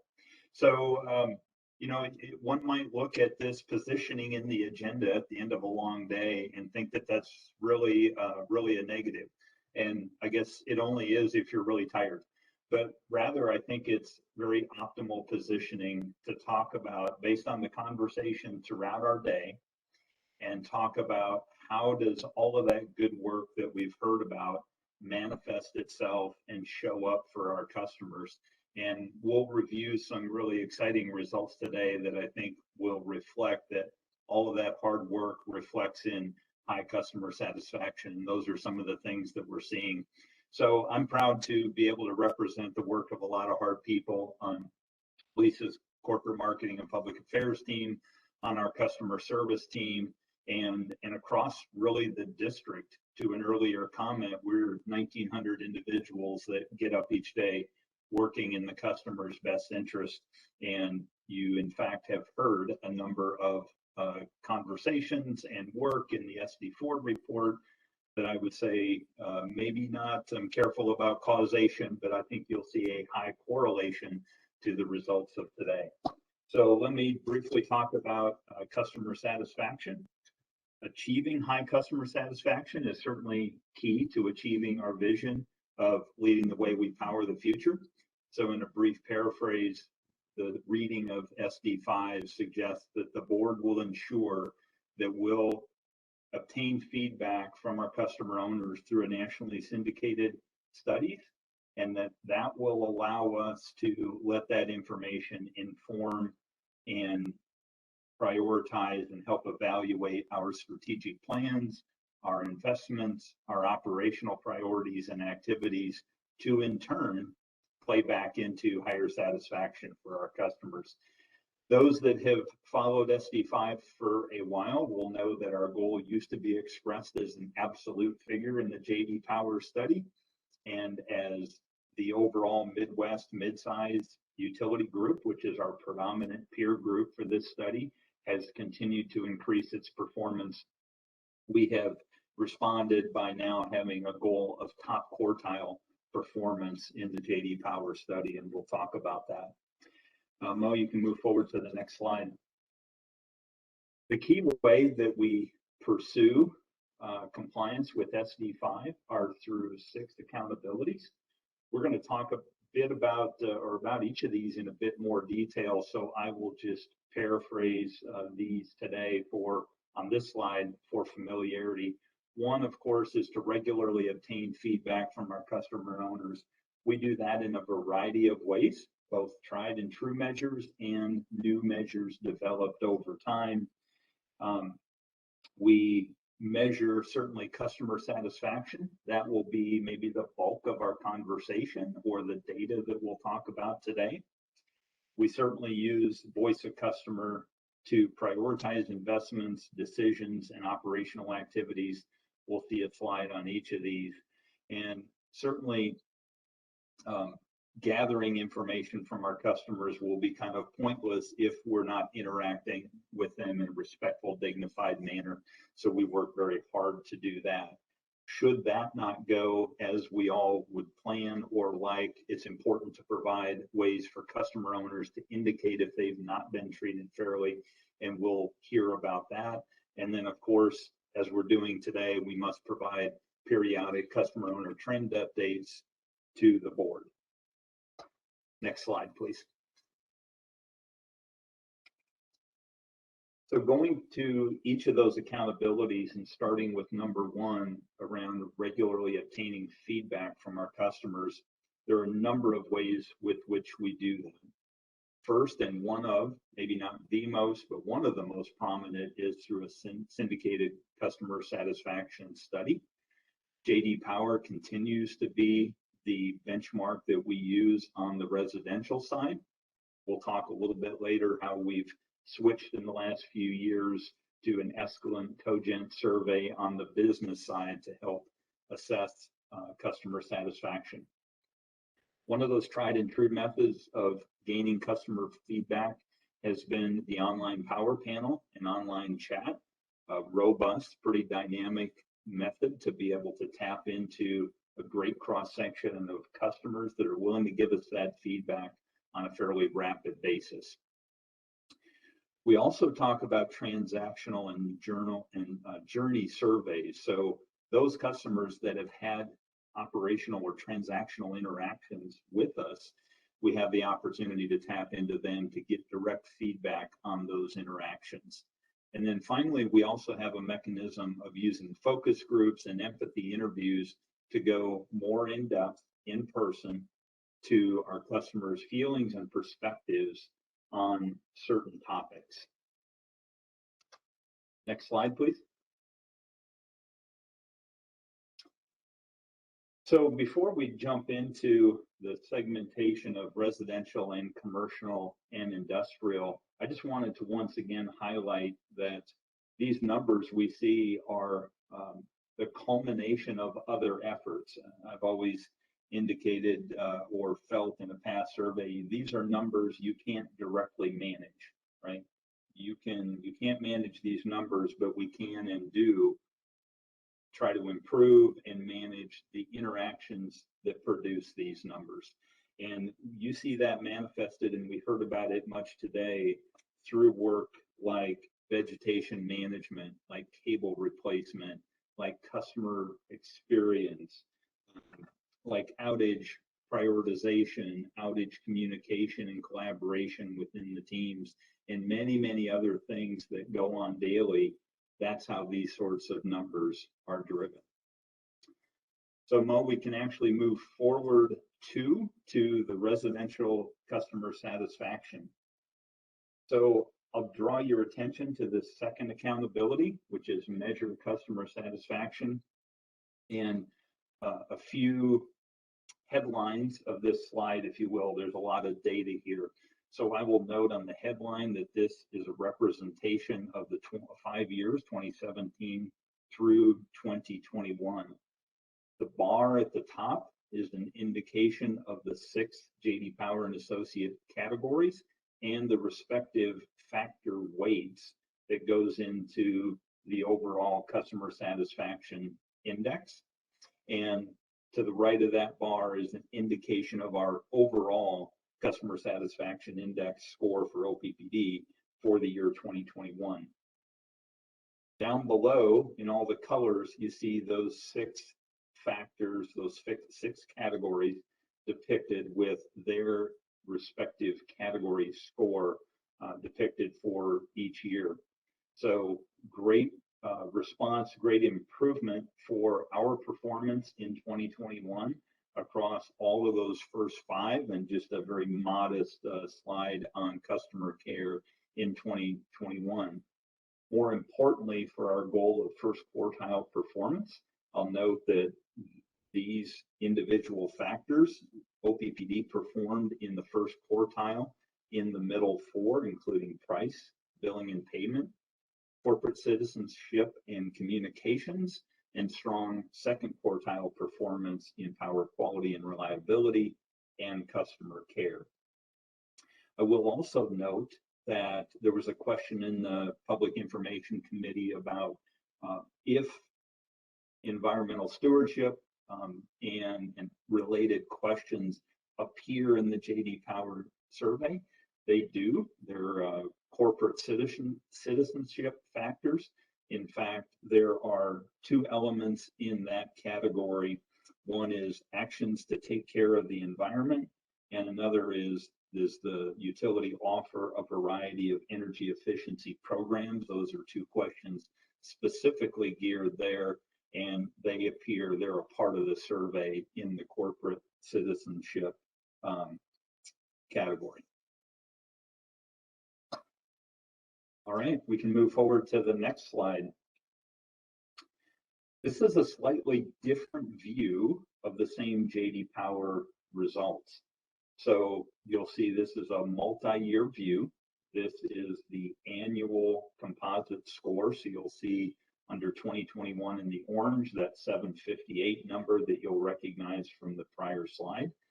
And this by year is compared against the Midwest mid-size average, which again is our peer group.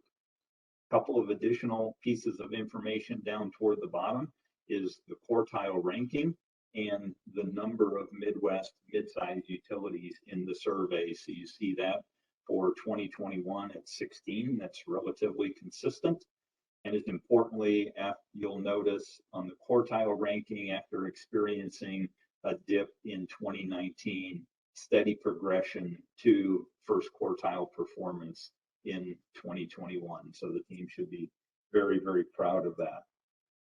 And one of the things I would note is an additional quarter does not make a long-term trend, but we've got a glimpse of first quarter of 2022 results that also has us up about 6 points versus quarter one of 2021. So that's a positive trend that continues to have us pegged in first quartile.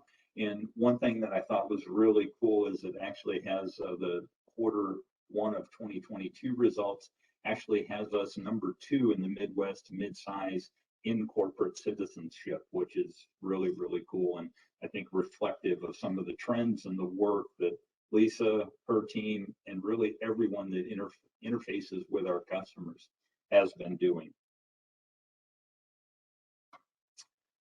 All right, we can go forward to the next slide. Okay, this also shows a slightly different depiction of some of the same information. This is a 2018 through 2021, but we're still talking J.D. Power residential survey.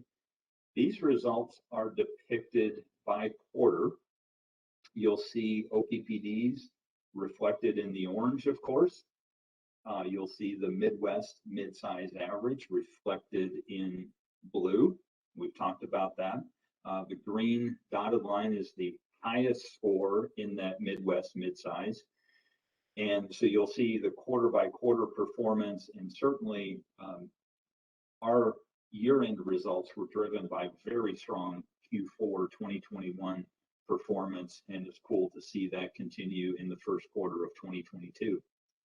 This depiction also indicates a new measurement, so to speak, and you'll see that red line at the top, which is OPPD's what's called APEX, or an acronym that stands for Achieving Peak Expectations in Customer Service. That's our outside partner that does measurement, correlation measurement. These are of customers that have had that interaction with us, and we follow up to ask them about that interaction. So you see those results are also relatively stable. The variation of our J.D. Power and the Apex are not statistically significant, so you'll see overall strong performance there. All right, before we go forward to the business customer satisfaction, I want to pause for just a moment to see if there are questions.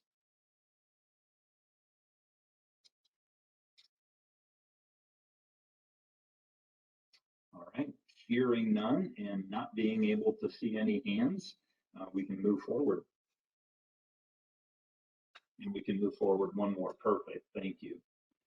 All right, now we'll switch gears into the business customer satisfaction.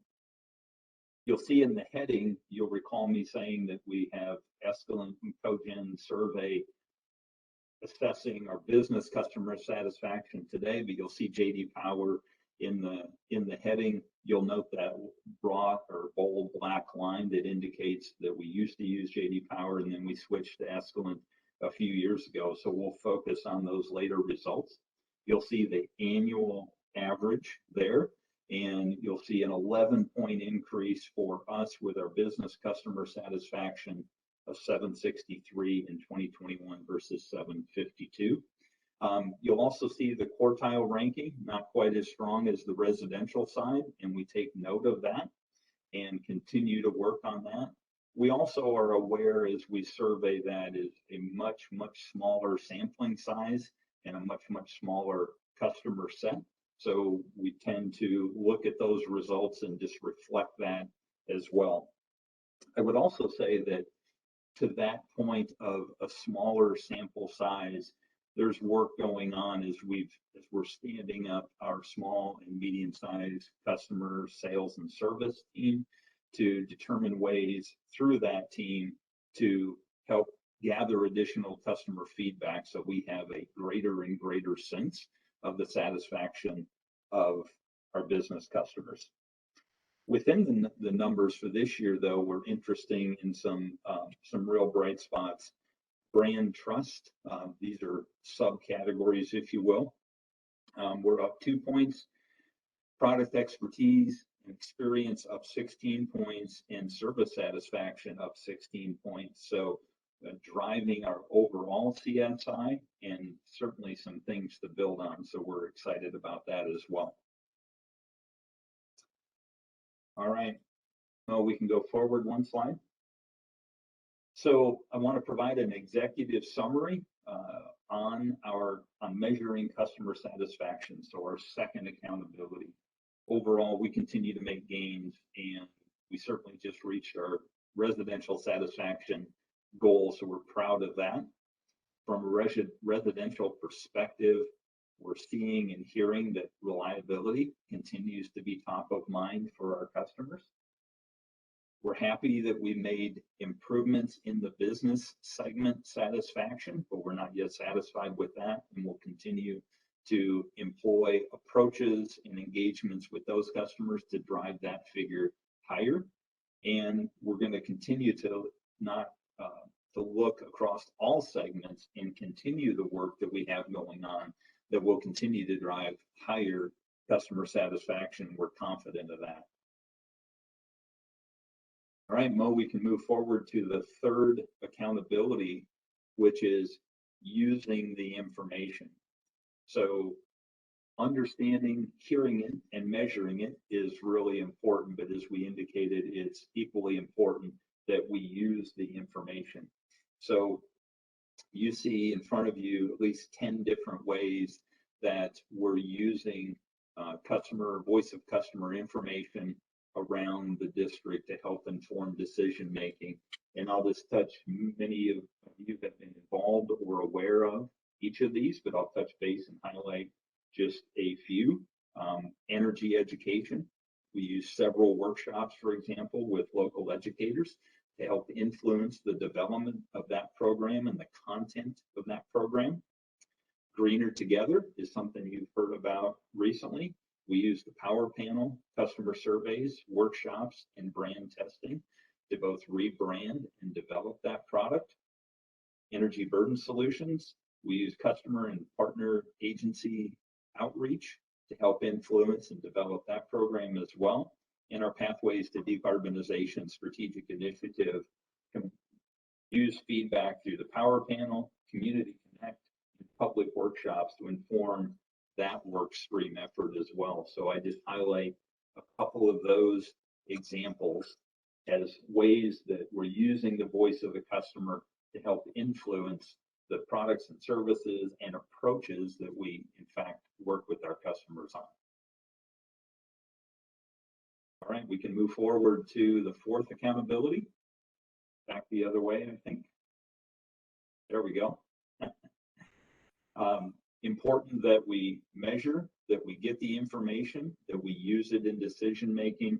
Certainly also important that we interact respectfully with our customers. There's a number of things that influence how we interact with those customers and how we keep track of how we're doing. Certainly our core values drive everything we do with our customers and how we interact with them.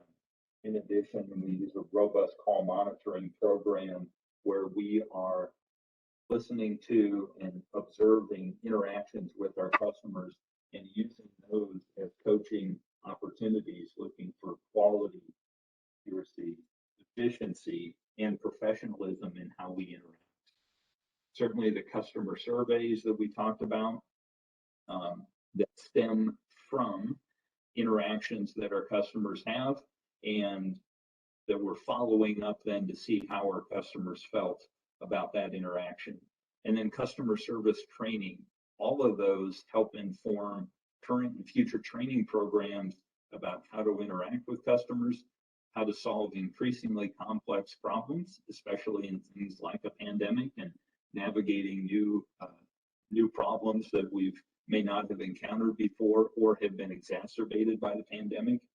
And we have formulas and approaches and strategies we use in that training to help zero in on respectful interactions. You can go to the next slide, Mel. As we do with each of these, we work to try to measure the results. First of all, set goals and then measure our results of how we're achieving our accountabilities. So you see the three measures there, which is courtesy of the representative, helpfulness of the representative, and just a simple make sure we thank them for being a customer. This is a depiction for residential customers. You see a target goal. You'll see that we are close to, but we haven't yet fully achieved that goal. So while we're pleased directionally, we know we have work left to do to get those last few percentage points of satisfaction and a positive response, or a response of very satisfied or somewhat satisfied to our surveys on those categories. And it's these results that help continue to inform the training and the feedback mechanism that I talked about on the prior slide. All right, we can move forward to the next accountability, which is, of course, treat customers with fairness. As I mentioned earlier, that we certainly want to interact respectfully, make sure that we answer the customer's needs. And when that doesn't happen as it should, it's important that we give a feedback mechanism, and that we'll let them know what that looks like. So we have a number of escalation options. Certainly it can be through the supervisor, that might be in the contact center, or it might be an escalation through our account executive ranks if the customer needs additional help or feedback. Certainly there are mechanisms through OPPD.com as well for our customer owners to provide feedback, up to and including ELT and a board member contact email, should they feel that their earlier needs are not getting met. And then it's also important that we articulate a formal dispute process, and that's communicated to customers on a disconnect notice, so they're clear and we're clear with them about the process they would follow to dispute a bill or charge that they've seen. We can go forward to the next slide. Our measurement of treat with fairness is also stems from the post-transaction customer surveys. And what we're looking for there is a high responsiveness of very satisfied or somewhat satisfied to the representative's knowledge of OPPD's policies. As with prior, not quite, we have an aggressive goal of 98% of the time it receives one of those two responses. We're not quite there, and we continue to analyze all the interactions to look for improvement and training opportunities to keep driving that measure. We can move forward one more. So the sixth accountability, just as we're doing today, is to provide trends and updates. We do that via a variety of mechanisms, customer trends, which are shared with the board quarterly. That shows more interim statistical trends around credit, collections, delinquencies, etc. Product development updates, which are shared on kind of a periodic or as needed basis. We just received one of those last month as well around Greener Together. And then report outs like this on the monitoring report for this strategic directive would also be another way that we're reporting our progress and our performance to the board. So we can go forward to the last slide, Mo, which is the recommendation. And Director Molhoff, I'll defer back to you and stand ready, as will some of my teammates, for any questions that might come. Okay, so the committee discussed this Are there any, before I go to the recommendation, are there any questions or comments, concerns from any of the board members, either on the committee or off?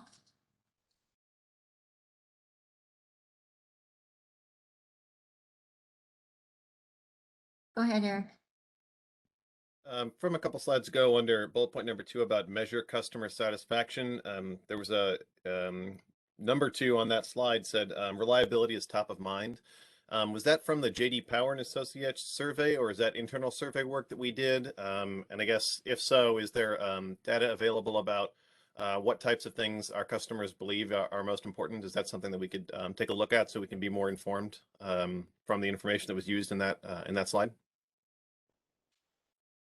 Yeah, thank you, Director Williams. I will certainly, so I'll provide a high-level answer that is consistent with what we see in the J.D. Power results in terms of weighting of the responses and of their methodology based on what feedback they get from customers. I can share with you, I don't have it right in front of me, but some of the subcomponents under power quality and reliability, which is that most heavily weighted category that J.D. Power do. And I know Mike Leary is online. If he has any additional detail that is helpful here, I'd certainly invite him to share. Sure, Tim, and thanks for that question, Director Williams. Just some of the subcategories that feed into the PQNR index: provide quality electric power, avoid brief interruptions, avoiding lengthy outages, promptly restoring power after an outage, keeping customers informed about an outage, as well as supplying electricity during extreme hot and cold temperatures. And across all of those attributes, OPPD performed better than Midwest midsize average during 2021, according to J.D. Power's results. Yeah, great. I appreciate that. And I guess in areas that are not specifically related to reliability, I was curious if we have kind of trend lines. Are there things that customers are thinking about or that are becoming more relevant to customers? Is that something that we can understand from the way in which we ask customers what's most important to you from your electric utility? I do recognize that, yes, reliability is top of mind and there are subcategories within that, but I guess I'm looking for are there other things that people believe are increasing in importance that we can understand from the survey as well? Sure. J.D. Power basically asked questions about what Tim showed earlier, the 6 different components.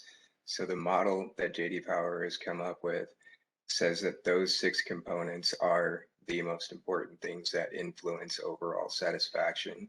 So you've got the other elements such as price, corporate citizenship, billing and payment, communications, and customer care. And like Tim showed those weights, those are the most important factors that feed into overall satisfaction. And each of them carries different weights. So we really can't drop the ball on any of them. But with some of the announcements that we've had over the past couple of months, we kind of see, things like price, things like what Tim was talking about earlier in the area of corporate citizenship, how we contribute to our local economy, billing and payment, how we serve our customers, and basically how we show up for our customers each day. So those are all things that are the J.D. Power model says is important to the customer in terms of their overall satisfaction. Outside of satisfaction, obviously, we're looking at engaging customers as well, but that would be a different question. And Michael, thank you for that. I just want to add also, we have a program that's called Move the Needle, that we take hundreds and thousands of all this data and look at it and say, where can we strategically move the needle from a customer satisfaction standpoint? And the team works really hard on that across Tim's group and across the entire district. So appreciate all of that data that Michael and Tammy and Al go through. So thank you. Albert, did you have a comment about that you wanted to speak to?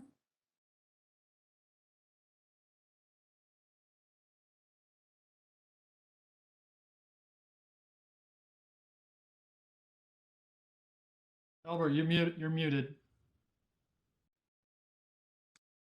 Thank you. Sorry about that.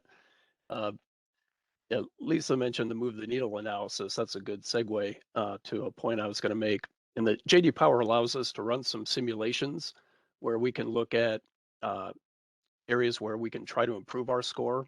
One thing we see on the power quality and reliability factor is customers noticing vegetation management seems to show some good potential for us to increase our scores. And when you look at other utilities across the country, no utility has done a really good job of communicating that to customers. So we feel that's an area we have some room to grow on that might impact those power quality scores as well, which, you know, with its impact would improve our overall satisfaction as well.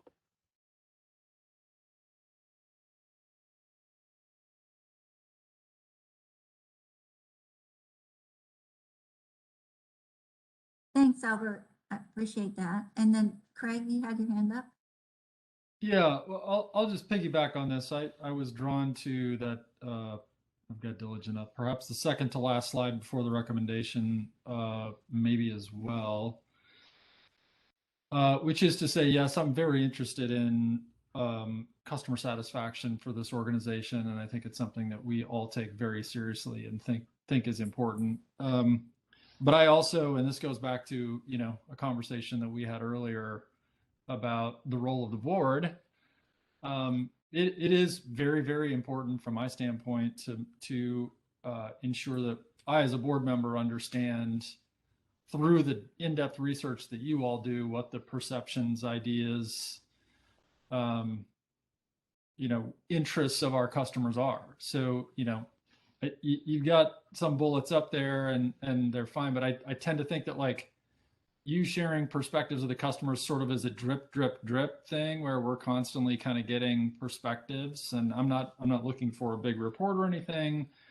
Maybe all I'm doing is just underscoring that element of the SD as really important to me. Yes, satisfaction, but it's also help me as a board member know what we're learning from our customers.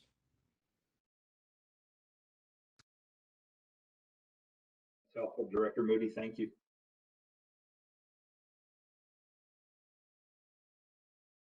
Rick?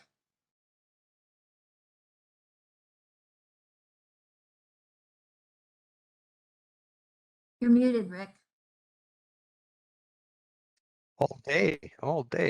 Can we go back to the SD5 accountabilities kind of at the very front end of this presentation?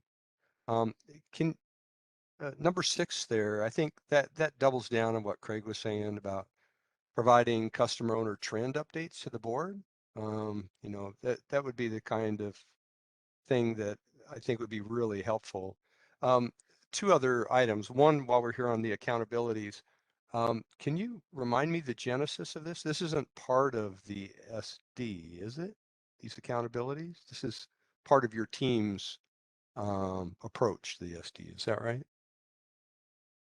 Thank you, Director Yoder. I'll certainly rely on, so these are some accountabilities that ways that we go about segmenting the work of being responsive to the SD.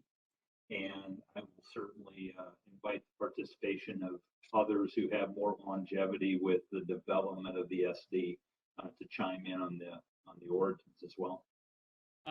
So, Director, these are actually coded in the SD. They're not exactly like that, but so the first 3 are embedded in the introduction of the SD, and items 4, 5, and 6 are the bullet points in the SD. So it's just presented in a different format, but I believe that's all part of that SD. That's correct, Javier. We did go. Julie and I went through that prior and then bucketed it together, and then the last 3 are verbatim from the SD. Okay, terrific. Thanks. I'm old, and when you shift formats, it causes struggle for me. Thank you. The other thing I have a request for information, if it's possible, and I don't need it now, just sometime in the future. is it possible to know the utilities that are listed in the J.D. Power's Midwest midsize universe? We Seeing can some certainly head get that nods. to So you, great. and there may be, let me check my notes. I have some of the information. And I know Michael would have the entire list, but we could certainly share that later. Yeah, later would be actually even better. So thanks. Just to confirm that, Tim, yes, I do have a list of all 16 utilities. Thank you, sir. I'm complete. Thank you. Eric? Yeah, Director Molhoff, would now be an okay time for me to ask that question about the customer assistance program pilot? I was gonna, go ahead. Yeah, I apologize. Because it from the agenda there was a list of the customer trends information being posted to the website, and I reviewed some of that. And I'm curious if, as part of our customer satisfaction, do we have any update about the customer assistance program pilot that has been discussed at board meetings in the past?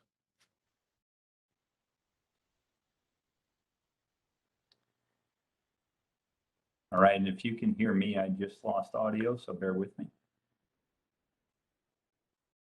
We hear you, Tim. Okay, now I think I'm back. Now I can hear you.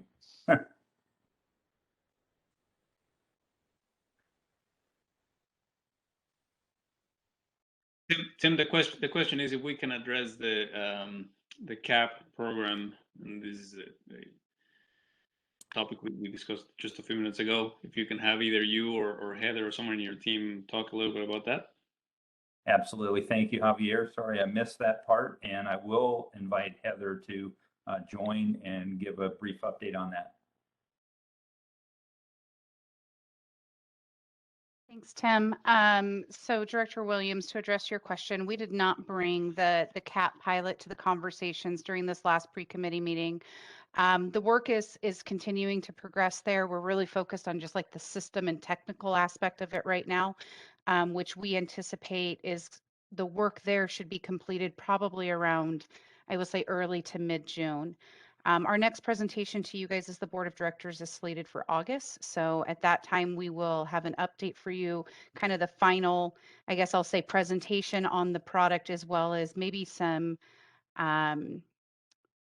early indications of how the product is going. It will soft launch most likely, again, assuming we stay on schedule, towards the end of July, which will allow us to kind of work with a couple of the agencies, make the modifications we need to before we go out much larger to the rest of the community. Great, thank you. That's the clarification I was hoping for. I don't mean to kind of insert that question into this discussion, but since it is related to customer satisfaction, thank you. I appreciate that, Heather. You're welcome. Yeah, that's fine, Eric. Thank you for asking the question. And so as far as this SD5 monitoring report, the committee recommended that we have satisfactorily met the intent. So I lost my, so we will vote on this at the meeting on Thursday. And then, so the committee didn't discuss the customer trends report in our meeting, but it is in diligent for the board members to review. So, and in there, there's some reference in that the timeline that Heather was talking about for the CAP program. So you can refer to that. And with that, Amanda, I think that PI is complete. All right, thank you very much. Okay, so the next item on our agenda is confirmation of the board meeting agenda. If we could flip to that, please. Very good. So presently we have a handful of consent items and then one board discussion action item. Would any directors like to move any of the consent agenda items to board action?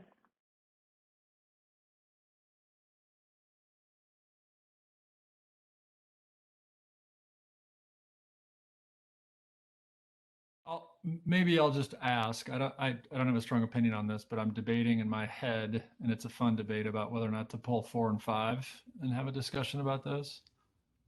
And mostly, honestly, what I'm looking for there is just to give a bunch of high fives, but So items 13 and 14, the yes, SD4 and SD5 monitoring report. yes.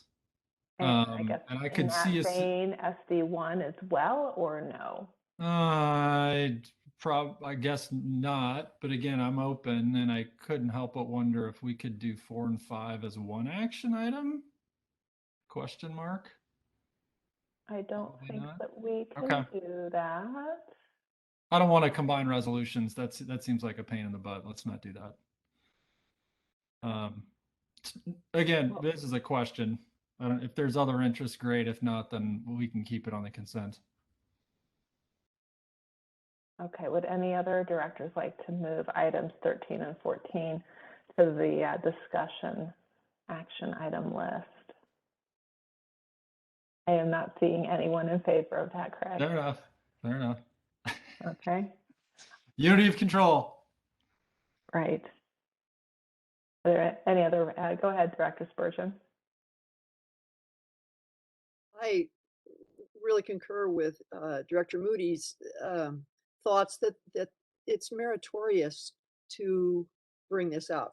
I don't know how many members of the public joined us for all these hours today and to go through all of this, but those that didn't, this is a chance to highlight more briefly for them what has been going on and all the work of the district. And given the events of the last few months in Nebraska, with all sorts of legislative things going on, it might not be a bad idea to just kind of bring this out and say, well, actually, OPPD people have not just been twiddling their thumbs for the last few months or the last year. So I do think there's merit in having time to talk about that. Thank you.